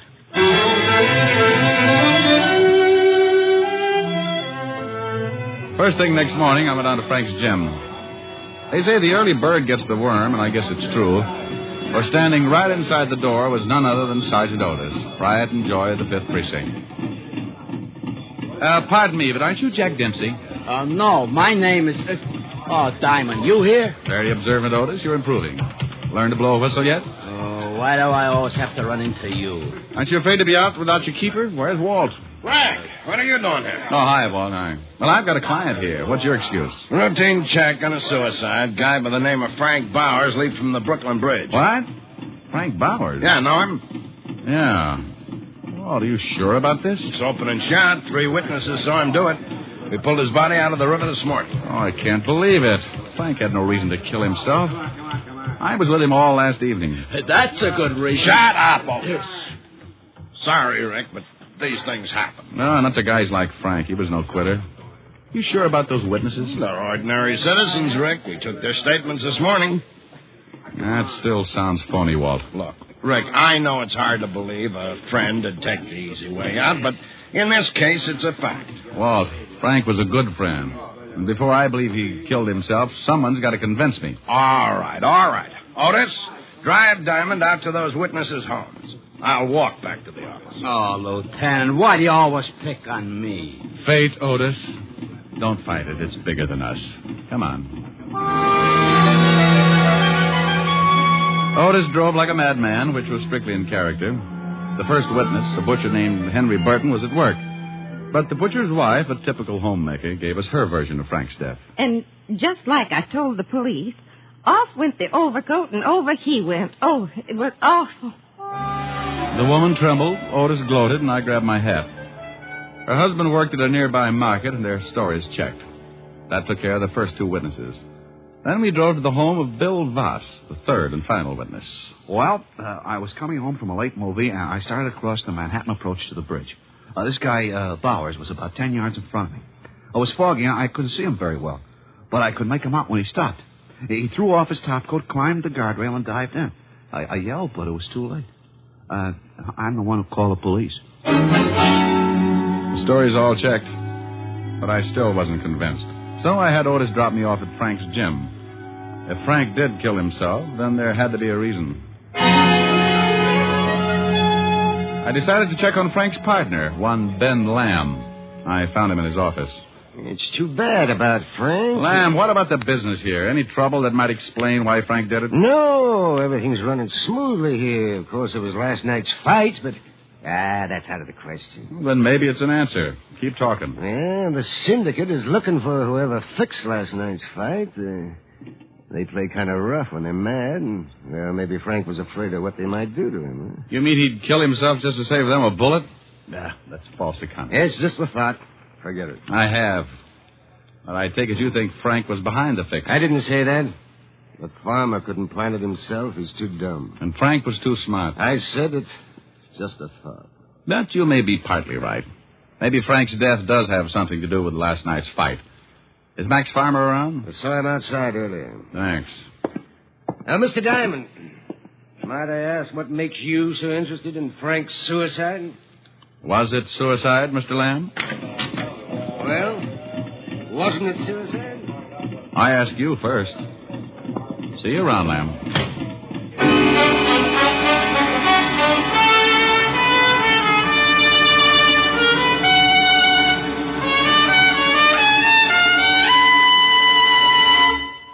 Before we continue with the adventures of Richard Diamond, private detective, here's your Rexall family druggist.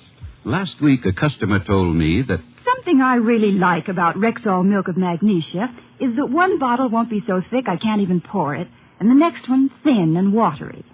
Somehow, Rexall Milk of Magnesia always seems to be just right. Well, ma'am, that's because every bottle of Rexall Milk of Magnesia has to meet an exacting standard of viscosity, or it won't wear the Rexall label. What do you mean by viscosity? Well, an easy definition would be the degree of thickness in a liquid. Now, Rexall scientists conduct scientifically precise tests on every batch of Rexall Milk of Magnesia to make sure it meets this constant standard of viscosity, because that's one big reason why you'll always get a uniform dosage from every bottle. Oh, and I thought it was all just an accident. Oh, no, ma'am. There are no accidents behind the fact. You can always depend on any drug product that bears the name Rexall. And now back to tonight's adventure with Richard Diamond, private detective, starring Dick Powell. I stood in the center of Frank's gymnasium, certain that Frank's supposed suicide had something to do with last night's fight. But how? That was the jackpot question. In one corner of the gym, I saw Max Farmer hitting a punching bag with a methodical, monotonous rhythm. I walked over to him. Max? Yeah. My name is Diamond. Yeah. I was a friend of Frank Bowers. Huh? Well, if you can spare any more words, I'd like to ask you a question. Look, if it's about last night, forget it, see? I don't know nothing about nothing. No argument there, but I came to see you about boxing. Huh? I don't get you. Well, Frank always said you were one of the best, and I thought you could give me a few pointers. Oh. You a fighter? No. I just like to show off at the Y. You know how it is. Oh, sure. Well, you get some trunks from the shower boy, and we'll go with you. You can learn plenty from me. Good, Max. That's just what I'm hoping to learn. Plenty. The shower boys gave me a pair of gloves and purple trunks. I felt like a self-conscious tulip as I entered the ring, but Max seemed quite impressed. Hey, you got a pretty good build. I also go steady. You all set? Yeah, I'm ready. Put him up. No, not above your head. Max, we come from different environments. Okay, let's go. Hey, you're not bad. Just lucky. Hey, wait till I tell my friends that I boxed with the Max Farmer. Yeah, they like that, huh? Like it? I'll be a hero. After all, Max, you've never lost a fight. I forgot last night. Sorry. Oh, don't think nothing about that fight. I'll be up there again. You'll see. Oh, no doubt.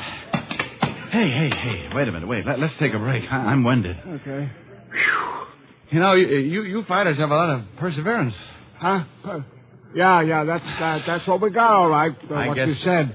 I guess good athletes are just born, huh? Not made. Buddy, that's the truth. You know, I've been in sports since grade school. Still at it? What, sports? Skip it. I bet you were good even then, Max. Oh, boy, was I. I played football in high school. Made all state. Weren't always a boxer, huh? No, I've done everything. Hey, tell me. What's the greatest exhibition of sports in the world? Go on now, think. Shriners Convention? Shriners? Nah. The Olympics. And I was in them, too. Would have won, but Marshall Wayne beat me on points. My. Boy, I have a lot to tell my friends. You know, there's just one other fighter I'd like to brag about sparring with. That's Lou Scott. What? That Scott's a bum. I could whip him with my eyes shut. Oh? I heard that's how you lost. Look, forget about last night. That fight was... Go on, Max. I had a headache last night, that's all. Now I gotta take a shower. See you around. It was the first time I'd ever gone fishing in a boxing ring. I was hoping to find out who was behind the fix. That might throw some light on Frank's death. But to coin an old phrase, the big one got away. Next on my list was the girl Frank was with at the fight, Lorna Thorne. She danced at the Silver Circle, a small nightclub not far from the gym. I went backstage, climbed the iron stairs, and found her room. Just a sec. Well, Mr. Diamond. Hello, Miss Thorne. Sit down. Care for a drink? Well, it all depends. Are we drowning our sorrow or celebrating? I don't get you. Well, you don't seem too upset about Frank. Oh, that. I'm not the type to cry, honey. Ruins mascara. Oh, don't get me wrong. I liked Frank. Liked him a lot, but we were both in it just for the laughs. Mm-hmm. Tell me, did Frank come up here after he left the arena? Yeah. He came up and we talked till it was time for my number. He left about midnight. Did he seem upset? Now that you mention it, he did. Lorna, how well do you know Ben Lamb? Only seen him around. Why? Well, Lamb thinks Frank might have been behind a fixed fight. Could be. He sure was nervous. I see. You and Lamb didn't compare stories by any chance? I told you, I've only seen him around. Uh-huh. Hey, this is a nice mink coat. Been saving unemployment checks? I'm a working gal, remember? Oh, come now, honey. You don't earn enough here to buy this kind of coat. I'm a bookie on the side. Pedersen's Furriers on the label. That's real Richie, kid. Thanks. Now I gotta change. Okay. Oh, don't run off. I'll only be a minute. Some other time, honey. Suit yourself. I'll be around. I'll bet you will.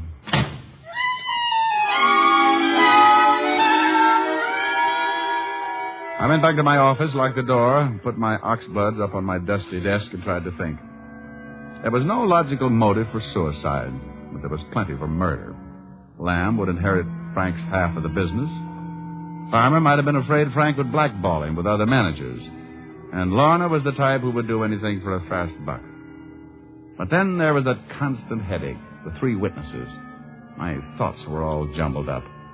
I kept trying to remember everything that had been said today. I kept hearing voices in a jumbled sequence. The syndicate plays rough. Frank may have been afraid. Well, I've been in sports since grade school. It's an open and shut case, Rick. You're a hard man to convince, Shamus.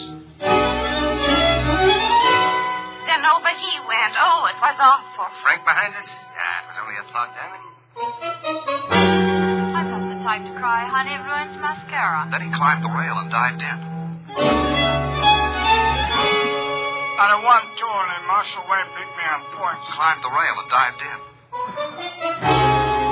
Marshall Wayne beat me. Marshall Wayne. Wayne! Then he dived in. Dived in. Dived.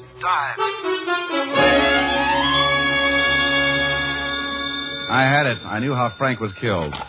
Hello? Mr. Diamond, this is Francis. It was Helen's butler calling to invite me to dinner that evening.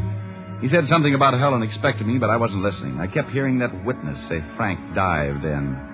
It was the answer to the whole thing. Mr. Diamond, sir, are you listening? Francis, if you were going to commit suicide... Sure, sir. I beg your pardon, sir. Look, if you were going to kill yourself from the Brooklyn Bridge, what would you do? Oh, dear. I'd reconsider. No, Francis. If you really were, would you jump or would you dive? Why, I'd probably jump, sir. Yes, I'm sure I would. Well, of course. It's a natural thing to do. See you later, Francis. The pieces began to fall into place. I remembered something Max Farmer had said earlier. Marshall Wayne had beaten him on points. Marshall Wayne. I had associated that name with boxing, but now... I checked in the sports almanac. Listed under the 36 Olympics, I found Marshall Wayne won the high diving competition that year. And Max had competed with him. Now I was certain. First, I put in a call to Pedersen's Furriers for some information. So far, so good. Then I called Walt and told him to meet me at the gym. It was closing time when I got there, and most of the fighters were leaving. But I caught sight of Max Farmer as he made his way out of the showers. How's the water, Max? Huh? Diamond. What's the matter? You don't look happy to see me. What are you doing here? The boys at the Y, remember? I came for some more pointers. It's closing time. Oh, that's too bad. That's the only reason you don't want to spend some time with me, huh? Yeah. You're not too tired. Me? I'm never tired. Place is closing up, that's all. Well, Max, old pal, I've got good news for you. I fixed it with Lamb for me to lock up when we're finished. Huh? Well, Not scared by any chance? Me scared of you? Why? Get some trunks. You'll see who's scared. I wondered if my Blue Cross plan was still in effect as I changed clothes and followed Max out to the ring in the middle of the deserted gymnasium. Max had an ugly scowl on his face, and I knew that this time he would pull no punches. Ouch! Hey, playing rough, eh, pal? You got a lousy guard. That's all. Hi. You act nervous. Tired of boxing? Maybe you'd rather be swimming, huh? Huh? Oops, sorry. Now your guard is down. Of course, a born athlete like you would be happy doing anything in the way of sports, I suppose. Maybe even diving. Your guard, pal, your guard. You don't make sense. No, I think so. Your mind's wandering, Max. Keep your guard up. You know, for a real sport, like, say, high diving, there's really no place around here to practice. Unless, of course, you tried the Brooklyn Bridge. I'll bet a really good diver could make it from the Manhattan approach without a scratch. Now, listen, what's the... The guard, Samson. Better watch it. Hold it a minute. What's the big idea? The big idea came when I figured out how 3 witnesses could see a suicide that wasn't a suicide. You're loony. Am I? Those witnesses didn't see Frank because he was already in the river. You had pushed him in. You waited for some people to show up, and then you dived in. No. Yes, Max, yes. But you weren't alone in this. Someone had to talk you into taking a dive in a fight, and a different kind later on. You'd have thrown the fight for any man's money, but you'd only risk your neck for a particular species. Female. Men are funny that way. It ain't true. Max, Lorna confessed an hour ago. I'll kill you for this. That's your 3rd and final dive, Max. That's a nice right cross, Rick. Oh, I seen better. Ah, the little boy's in blue. About time. Walt, when Joe Palooka here wakes up, I think he'll confess. He believes the girl already did. Yeah, so I heard. Rick, how did you figure her in this mess? Well, like most females, she couldn't wait for a mink coat. According to Fedderson's furrier, she bought an expensive coat the day after the fight, paid cash for it. These amateur criminals. Yeah, someone had to be the brains behind Max's action, so I put 2 and 2 together and got 2. Max and Lorna. Yeah. Otis, go pick up Lorna Thorne. Well, stop fixing your tie and move. Oh, let him alone, Walt. First date he's had in years.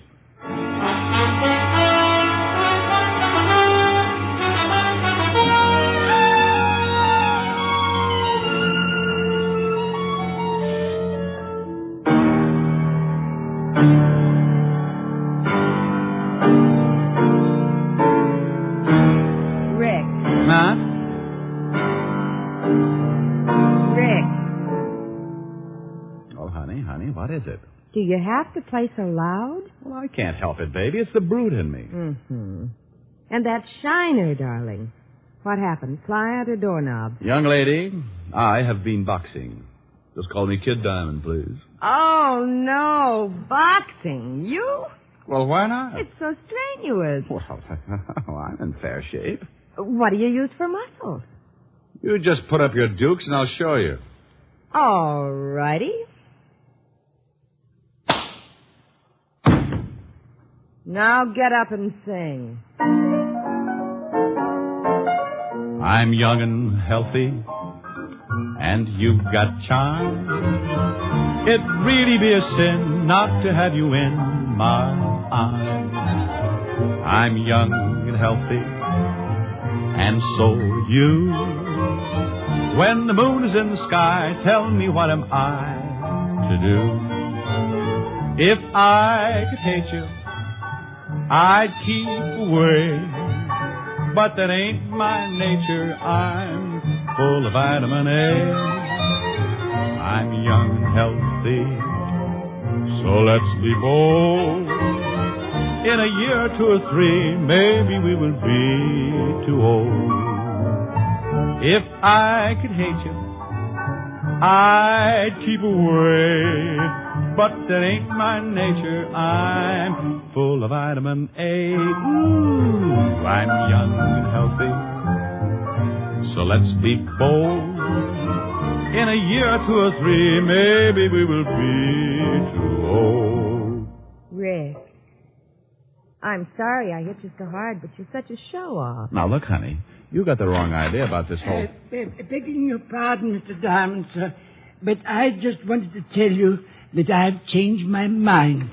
I would dive off the bridge. What, Francis? You see, I've always been afraid to dive, and, well, it would be fun just that once. Oh, no.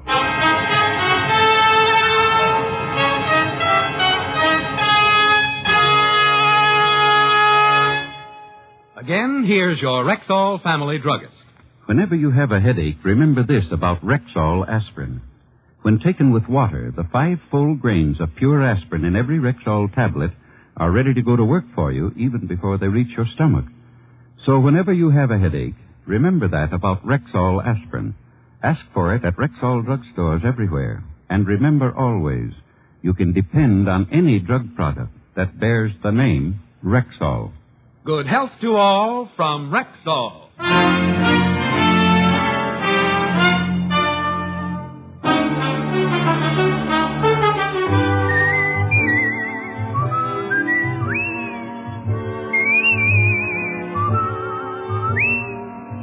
Richard Diamond, Private Detective, stars Dick Powell in the title role and is written by Richard Carr and Marvin Marks with music composed and conducted by Frank Worth. Featured in tonight's cast were Virginia Gregg, Ted DeCorsia, Wilms Herbert, Dee Tatum, Wally Mayer, Howard McNear, Hy Aberback, and Jay Novello. Richard Diamond, Private Detective, is produced and directed by Jaime Del Valle. This is Bill Foreman inviting you to be with us next Wednesday at this time when we will again bring you Dick Powell as Richard Diamond, Private Detective.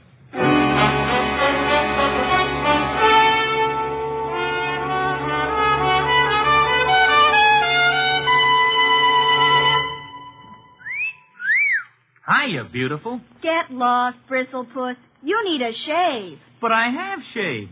What else do you want me to do? Silly boy, she wants you to go Stag. Go Stag? But why? Because Stag is Rexall's exclusive line of men's good grooming aids, like Stag Brushless Shave Cream. No fuss, no massage, just smooth it on, and presto, you get a clean, close shave. Your face stays smooth and whiskerless all day long. I'll do it. I'll go Stag. That's it. Join the Stag line now at Rexall drugstores everywhere. Yes, to make girls care. Go Stag. This is NBC, the National Broadcasting Company.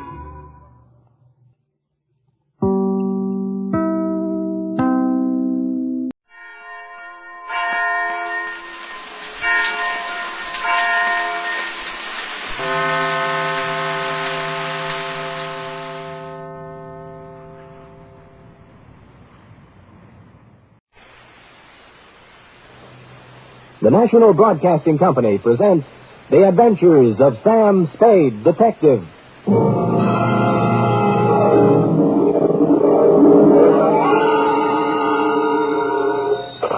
Sam Spade Detective Agency. Me, sweetheart. Sam! Most of the day is gone and you haven't even come into the office. I slept in, Effie. Did you have a busy night? Rather. Didn't you read the papers today? What? Oh, I've given up reading the papers. They're so full of bad news lately. Well, they're especially full of bad news today, Effie. What happened? Oh. Did your bowling team lose again? Effie, I'll thank you not to mention my bowling team in public. It's just a matter of getting a little exercise. And it didn't lose, it won, even without me. It only seems to win when you don't play on it, Sam. Effie, don't forget your position. Sorry, Sam. Anyway, how do we get on this bowling kick? We're supposed to be talking about something else. About last night. Oh, yes. Well, this one has more than local complications. Intrigue at foreign correspondence. Dirty work on a grand scale. It's international in scope. You'll chill with me. You'll thrill with me. Half rogue and half renegade. It's Sam Spade in the Red Star caper.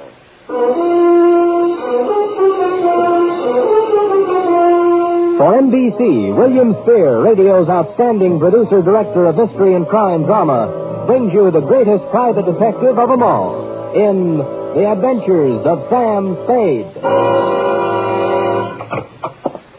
Effie? Yes, Sam. I'm here. It's about time. Well, I'm here. It's about time. Effie, you sound more like a shrew every day. Thank you, Sam.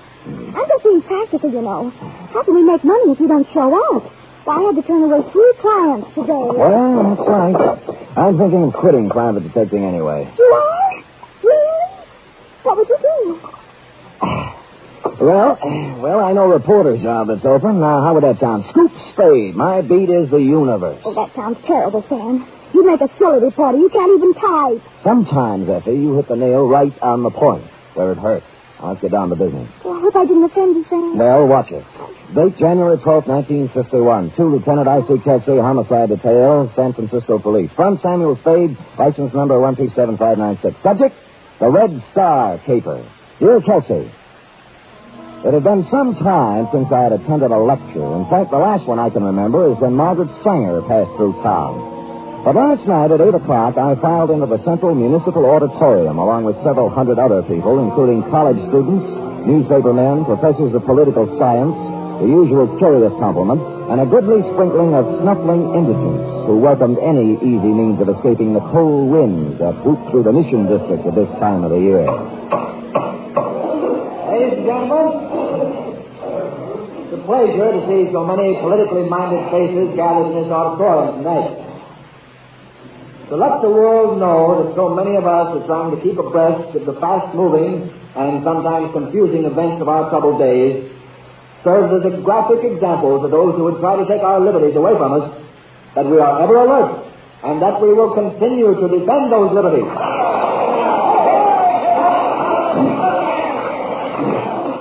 Only by taking every opportunity to display our willingness to understand and act on the problems that face us can we serve notice to the world that we are ever ready to pick up the gauntlet of international challenge whenever or wherever it may be thrown down. The subject for tonight is, are we helping our enemies? And our speaker scarcely needs introduction, but just in case there are a few hermits in our audience who have never owned a radio set nor seen a newspaper in the past 10 years,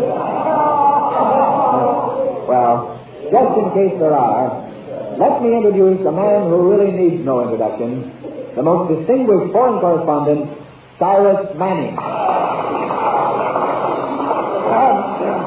Thank you, Mr. Chairman.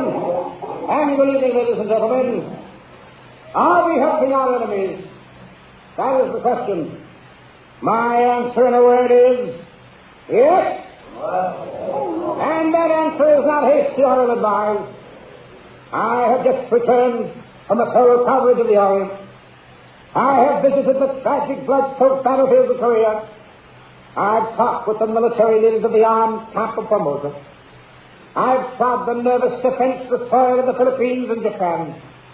And I have even made 2 secret trips, incognito, right into the bastion of the communist stronghold on the China mainland.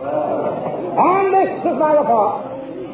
This materially from this very city, shipments are being made regularly to Red China.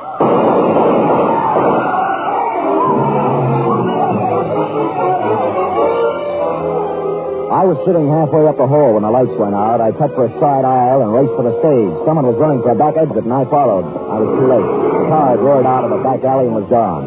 On the stage, someone had rung down the curtain. Cyrus Manning was on the floor, and the chairman was bending over him. He's dead. They almost shot me, too. Let me see. Yeah, you're right. There's nothing anybody can do for him right now. The lights went out, and then the shot. Oh, this is the most terrible thing that ever happened to me. To you? Shall I ask him to get up and call the police, or do you think that with one last dying effort you might do it? I'll call him. I guess he did get the worst of it. I guess he did. And that's how the news reached you, Kelsey. Now, suppose you want to know how I happened to be at a lecture where the lecturer happened to be shot. Well, I'll tell you, and don't think it makes me happy. You see, I was supposed to be his bodyguard. Now, let's start at the beginning, shall we? It's early afternoon. Our stupid hero is sitting around trying to break the code on a scratch sheet.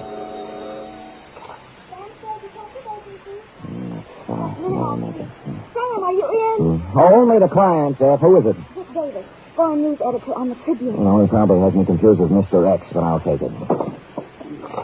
Yeah, Dick? You ever hear of Cyrus Manning, Sam? A foreign correspondent? Yeah, that's the one. He's in town. He got here yesterday. Well, what is it, a benefit? You want me to do card tricks or something? He needs a bodyguard. I don't know anybody else who'd be crazy enough to take the job, so I called you. Oh, gee, thanks. Read the letters to the editor column tomorrow for my reply. I didn't know whether you'd take the job, but I sent him over to see you anyway. Who does he want to be bodyguarded against? Well, I'll let him tell you about it, Sam, but I'll give you a clue. Their home base runs west from the center of Berlin, east to slightly below the 38th parallel. Oh, those people, huh? Well, there are only 200 or 300 million of them. I shouldn't have any trouble. Then you'll take the job, Sam? Who's paying? We are, 50 a day. 60. Haven't you heard of the cost of living index? Yeah, all right, it's a deal. Good. That's one thing, Sam. If you have a good picture of yourself, taken recently, kid, we'd appreciate a copy. Why? Probable. That is, possible obituary. Davis, what are you saying? If I don't see you again, Sam, good luck. I quit. I won't take the job. Davis! Effie! Yes, I'm here. I'm leaving town for a few days, F. Look, throw some things in my suitcase in the closet. All right, then. But wait, there's someone here to see you. I don't suppose his name is Cyrus Manning. Did you ever guess, Sam? Oh, it was easy. I just thought of the name of a man I would least like to see. Send him in. Sam, sometimes I just can't understand you. I have the same trouble, F. I'll send him in and forget about the suitcase. I am not going to succumb to hysteria. Are you sure you're all right? Of course I am. On these troubled times, we must keep our heads cool and our powder dry. Well, I try to. I'll send him in. All right. May I come in now, Mr. Manning? Thank you. How do you do, Spade? Sit down. Oh, thank you, old man. Could you lift up your hat brim so I could see your face and maybe even take off your trench? Well, I never take them off, Spade. Oh? They're the mark of my profession. Oh. The life of a foreign correspondent isn't so, you know. I might be whisked off to Berlin or Siberia in a matter of minutes. Sometimes I even sleep in these clothes. Well, you know best. I wore this trench coat when I interviewed Hitler. When I stood knee-deep in water on the shores of the Philippines. Next to MacArthur. Really? Why, the commandant of the prison camp didn't dare take it off of me when I was captured by the Chinese guerrillas. And when Mussolini... Would you care for a drink? Drink? Yeah. Thank you, sir. I see you pouring deep. Well, here's the crime. No, Spade, no. Just a minute. I never drink without first offering special toast. Offer. Oh, may the great white wings of the thunderbird brush lightly over your grave. A little translation of an old Tibetan toast. Swell. Well, guess it probably loses something in the translation. It's good to get back to the States where they have real liquor. I'm getting tired of sake and Korean moonshine. I didn't know they had time to make it. Well, let's get down to business, Spade. This is my problem. I have been no respecter of censorship or official red tape. That's why I've scored some of my biggest news beats. I take it you're working on one now. Oh, the biggest. Did you know that material is being shipped out of San Francisco to the Chinese Communist forces? Stuff that they are even now using against us on the battlefield? Well, no, I didn't, but I could believe it. Well, for weeks now I have been tracking down the truth, documenting the facts, ferreting out the cover-ups, the lies, the falsehoods. Oh, good for you. Tonight I'm giving a lecture at the Central Municipal Auditorium. Press representatives from every newspaper and syndicate will be there. Of course. I'll give the general outline of my revelations, and it'll hit every newspaper in the country. Then, when the public's appetite is whetted, I'll publish the specific details in the Tribune the following day, and we'll score a clean scoop. I see, and you feel somebody's gunning for you. I know they are. Anybody specific? I'm not at liberty here to name any names just now. Oh. But after I give my first lecture tonight, it might be 30 for me. Well, the Tribune's hired me, and I'll do my best. I've been in tight spots before, Spade, but my duty is clear before me, and I'll not shirk it. I won't need you before the lecture, but immediately after your services will be appreciated. Well, why don't I stick with the starting right now? Now, after the lecture will be 2 minutes. You know best? They think I'm afraid to talk, but I guess I'm going to give them a surprise, huh? Yeah? One that they can read in their morning newspapers, huh, Spade? Yeah? Yeah?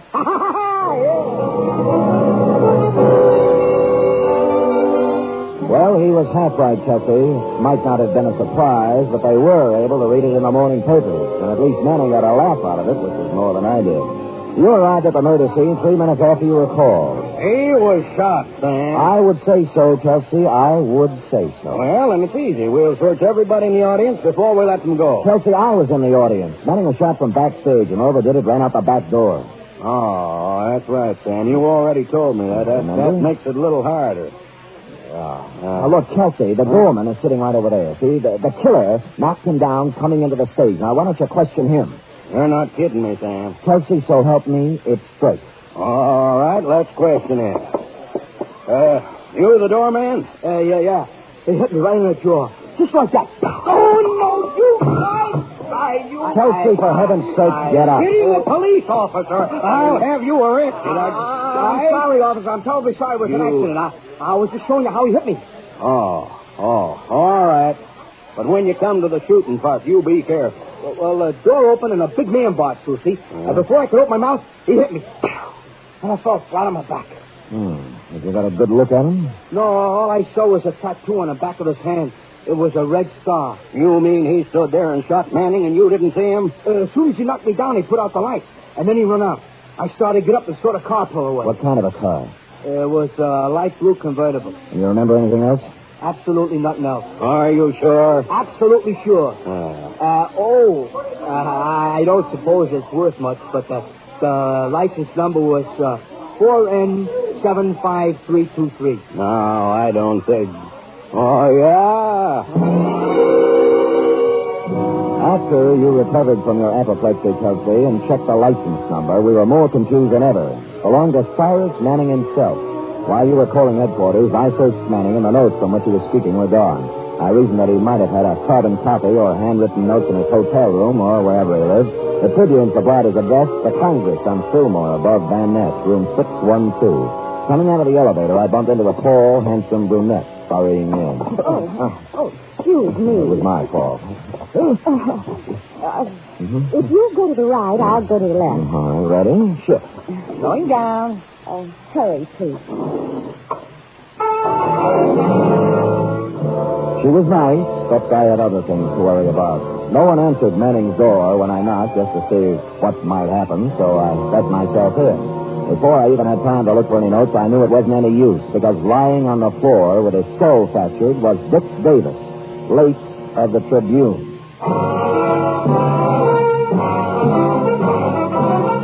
You are listening to the weekly adventure of radio's most famous detective, Sam Spade.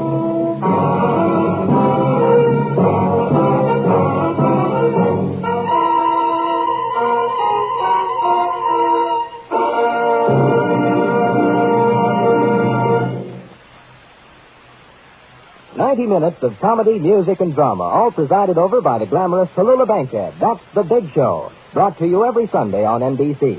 This Sunday's Big Show features such bright stars as Jack Carter, Jimmy Durante, Louis Calhern, Martha Ray, and many more. Plus music by Fran Warren and Meredith Wilson's chorus and orchestra. It's The Big Show. And Sunday over most of these NBC stations also means a one-hour adaptation of a famous play or story by Theater Guild on the air. This Sunday's Theater Guild production is Philby, starring Rex Harrison and Teresa Wright.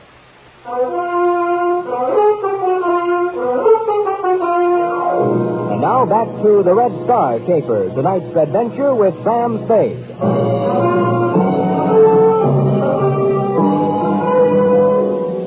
Cyrus Manning's room had been worked over thoroughly. There were no notes lying around which described the activities of anyone sending war material to the Chinese communists. The only pertinent piece of evidence was the corpse of Dick Davis. I didn't call your office right away, Kelsey, because I wanted to get out of there and begin asking some questions before the trail was cold. Strangely enough, in a man's hotel room, there were many items that belonged to a woman. Clothes, makeup, and so on. And they recalled to mind the girl I'd bumped into getting out of the elevator. And this recalled to me the elevator operator. I seen her coming up and down a few times. I know who she is. You know Manning when you saw him? Yeah, I knew him, the celebrities. But I can't remember like everybody. Was the girl ever with him, if you remember?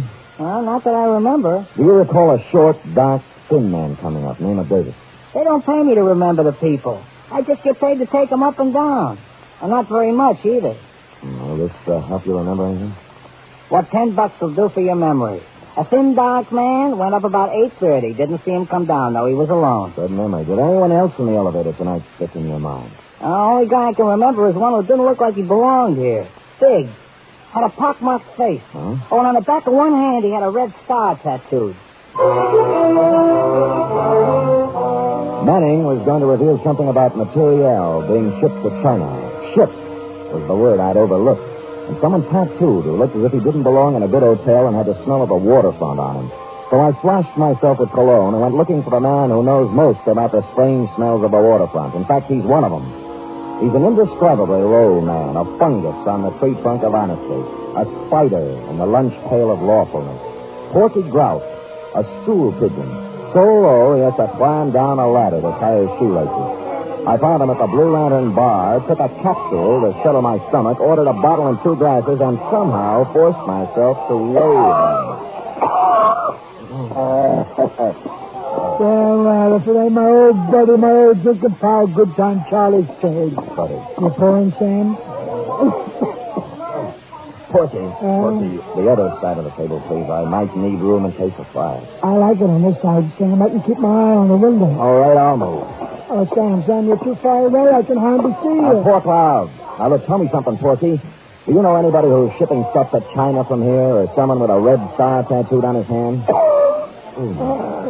I mean, just so high, I don't think I could squeeze a word out of it. All right, here's one.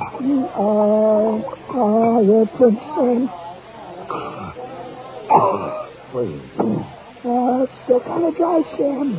Okay. Oh, there's nobody like you, Sam. You're beautiful. Other way. Where was we? Who was that stool around? Usually me, but if you can't think of anything else, try to remember where these drinks came from and talk accordingly. What do you want me to talk about, Sam? You better get me quick before my throat dries up now. Have you ever heard of anyone shipping war goods to China, Porky, or a man with a red star in his hand? Ask me something else, Sam. I'd rather not answer that. I'll see if this changes your effort. Not again. You're a prince, Sam. Now, let me see. I heard about somebody shipping goods to the heathen Chinese. Yeah? But Sam, I gotta get going. Porky, Rob, come back here. I'm sorry, Sam. I just remembered I left something home on the stove. You don't have a home. I turned around to watch him settle out the door, and I saw for the first time what must have caused his haste. A face as evil as any I've seen these days outside of yours, Kelsey, was staring through the dirty window. The face moved for the door and entered, perched upon a big body under a sea cap. His arms were shoved into a pea jacket, and his legs hit the floor like slow jackhammers as he walked toward me. You trying to pump information out of Grout, pal? Why else would anyone in his right mind give Porky Grout free drinks? Or stand that close to him? Who are you? What are you trying to find out? Frankly, it's none of your business. Look, pal, I grew up on the waterfront the hard way. I've knocked guys like you all over every port in the world. Now, don't make me mad. Why don't you make it easy and tell me who you are and what you want? I never answer questions. I just do the asking. Oh? Are you going to tell me something, or am I going to beat it out of you? Well, I guess it's going to have to be the hard way. Okay, pal. But just remember this. After I get through with you, I don't want never to see you down around here again. Because you bother me.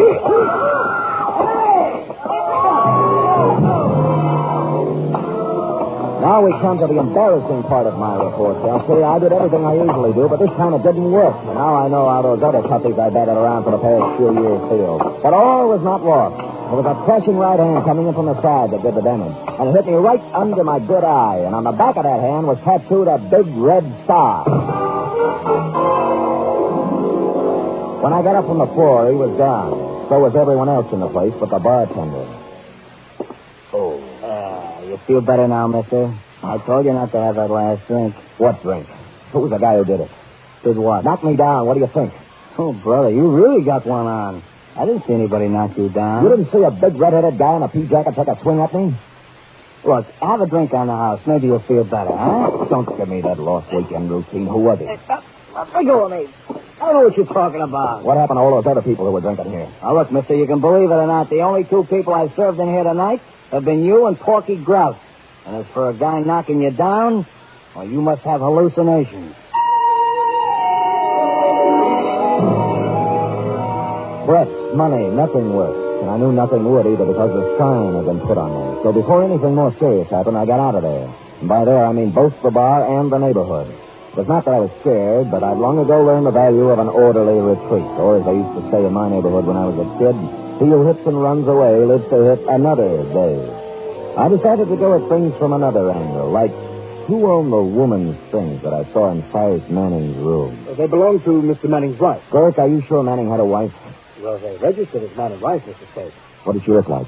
Tall, good-looking brunette. Huh? You know, now that we're talking about her, there was something strange in their relationship. What? She never stayed here at night. She only came in the morning and left in the afternoon. Do you know her first name or anything else about her? No, Mr. Spade, not another thing. Well, it was a start, at least. She was obviously the girl I'd met on the elevator. I looked up a number of Manning's friends, but the first 3 or 4 couldn't help me. But the 5th said that Manning had married about 6 months ago, and he'd never seen the wife. Her name, as he remembered, was Faye Kearney, and her father was a ship's captain. I ran down the name Kearney over at the maritime office and discovered that he owned 3 ships, 2 of which were in port. On the first ship, the Downwind, they told me Kearney lived on the other one. It was the Western Sun at Pier 92. I went up the gangplank to the forward housing where the captain's cabin normally was located.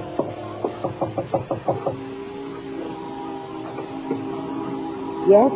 Faye Kearney? Yes, who are you? Remember me from the Congress Hotel? Elevator, 6th floor? I'm not sure. Well, perhaps I should have told you Mrs. Cyrus Manning. Why didn't you come in? Who? Sam Spade. I was hired as a bodyguard for your husband, but I got there too late. Yes. Everybody did. Mostly me. Oh, please don't cry just yet. Why do you say mostly me? I might have done something about it. Why were you running out of the hotel? I found Mr. Davis. Yes. Have you any idea who did it? Yes. Who? The same person who killed Star. Who was that? Me, I suppose. Yeah, I'm really responsible. I caused the whole thing. The whole thing. She poured her misery out over my shoulder, and then she told me the whole story. She had met and married Cyrus Manning secretly against her father's will. When he found out, he took her aboard one of his ships and kept her prisoner. While she was aboard the ship, she found out what her father was doing, carrying essential war materiel to communist China. So somehow, smuggled the information to Manning. She did, and the arrangement was that they were going to trade the information for her father's blessing on their marriage. But once Manning got the information, he wanted to shoot more than he did his wife. That's when the trouble started. Here he comes, Sam. Here he comes. You get out of the way. If he finds you here. Get in the back room.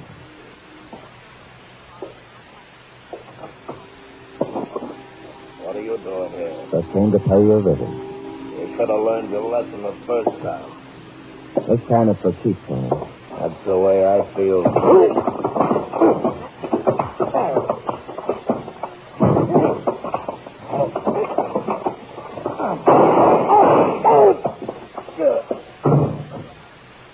I couldn't let him kill again. I just couldn't.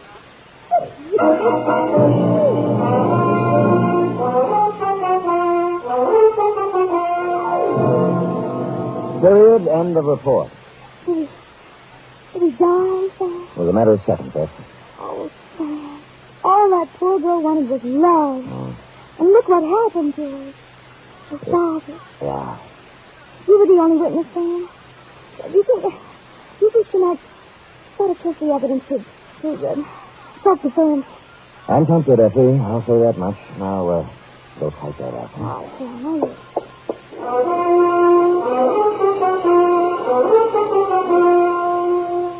Three chimes mean good times on NBC.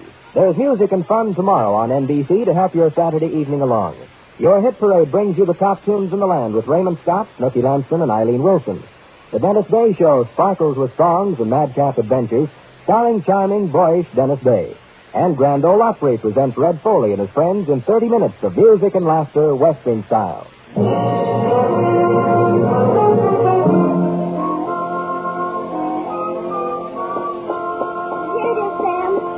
Believe me, I didn't enjoy typing it at all. I didn't expect that you would, F. As a matter of fact, it surprised me that you enjoy any of them. Well, I never liked the killing part, Sam. Oh?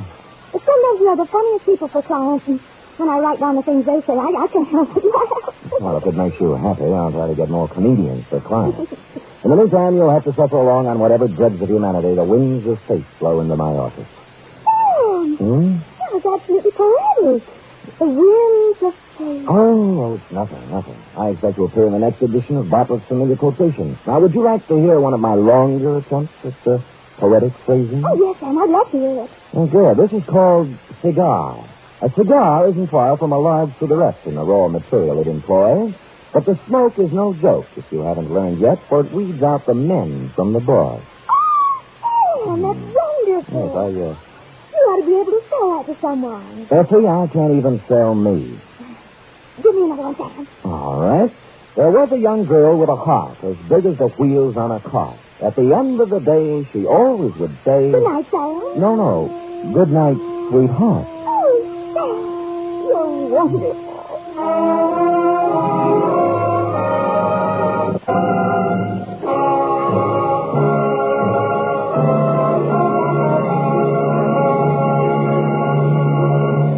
The Adventures of Sam Spade are produced, edited, and directed by William Spears. Sam Spade was played by Stephen Dunn. Lorene Tattle is Effie. Script for tonight's adventure by John Michael Hayes.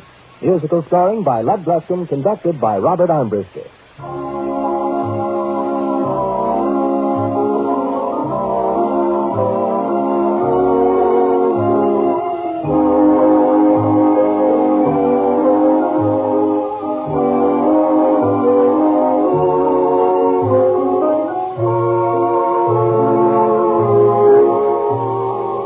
Join us again next week, same time, for another adventure with Sam Spade.